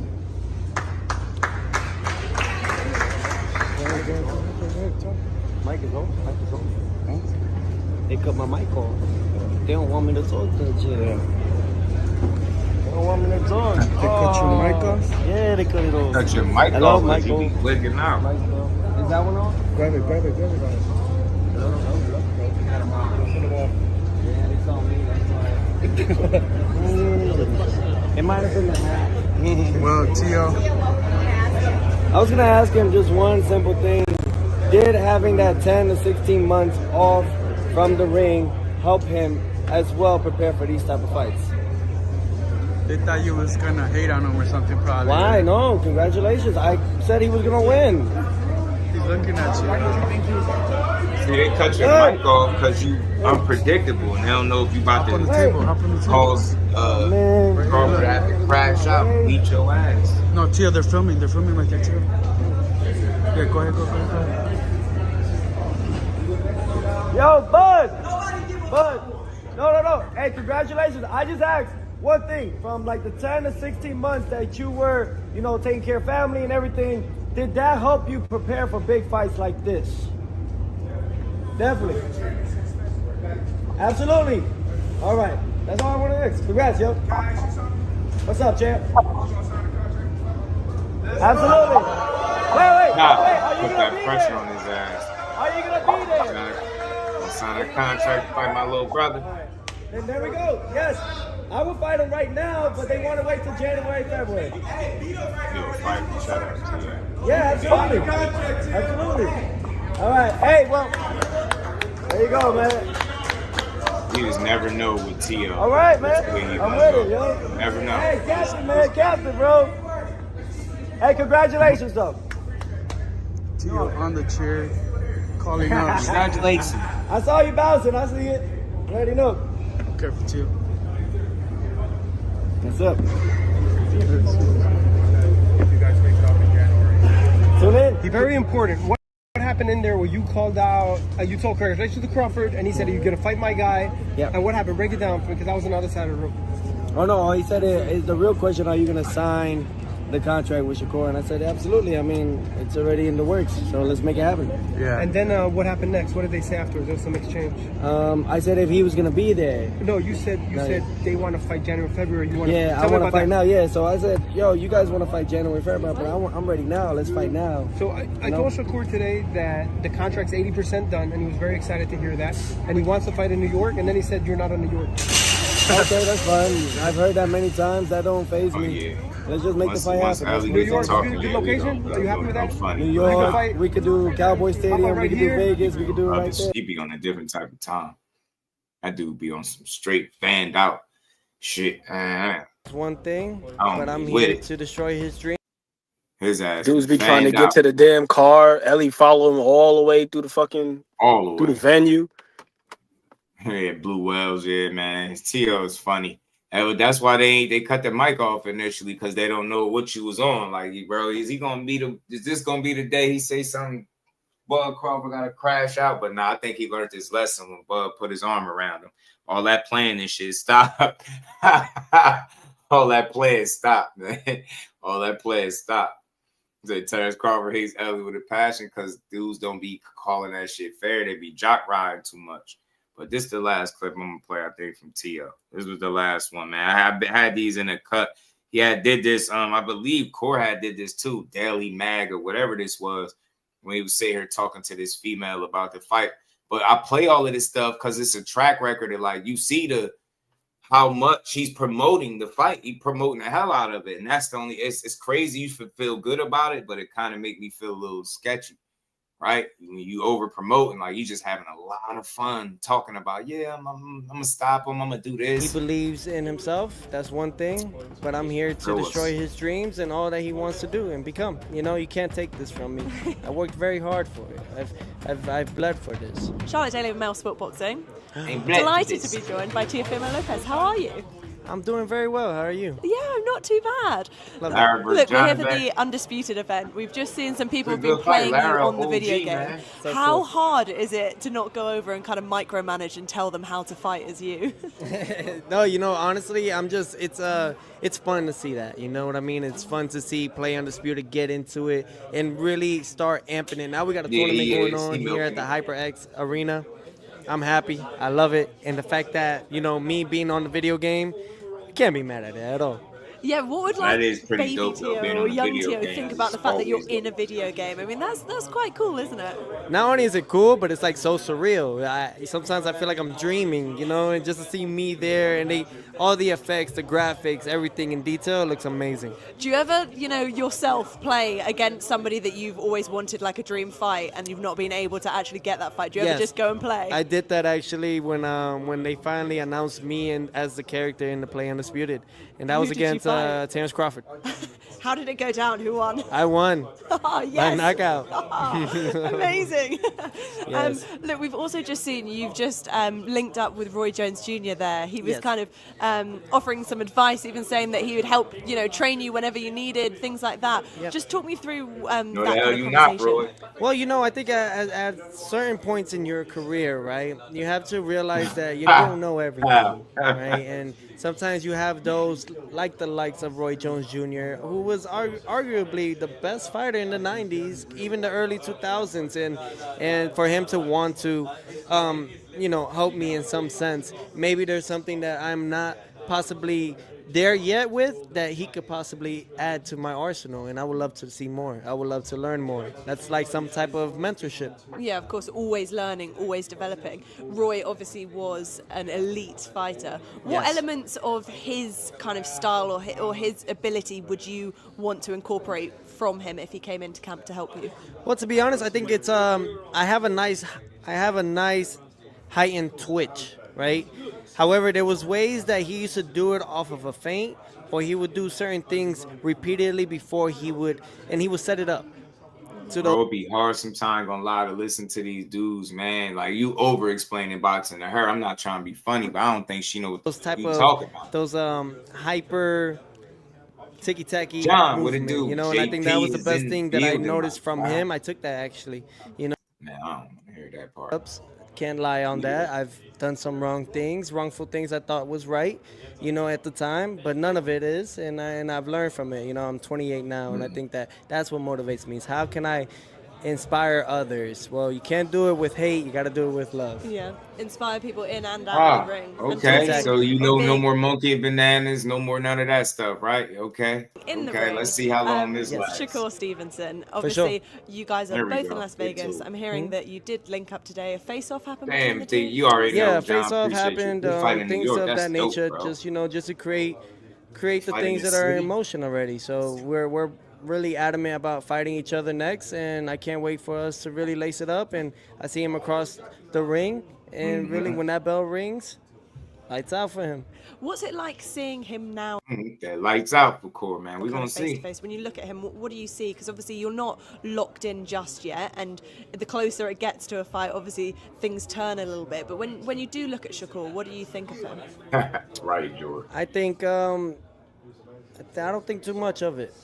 I think that he believes in himself. That's one thing. But I'm here to destroy his dreams and all that he wants to do and become.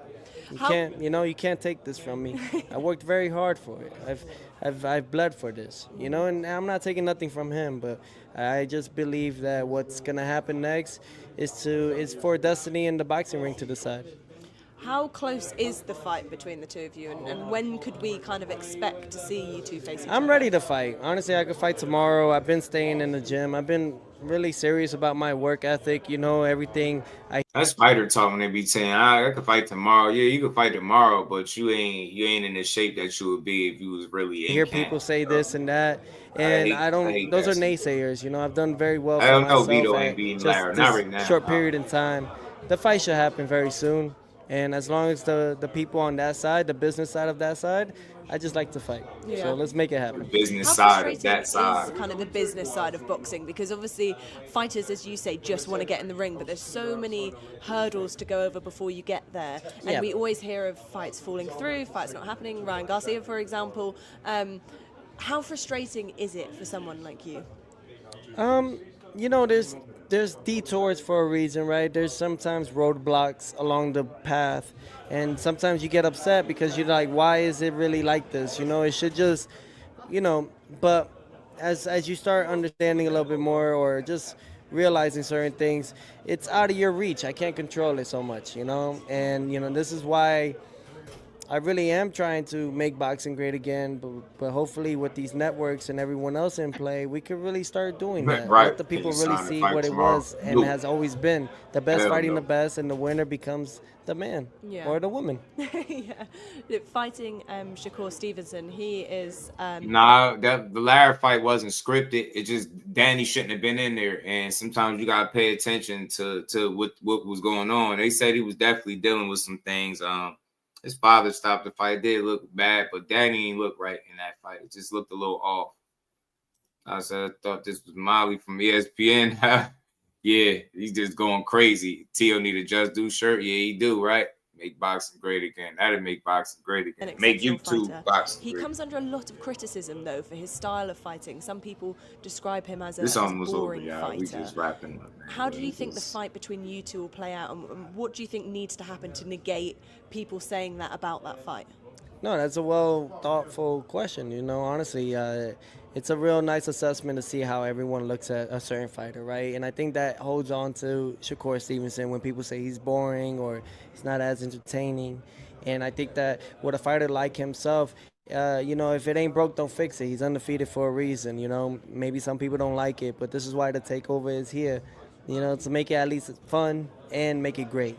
And do what I can to engage on that. Now, how do we do that? Well, you guys got to tune in early 2026. I don't think neither one of them beat Do you John think back. fans are almost too Then ain't gonna greedy fight. now, almost too bloodthirsty, wanting the knockouts? They expect too much. Do you think that... No, I think it's great. Honestly, it's great. I mean, they're into it, right? When you want something or you're into it, it's like a kid, right? When you wanted that toy, you want it. And then the moment you have it, maybe you enjoy it for a little bit, but then maybe you get tired of it, right?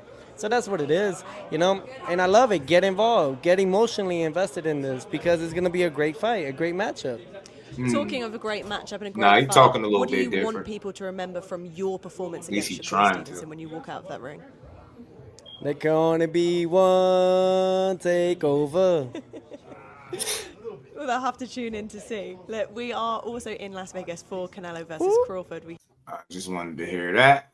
And so that's more the promotion of the fight. Like I said, he's making his rounds, whether it's on his own social media, whether it's Fight Hype, picking it up, whether he doing the little interviews, sitting down next to people.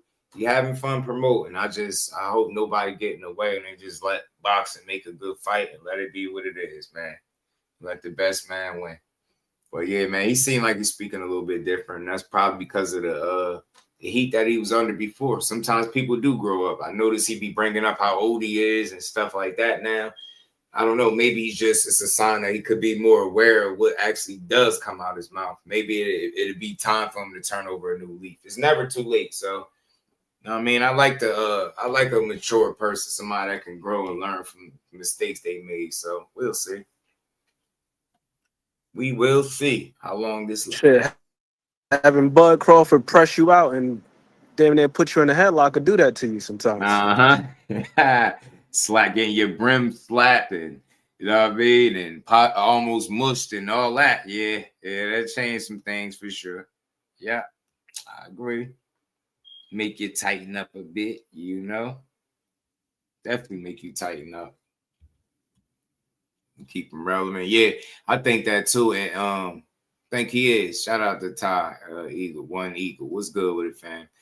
I think this is what what's the name was doing too. What's his name?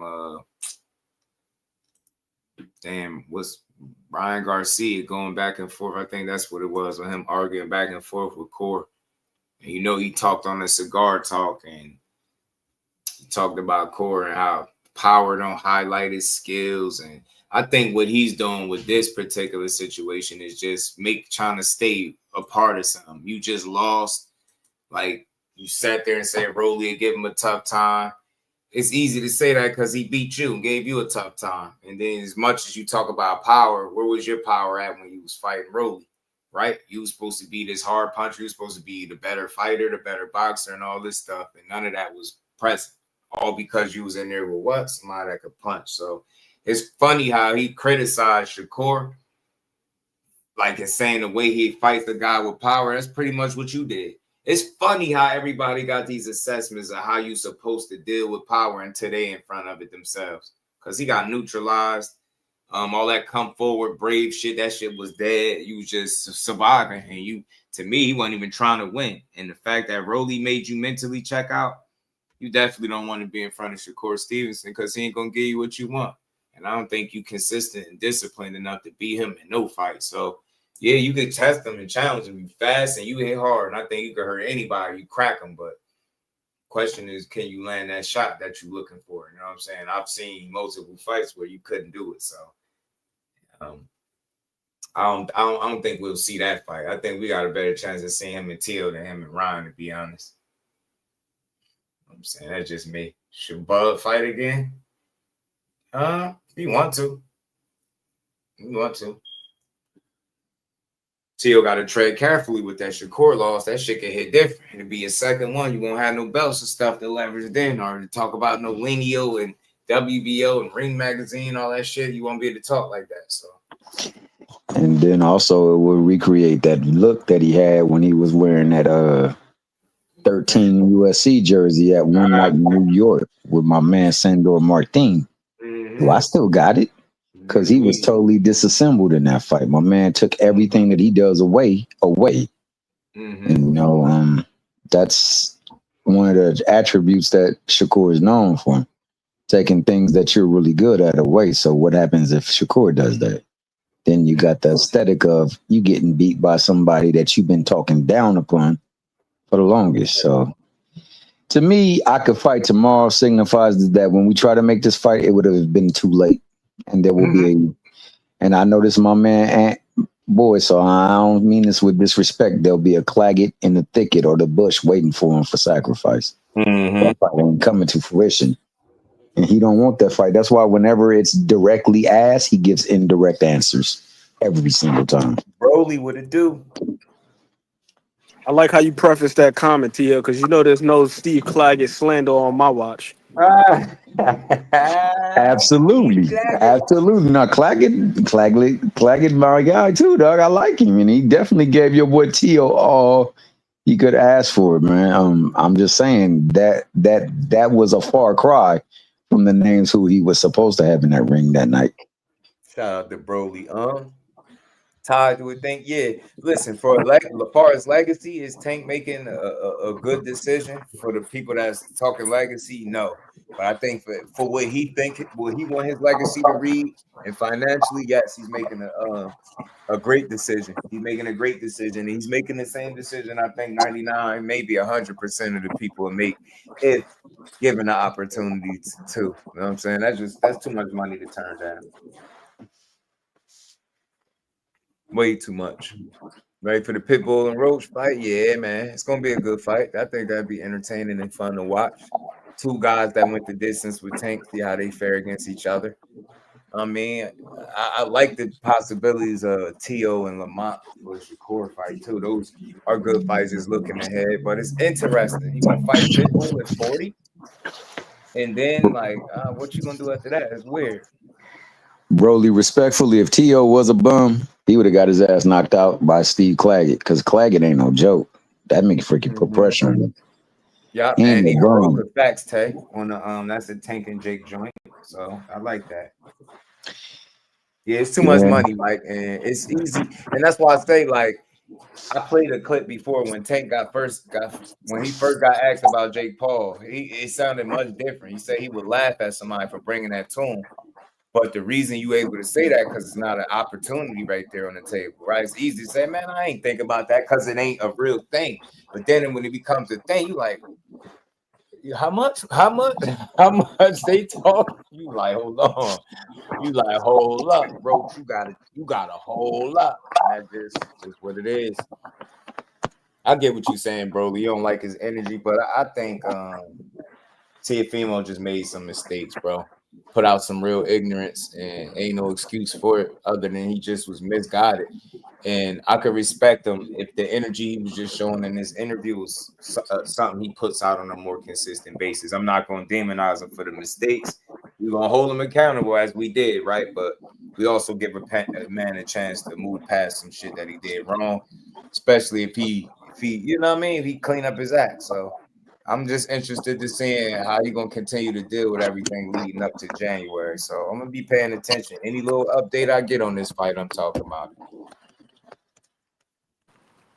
I'm in alignment with that, brother. I mean, as long as he continues to show improve, right? Mm-hmm. He go left again, then all bets is off. Yeah, right? and then we got to take the gloves off. Right. But for the time being, if he's showing improving, he's out here promoting himself, but doing it in a more wholesome manner. Because he was saying that's what he was doing, right? Promoting. Hopefully he realized, hey, that ain't nothing to promote. You got all the skills in the world, all the talent in the world. You doing backflips and Fortnite dances and shit. Stick to that, bro. You don't need to be talking about monkeys and bananas and none of that other goofy stuff he was talking about. Yeah. He's way too talented to promote himself in that fashion. That's not even promotion. You know what I mean? I don't even know what to call that. Yeah. So if he's going to keep it on the up and up, I think it would only be fair to be fair to him in our assessment of him. You show me you can kind of get on a good foot and make better decisions and put better clips out there as far as what you putting out, like your message, clean that shit up, and you keep saying you on to something. You want to make boxing great again. That's how you do it. You fight the likes of a guy like Shakur with that opportunity being right there. You make it happen, or you do everything in your power to see to it that it gets made, and you go from there. You know what I'm saying? But that's how you do it. Not with the ignorance that he be spewing, going in there making them fights. Man.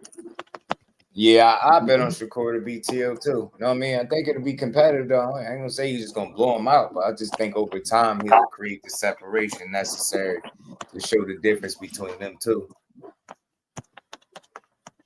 Yeah, it's one of those fights that I would classify as simple, not necessarily easy. Thanks, baby.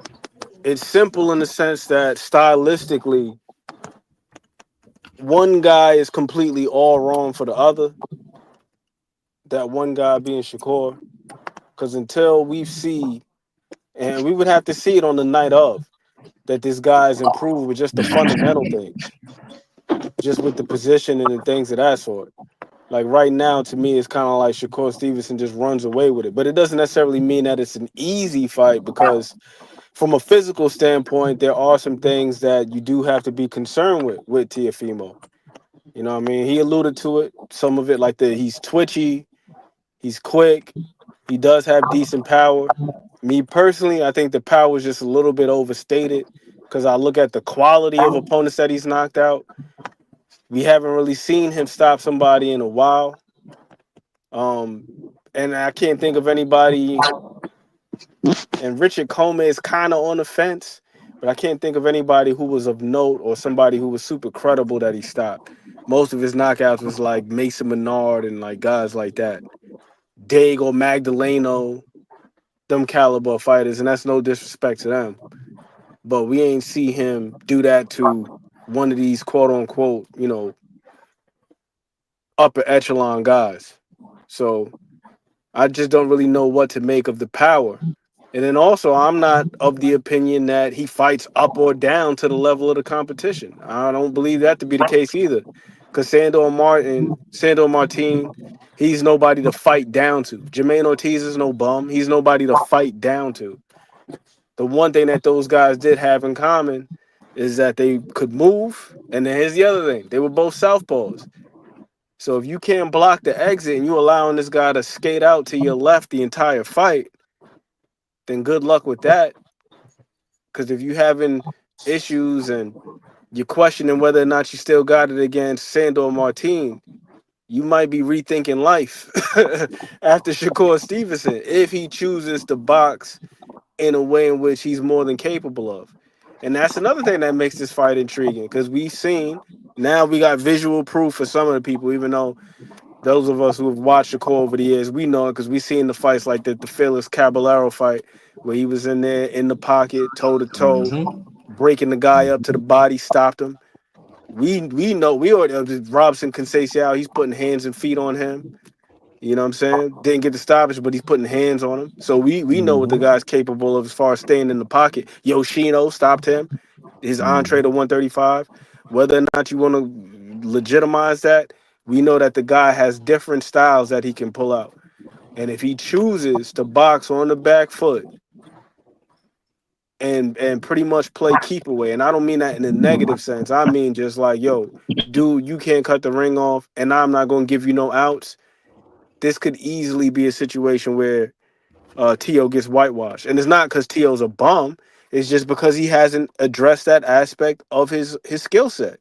When you got your promotional outfit having you do sit-downs with Mark Kriegel about your inability to cut the ring off, that is not the conversation that needs to be had with a damn unified champion, a former unified champion. So at this point, that just lets me know, okay, y'all are just deluded. And by y'all, I mean his team. To think that y'all don't have to work on these things. That's another thing too, Tay. No jab. That if you go back and watch when he got dropped by Kambosos, that's why he got dropped. Because he was in there in a bladed stance with his lead hand down. And what does that leave him in line for? A damn right hand. And he don't jab his way in to close the gap. When Sandor Martin was taking his ass to Check Hook City and dropping him, he dropped him twice in that fight. It's because Tio was trying to throw the right hand from too far out, not closing the gap. So he's falling in, he's off balance, getting hit with check hooks. And he wouldn't even get hit with big shots. He was just off balance. So if he hasn't addressed that, I think it is a relatively easy fight for Shakur Stevenson. I think it is a relatively easy fight. I don't think, let me say this. I think it's a simple fight. I'm not going to say it's an easy fight. It's a simple fight because as long as Tio's on his feet, you do got to be mindful because he does have athleticism with him. He is quick. He can be explosive in spots. But I do think it's simple. You make the man reach, take him to Check Hook City, you make him reach, check hook him, turn him, rinse, wash, repeat, do the same shit. And Shakur could do that for 12 rounds, and he ain't one of them dudes that's going to check out mentally. No disrespect to Tony Harrison, but he ain't going to fall asleep behind the wheel in the 9th round and get hit with some dumb shit. He can be disciplined. He can be focused. He can concentrate. And that is the complete opposite of Team Alifu. Like Team Alifu, he get frustrated, then all of a sudden now he's reaching. Mm-hmm. How's Tio the best at 140? One of the best at 140. And his styles made fights. Winner 66. Just think about it. Shakur better than a lot of them dudes at 140. I know people don't like to hear it, but he is. He is. Like, Tio is definitely one of the more established guys up there at 40. Some of the guys that we're picking and saying is better than him have taken losses at 140. At least for him, he's still undefeated up there, right? Definitely one of the best at 140. The best is going to always be a debate and an argument, right? But one of the best, yes. Because I think low-key, I think Hitchens could beat Tio. Because of the style. I think he can too. I think he can too. Pure boxers give him hell, bro. and good thing. What I love about Hitchens, his discipline and his ability to stick to a game plan. I told people a long time ago, they kept focusing on that stupid shit. Keep talking about, oh, he don't got enough power, man. He don't got enough FU behind his punches. I'm like, all right, that dude could box and he's going to be a champion. Now, look, I feel good to see him world champion. I ain't trying to hear, oh, well, he fought this dude. Nah, he a world champion. Y'all said he wasn't this and that. People was picking Paro to beat him. I told people he was going to outbox this dude. I knew it. I knew he was going to outbox him. I knew it. I had one concern about Richardson Hitchens, and it was whether or not he would fight with the conviction. Not necessarily power, but just the ability to just hold his position long enough. Yeah. Because that damn Lemos fight, man, that Lemos fight had me a little shook. I ain't going to lie to you. But you know what? It didn't bother me. I felt like he needed it. Eh? I felt like that was his test, right? It was like, all right, after that, I seen that you got through that.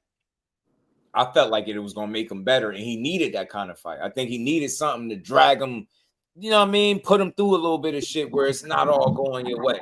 That's why I wasn't shaky after I seen it, because I felt like that was the first time somebody fought him that way, and he had to respond to that, and that's how he responded in real time. It was a closer fight than people anticipated, but he got through it. So I just felt like it was like valuable experience for somebody like Hitchens, a boxer that is used to having it his way. Used to boxing dudes and that shit not even being close or competitive. So it's good every now and then to get yourself tested. Absolutely, and it served him well in that Paro fight as well, too. Yeah, because he was able to hold his position and fight with the necessary conviction. Because I feel like that Lemos fight, he could have made it so much easier on himself had he done that. Because Lemos was coming out there winging these big, crazy-ass overhand rights, squaring up. His chin is way past his toes. I'm like, all he got to do is take a half step back and just drill this dude with a straight right hand right on the button. Like what we seen what Keyshawn did. But here's the thing, though, to your point, Judge, everybody's development is not linear. You know, guys need different things for the breakthrough. Right. And I do think it was important for him to go through that fight. And he said as much that he was able to rely on himself a lot more after that fight because he realized his chin was sturdier than he had even anticipated. He ain't even know he could take a punch like that because, to your point, nobody had ever been able to land those type of shots on him. Nobody had ever been able to land them. So then he got some confirmation about himself.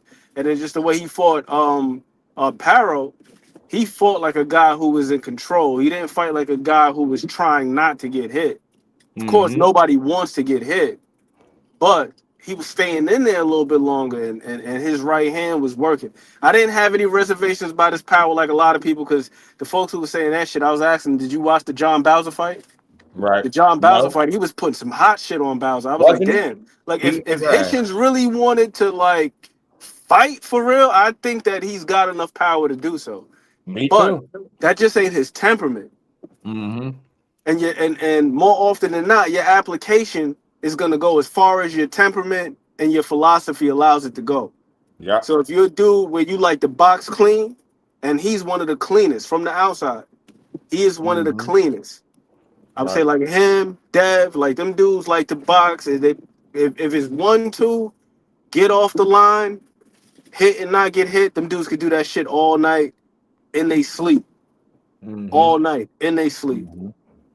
So I didn't have any real reservations about his power because that John Bowser fight showed me something. I was like, Seemed like every clean right hand he landed, them bitches was like lasers. Wasn't and John Bowser was looking shook up every time he got touched with the right hand. I was crazy like, damn. That's the fight I go to. And when I talk about Hitchens and y'all talking about no power, I said, did you see the way he was eating that man? Lasers. Them shits was beamed straight down the pipe. I'm like, yo, he beating this dude ass. I thought he was going to stop him, but I thought the reason he didn't stop him wasn't a lack of power. Bowser pretty tough. And like back to what you said, the temperament of Hitchens ain't necessarily seek and destroy. He'll just box and follow points and just scoop the have no problem doing it. But if he ahead, he's cool with getting a dub however it come. He ain't one of them dudes like he thirsty for the knockout. Because that John Bowser fight, I felt like he could have stopped him too. He had that man on skates multiple times. Absolutely. One of his best offensive displays to me. Still to this day. He was cooking. Nah, it was textbook. You right about that. It was actually textbook. That dude was in there. Whatever he wanted to land, it was landing. Beating his ass. No, I hear you though, Broly. But here's the thing though, knockouts are not always a function of just power. Sometimes temperament comes into play. Like when you got a guy hurt and knowing how to finish. Like if you look at Bud, look at a lot of Bud's knockouts. A lot of those knockouts, it's not just like he hit a guy one time on the chin, he just spark him. It's like the John Molina fight. Like he hurt the guy, and then the guy is reeling, he jump on him, and that's it.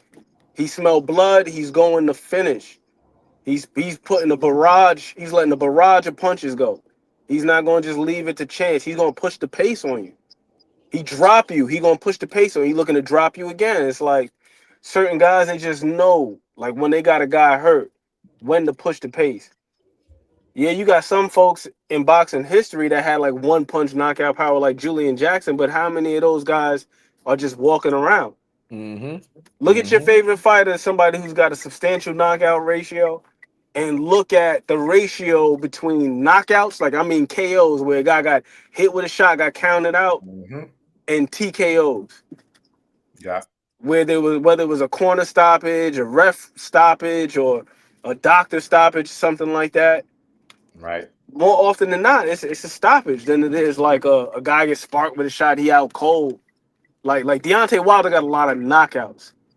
There ain't too many guys that got like knockouts like that, like consistent. Like hell no. Most dudes, the guys that are finishers,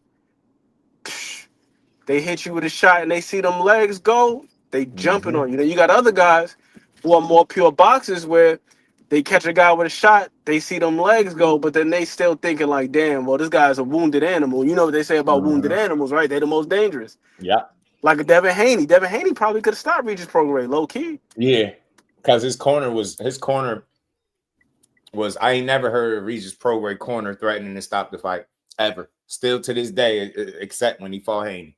He was like, man, you gotta show me something. I'm gonna stop it. I'm like, gotta stop it, right? You dudes threatening to stop the fight, yeah. Bro, and what were we hearing in the opposite corner? In Dev's corner, they was telling him not to go for it because they didn't want him to mess around and get caught with some dumb shit. It was weird. Like trying to press him. But I bet you if they'd have known that they was talking about stopping on that other side, they'd have been thinking about like, hey man, step on that shit. Temperament, game plan, execution, bro, strategy. All that shit come into play. That was the only time in Regis Prograis' career, other than that Jojo Diaz fight, that was strange, but that was the only time I felt like he could have really gotten stopped. And at no other point in his career have I ever seen him that vulnerable or to the mercy of the talent that was in front of him. He was at Devin Haney's mercy. Devin was painting a fucking Picasso. Man, he was cooking his ass. I'm like, yo, if you complain about this performance from Devin Haney, you clear that you're a hater. You could sit here and say he could have did whatever he wanted, bro. it was his world that night, man. He could have did whatever the hell he wanted to do to Regis Prograis. And I love me some Rougarou, but I was like, damn. And I was hoping Regis was gonna pull it off too. That night, Debo Dead was whooping ass. I was like, damn, them shit's laser fast. He getting in, getting out. I'm like, man, Regis don't have a shot. He keep falling short with them jabs. I'm like, this shit looking bad, man. Double pump jab. The double pump air jab, T Hill. Yeah, it couldn't get close. That was Air lying jab is his crazy. ass. The double air jab is wild. I know Ant hate that shit. He hate that double pump air Man, jab. Amanda That shit gonna be Serrano was doing landing. that shit versus Katie Taylor the whole fight. That third fight, I was like, Amanda, what are you doing? That shit was pissing me off. I was like, she definitely not gonna beat her this way, bro. It's like you unlock something in the second fight, then you went away from it in the third. What was you overthought it? You overthought it. No, we don't want to try to see you box more. Fuck no. Beat her ass. Boxing is gonna get you beat up and another a loss on your record. That shit is crazy, man. That she ain't get one. Damn, Yeah, Amanda well, still got she one. You earned that still last great. loss. You She still great, definitely earned Amanda. I it. just want you to know that. You're still great. Still Yeah, fucking she's still great, but great. you couldn't beat Katie. And that's why I wouldn't put people like that respect to her and everything she done. You know, there's no conversation as to who the GOAT is. She ain't nobody beating her ass 3 times. You cancel Christmas. Hey, no, you could go resurrect one of them females and try to fight her. Ain't nobody whooping Clarissa 3 times, bro. That shit is out. Hey, Just them 2 fights, she might have earned victories, but that last fight, she definitely earned that loss. She definitely earned that one. That one was hers to eat. She had to eat that one. Yeah, nah, she definitely did. Yeah. She did that to herself. Stand still exchange is getting ugly. Nah, I mean, look, you gotta think, bro. The sport is called boxing, not punching and knockout. So if you're a pure boxer, and that's why I love Hitchens. He said, "Yo, I'm one of the best pure boxers in the game." I was like, man, I love that. Speak your truth, man. Tell these people you know exactly what you are as a fighter. Those guys, to me, go the furthest. The ones that really know themselves and ain't trying to be what the hating ass fans might want to see him be. Like I can't stand to hear people tell me that for a pure boxer to prove that he's good, he got to stand in a pocket with a power puncher and trade pretty much. Like that shit is so ignorant. It's like, bro, man, whatever happened to strategy, game plan, strengths, weaknesses? Like what the hell y'all talking about? Like this is how bad boxing is getting. People want to prove themselves to the fans at home. They want to see you put yourself in bad situations inside the ring and come out on top. That shit is stupid, man. That shit is stupid. You'll have a lot of CTE cases messing with y'all. Some of these fans in the way they think. Seen him fight twice. He a dog. Who that? Sonny boy. Who you talking about? Don't punish me. Knock me out. 12-round ass whoopings take longer to heal. Oh my Lord. Oh. When you look at most of them guys, man, that succumb to these brain injuries, it was these long, grueling ass fights. It ain't never guys that got like sparked in the first round or second round. Motherfuckers went the distance. Got you know what I'm saying? They read off the cards and everything, and then afterwards they end up collapsing in the ring or in the locker room or on the way to the ambulance. There's always some type situations. Like, you know, the Cal's point. As far as like the whole boxing thing, like hell yeah. I mean, that's what you got to look at. It's the advantages and disadvantages. What can you exploit? What strengths can you turn into weaknesses? Right. Sometimes you may have to take a guy where he can't deal with you. Case in point, what's my man's name? Caleb Plant. We know him for being an outside boxer and all that stuff, being slick. That McCumbee fight, he couldn't deal with that shit in the mid range. He was getting hit with them big hooks. What did he do? He took him to the inside. It looked like Caleb might be breaking down a little bit, bro. Might be breaking down a little bit. I think he might have hit that age, man, where shit look like it's slowing up for him. I hope I'm wrong, but that was something I was trying so hard not to say, but he could not. The way he lost that fight, his last fight, I was like, this not good at all. This is not good at all. Not for Caleb, because you only get older. It only get harder. Training camps only get more grueling. Like shit don't just start getting easier. And you only get later into your 30s. Next thing you know, you 40. So I love Caleb Plant, man. As far as on top of his game, he's one of the best boxers out there, man. He could really fight his ass off. And I hate the fact that people can't see past him not being a KO guy. I hate that. I hate that for him because you don't see just how fucking good he can box. And I mean it.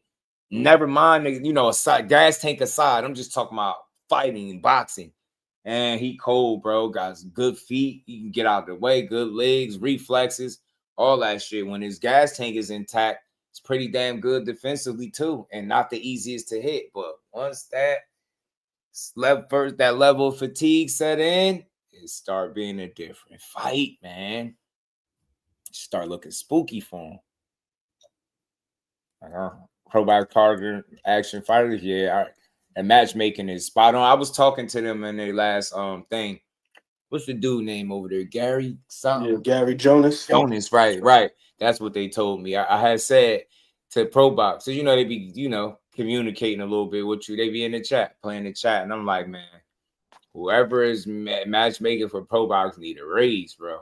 And they wrote back. It was like, it's Gary Jonas' hands all over it. Like, I'm like, oh, shout out to him, because they earning their money with the matchmaking. Yeah. I ain't seen a corny Pro Box card yet. You know how rare that is? I ain't seen one. Hey, just, to add to that point, man, they starting to transition to Saturdays. That's how growth has been for them, man. That dude, they doing well, man. But I'm gonna have to pull out, bro. All I gotta say is, ladies and gentlemen, he is Just Do Boxing. Hit that like button, sub to the channel, bang out that cash app. My man is Aunt McQueen, aka Breakdown Shorty. You can tune into him on the casual corners every now and again when they pop up. And have ourselves a lovely day. Great show today, Just. Great show indeed. Always, man. Appreciate you. Them OTEX cards crazy. Yeah.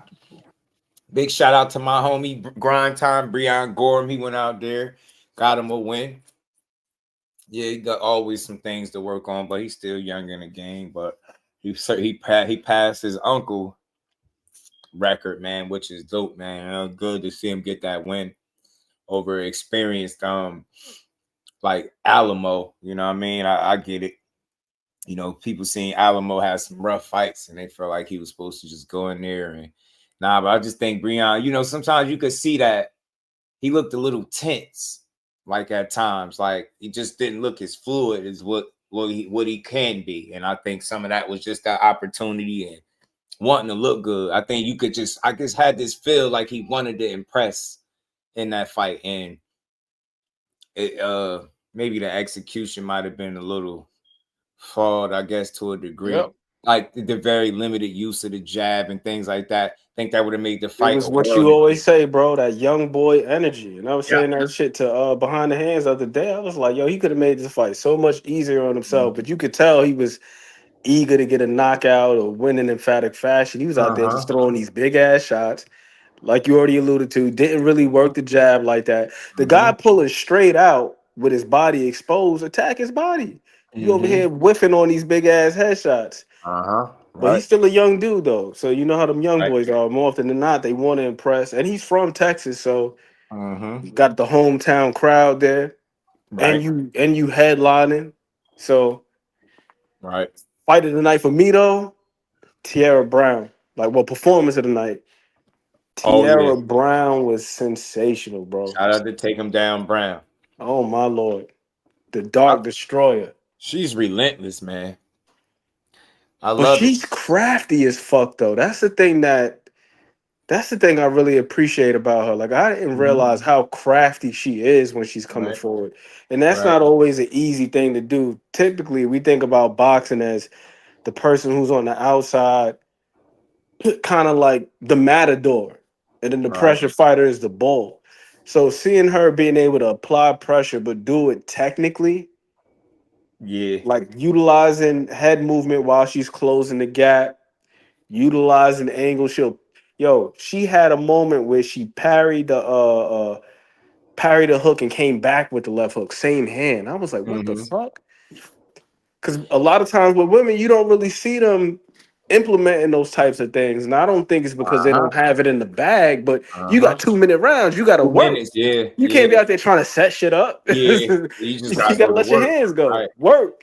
Shit like the amateurs. You got to just come out there and just let your hands fly.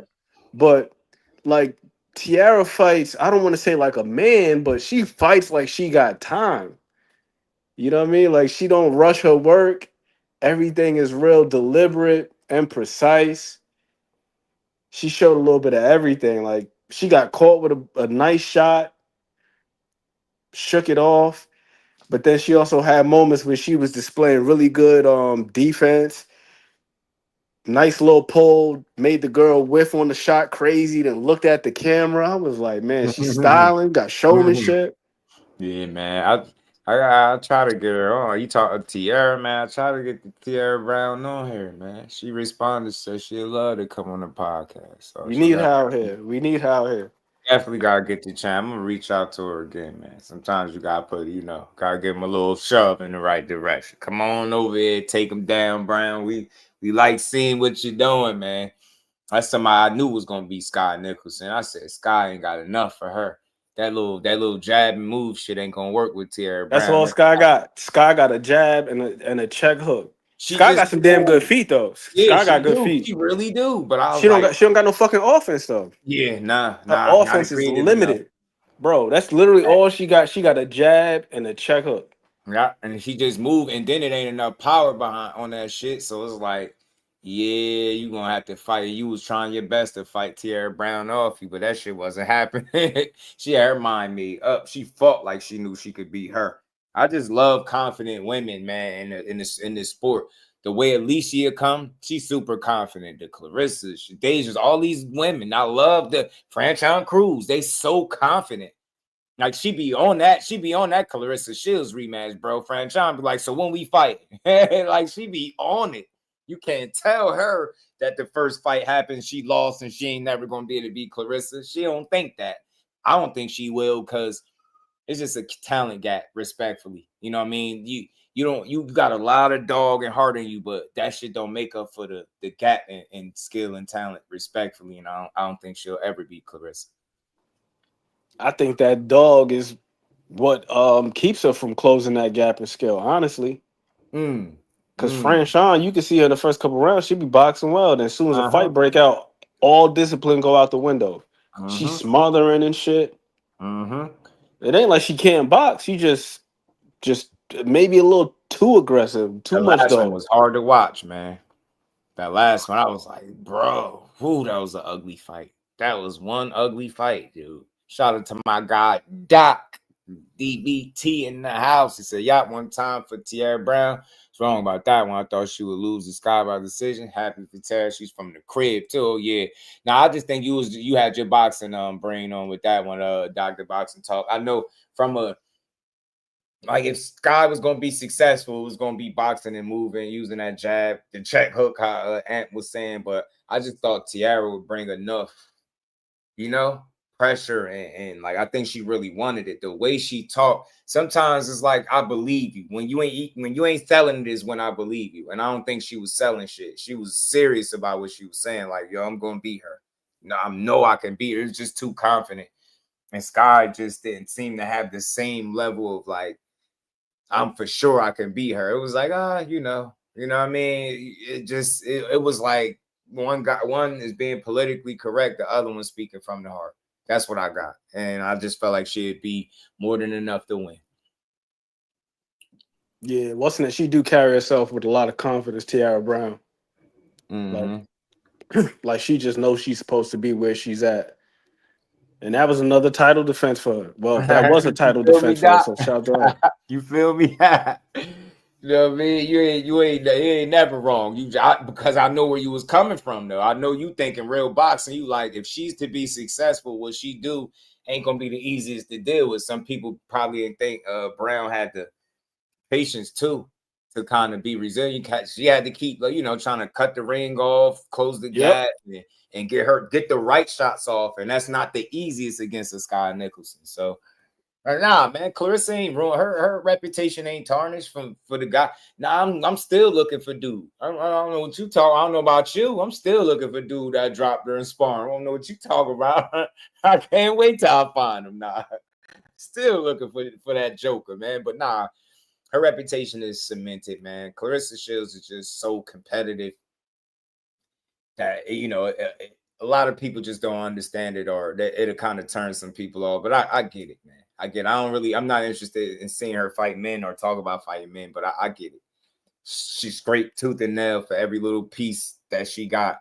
And think about it. Just when she's finally solidified herself as the GOAT, they start playing these games about Amanda Serrano being a GOAT when you know she's the real deal, or you know, Katie Taylor is the most influential woman in women's boxing. It's like, I feel like when they do that stuff, that's like, all right, Clarissa, yeah, you this, but we gonna big them up right now. It's like everybody got their opinion, but she's the GOAT and the GWAT. She got it, all right. Shout out to her and Pat Poose, man. We support Clarissa in women's boxing over here, full throttle. So I always think female fighters more game than men. Female would take a good beating before they just quit. Yeah, man. Nah, they go at it, Mike. Some of the you know, the professional fighters, the men feel like that. Damn, my bad. Shout out to Darian, man. He said checked all boxes. Appreciate the love in the super chat, man. And we ain't never got a box again. Well, Right. well. I already been getting these bet, but now it's time for you to get your just do. Yeah, man. Yeah, she's hands down one of the pound for pound best fighters in the sport today, actively. Clarissa T-Rex Shields, the GOAT. Been a GOAT, yeah, man. Even before the trademark, she's just special, bro, and it's okay. I felt like she was special when I first got the chance to watch her.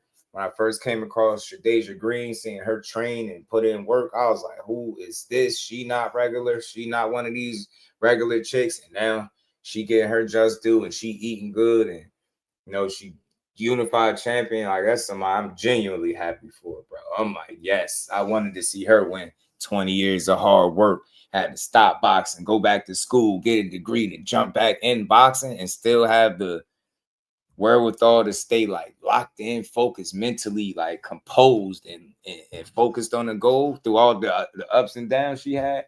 Man, that shit is something dope, man. Man, that post-fight press conference when they gave her the bonus and she went through her story briefly, and she was crying and talking about how she always said she wasn't going to be one of those people who cry when they made it. I said, I damn near cried, man. I was so happy for man, Shadeja. that gave me the chills, man. I loved it. I was like, yes, girl out there screaming, waking folks up. I said, damn, what girl to there screaming when she won? I was soup, man. I'm like, yes, that's how you do it. But shout out to Jersey, man.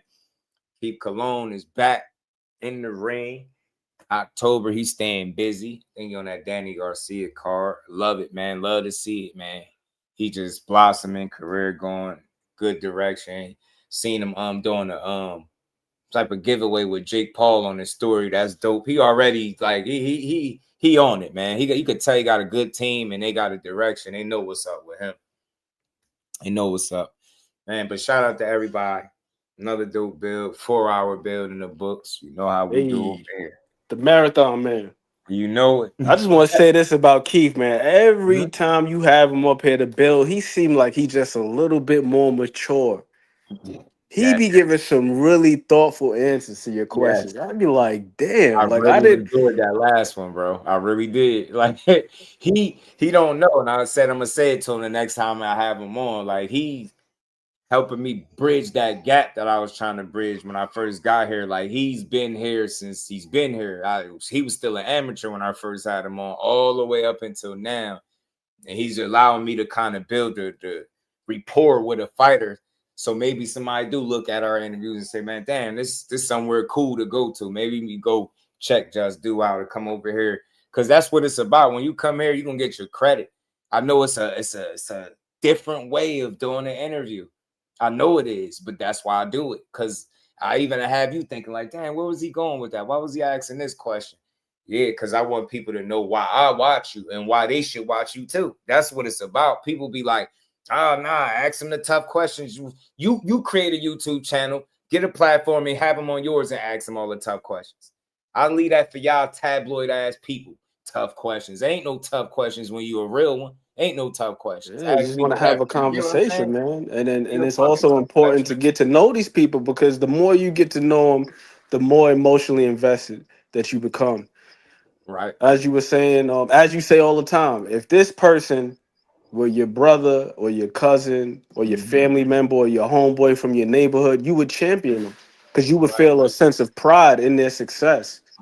So just like by proxy, you kind of feel that way about Keith Cologne, because it's like I've watched every single conversation you had with him since you've been having him on. As a matter of fact, that's how I got introduced to him. So then I start following him. I start following him on YouTube. That's dope. I'm following his YouTube channel. I watch his vlogs and shit. So I'm just like, man. And then every time, I'm telling you, every time he come up here, it just seems like he just a little bit sharper, a little bit wiser, just a little bit.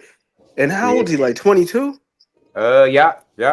And I'm only 36, but I'm starting to feel like now I understand what people talk about when you say like, man, that man wise beyond his years. Yeah.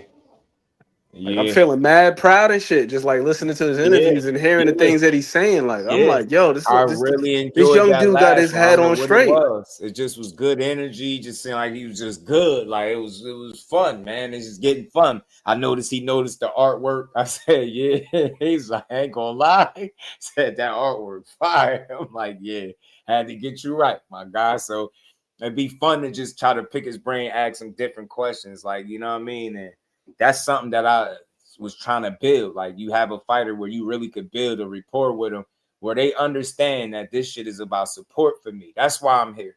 Yeah, I got opinions and all that, criticisms and all that, but my number one reason why I'm here is support. Maybe it's different for other people. Maybe their number one reason is, I don't know, criticism, or they want to have their opinion. Me, I want to support, let that be known, and then we build from there. Shout out to my brother. For these fighters to know, bro, that they got a safe space, or they have somebody where they could, if they want to let the public know something, all right, this is a forum I can go to. And this is nothing new. I mean, you look at other sports, like I'll give you an example. If you ever noticed back in the days, we were talking about Michael Jordan yesterday.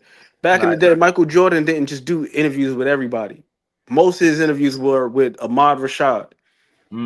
It's the same shit with LeBron James and Brian Windhorst. Because it's like, why the hell would I go on your platform, Stephen A. Smith, if every time you talk about me, you talking crazy about me, you talking sideways about me? Yeah. So I'm gonna go somewhere where I feel like I'm gonna get my just due, no pun intended, and I got the platform to air out whatever it is that I need to air out, and not have to be worried about being scrutinized. You know what I'm saying? Otherwise, you end up like dudes like what's homeboy's name? You just had him on there, Ellie. Yeah. Getting flipped off at the press conference, and why is that? Because you couldn't just call it right down the middle. That's all you got to do, and I ain't gonna be perfect. I try my best to be, speak on both sides and give guys a fair assessment and fair shake. All that, over the top assessments and being overly critical of everything. That ain't my game. But much love to my brother Mike Kirk, say for the smooth boxing.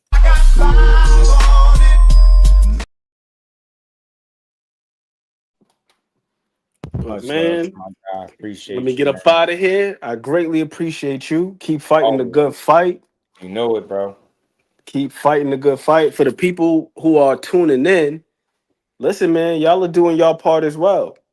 You know what I mean? Because ultimately, these are the type of conversations that you're gonna have with other fans. Us included. Right. If we want to have good spaces where we can have discussions, and it don't got to be F this, F that, F you, when I catch you and all this other stuff. Yeah. Then this is how we do it right here. Yeah. Right. Facts. Rolling. I appreciate you, Ann McQueen, the professor. Rolling with the punches, my guy. Shout out to everybody, man. Look, we appreciate everybody that continues to support and rock out with us, man. We're gonna keep building, growing. Y'all know this. Y'all know the slogan, man. We fight that good fight. We talk the real boxing. Not saying nobody else do, but we do it our way over here. Everybody gets their just due. Commenters, the supporters, the channel members, all y'all. We all get our just due over here, man. So look, much love to everybody. Another dope 4-hour build in the books. Tomorrow is Thursday. We'll be back to build some more. So y'all stay tuned. Anybody new in the building, make sure your notifications on. Make sure you tune in at 4 p.m. Eastern Standard Time. So with that, I appreciate all the support. Shout out to my brother Mike Kirkland. Broly, you know it. Telling you it's a joint. You already know, John. Yeah, no money spread. Right. Oh, I got it. I got it coming. Don't even worry, John. I got you. I ain't forget. I got you, my guy. I got you. We're going to have some fun with that, too. But again, man, much love to everybody. Enjoy y'all Wednesday, and I'll see all y'all tomorrow at 4. Peace to Representing Brick City, Shakur. Finding those levels, too. Look at that 4-punch combination. It's a masterclass right now from Shakur Stevenson. That's what you're seeing. A masterclass. And Shakur meeting them with straight left hand. Oh, and there's a knockdown score with the left hand.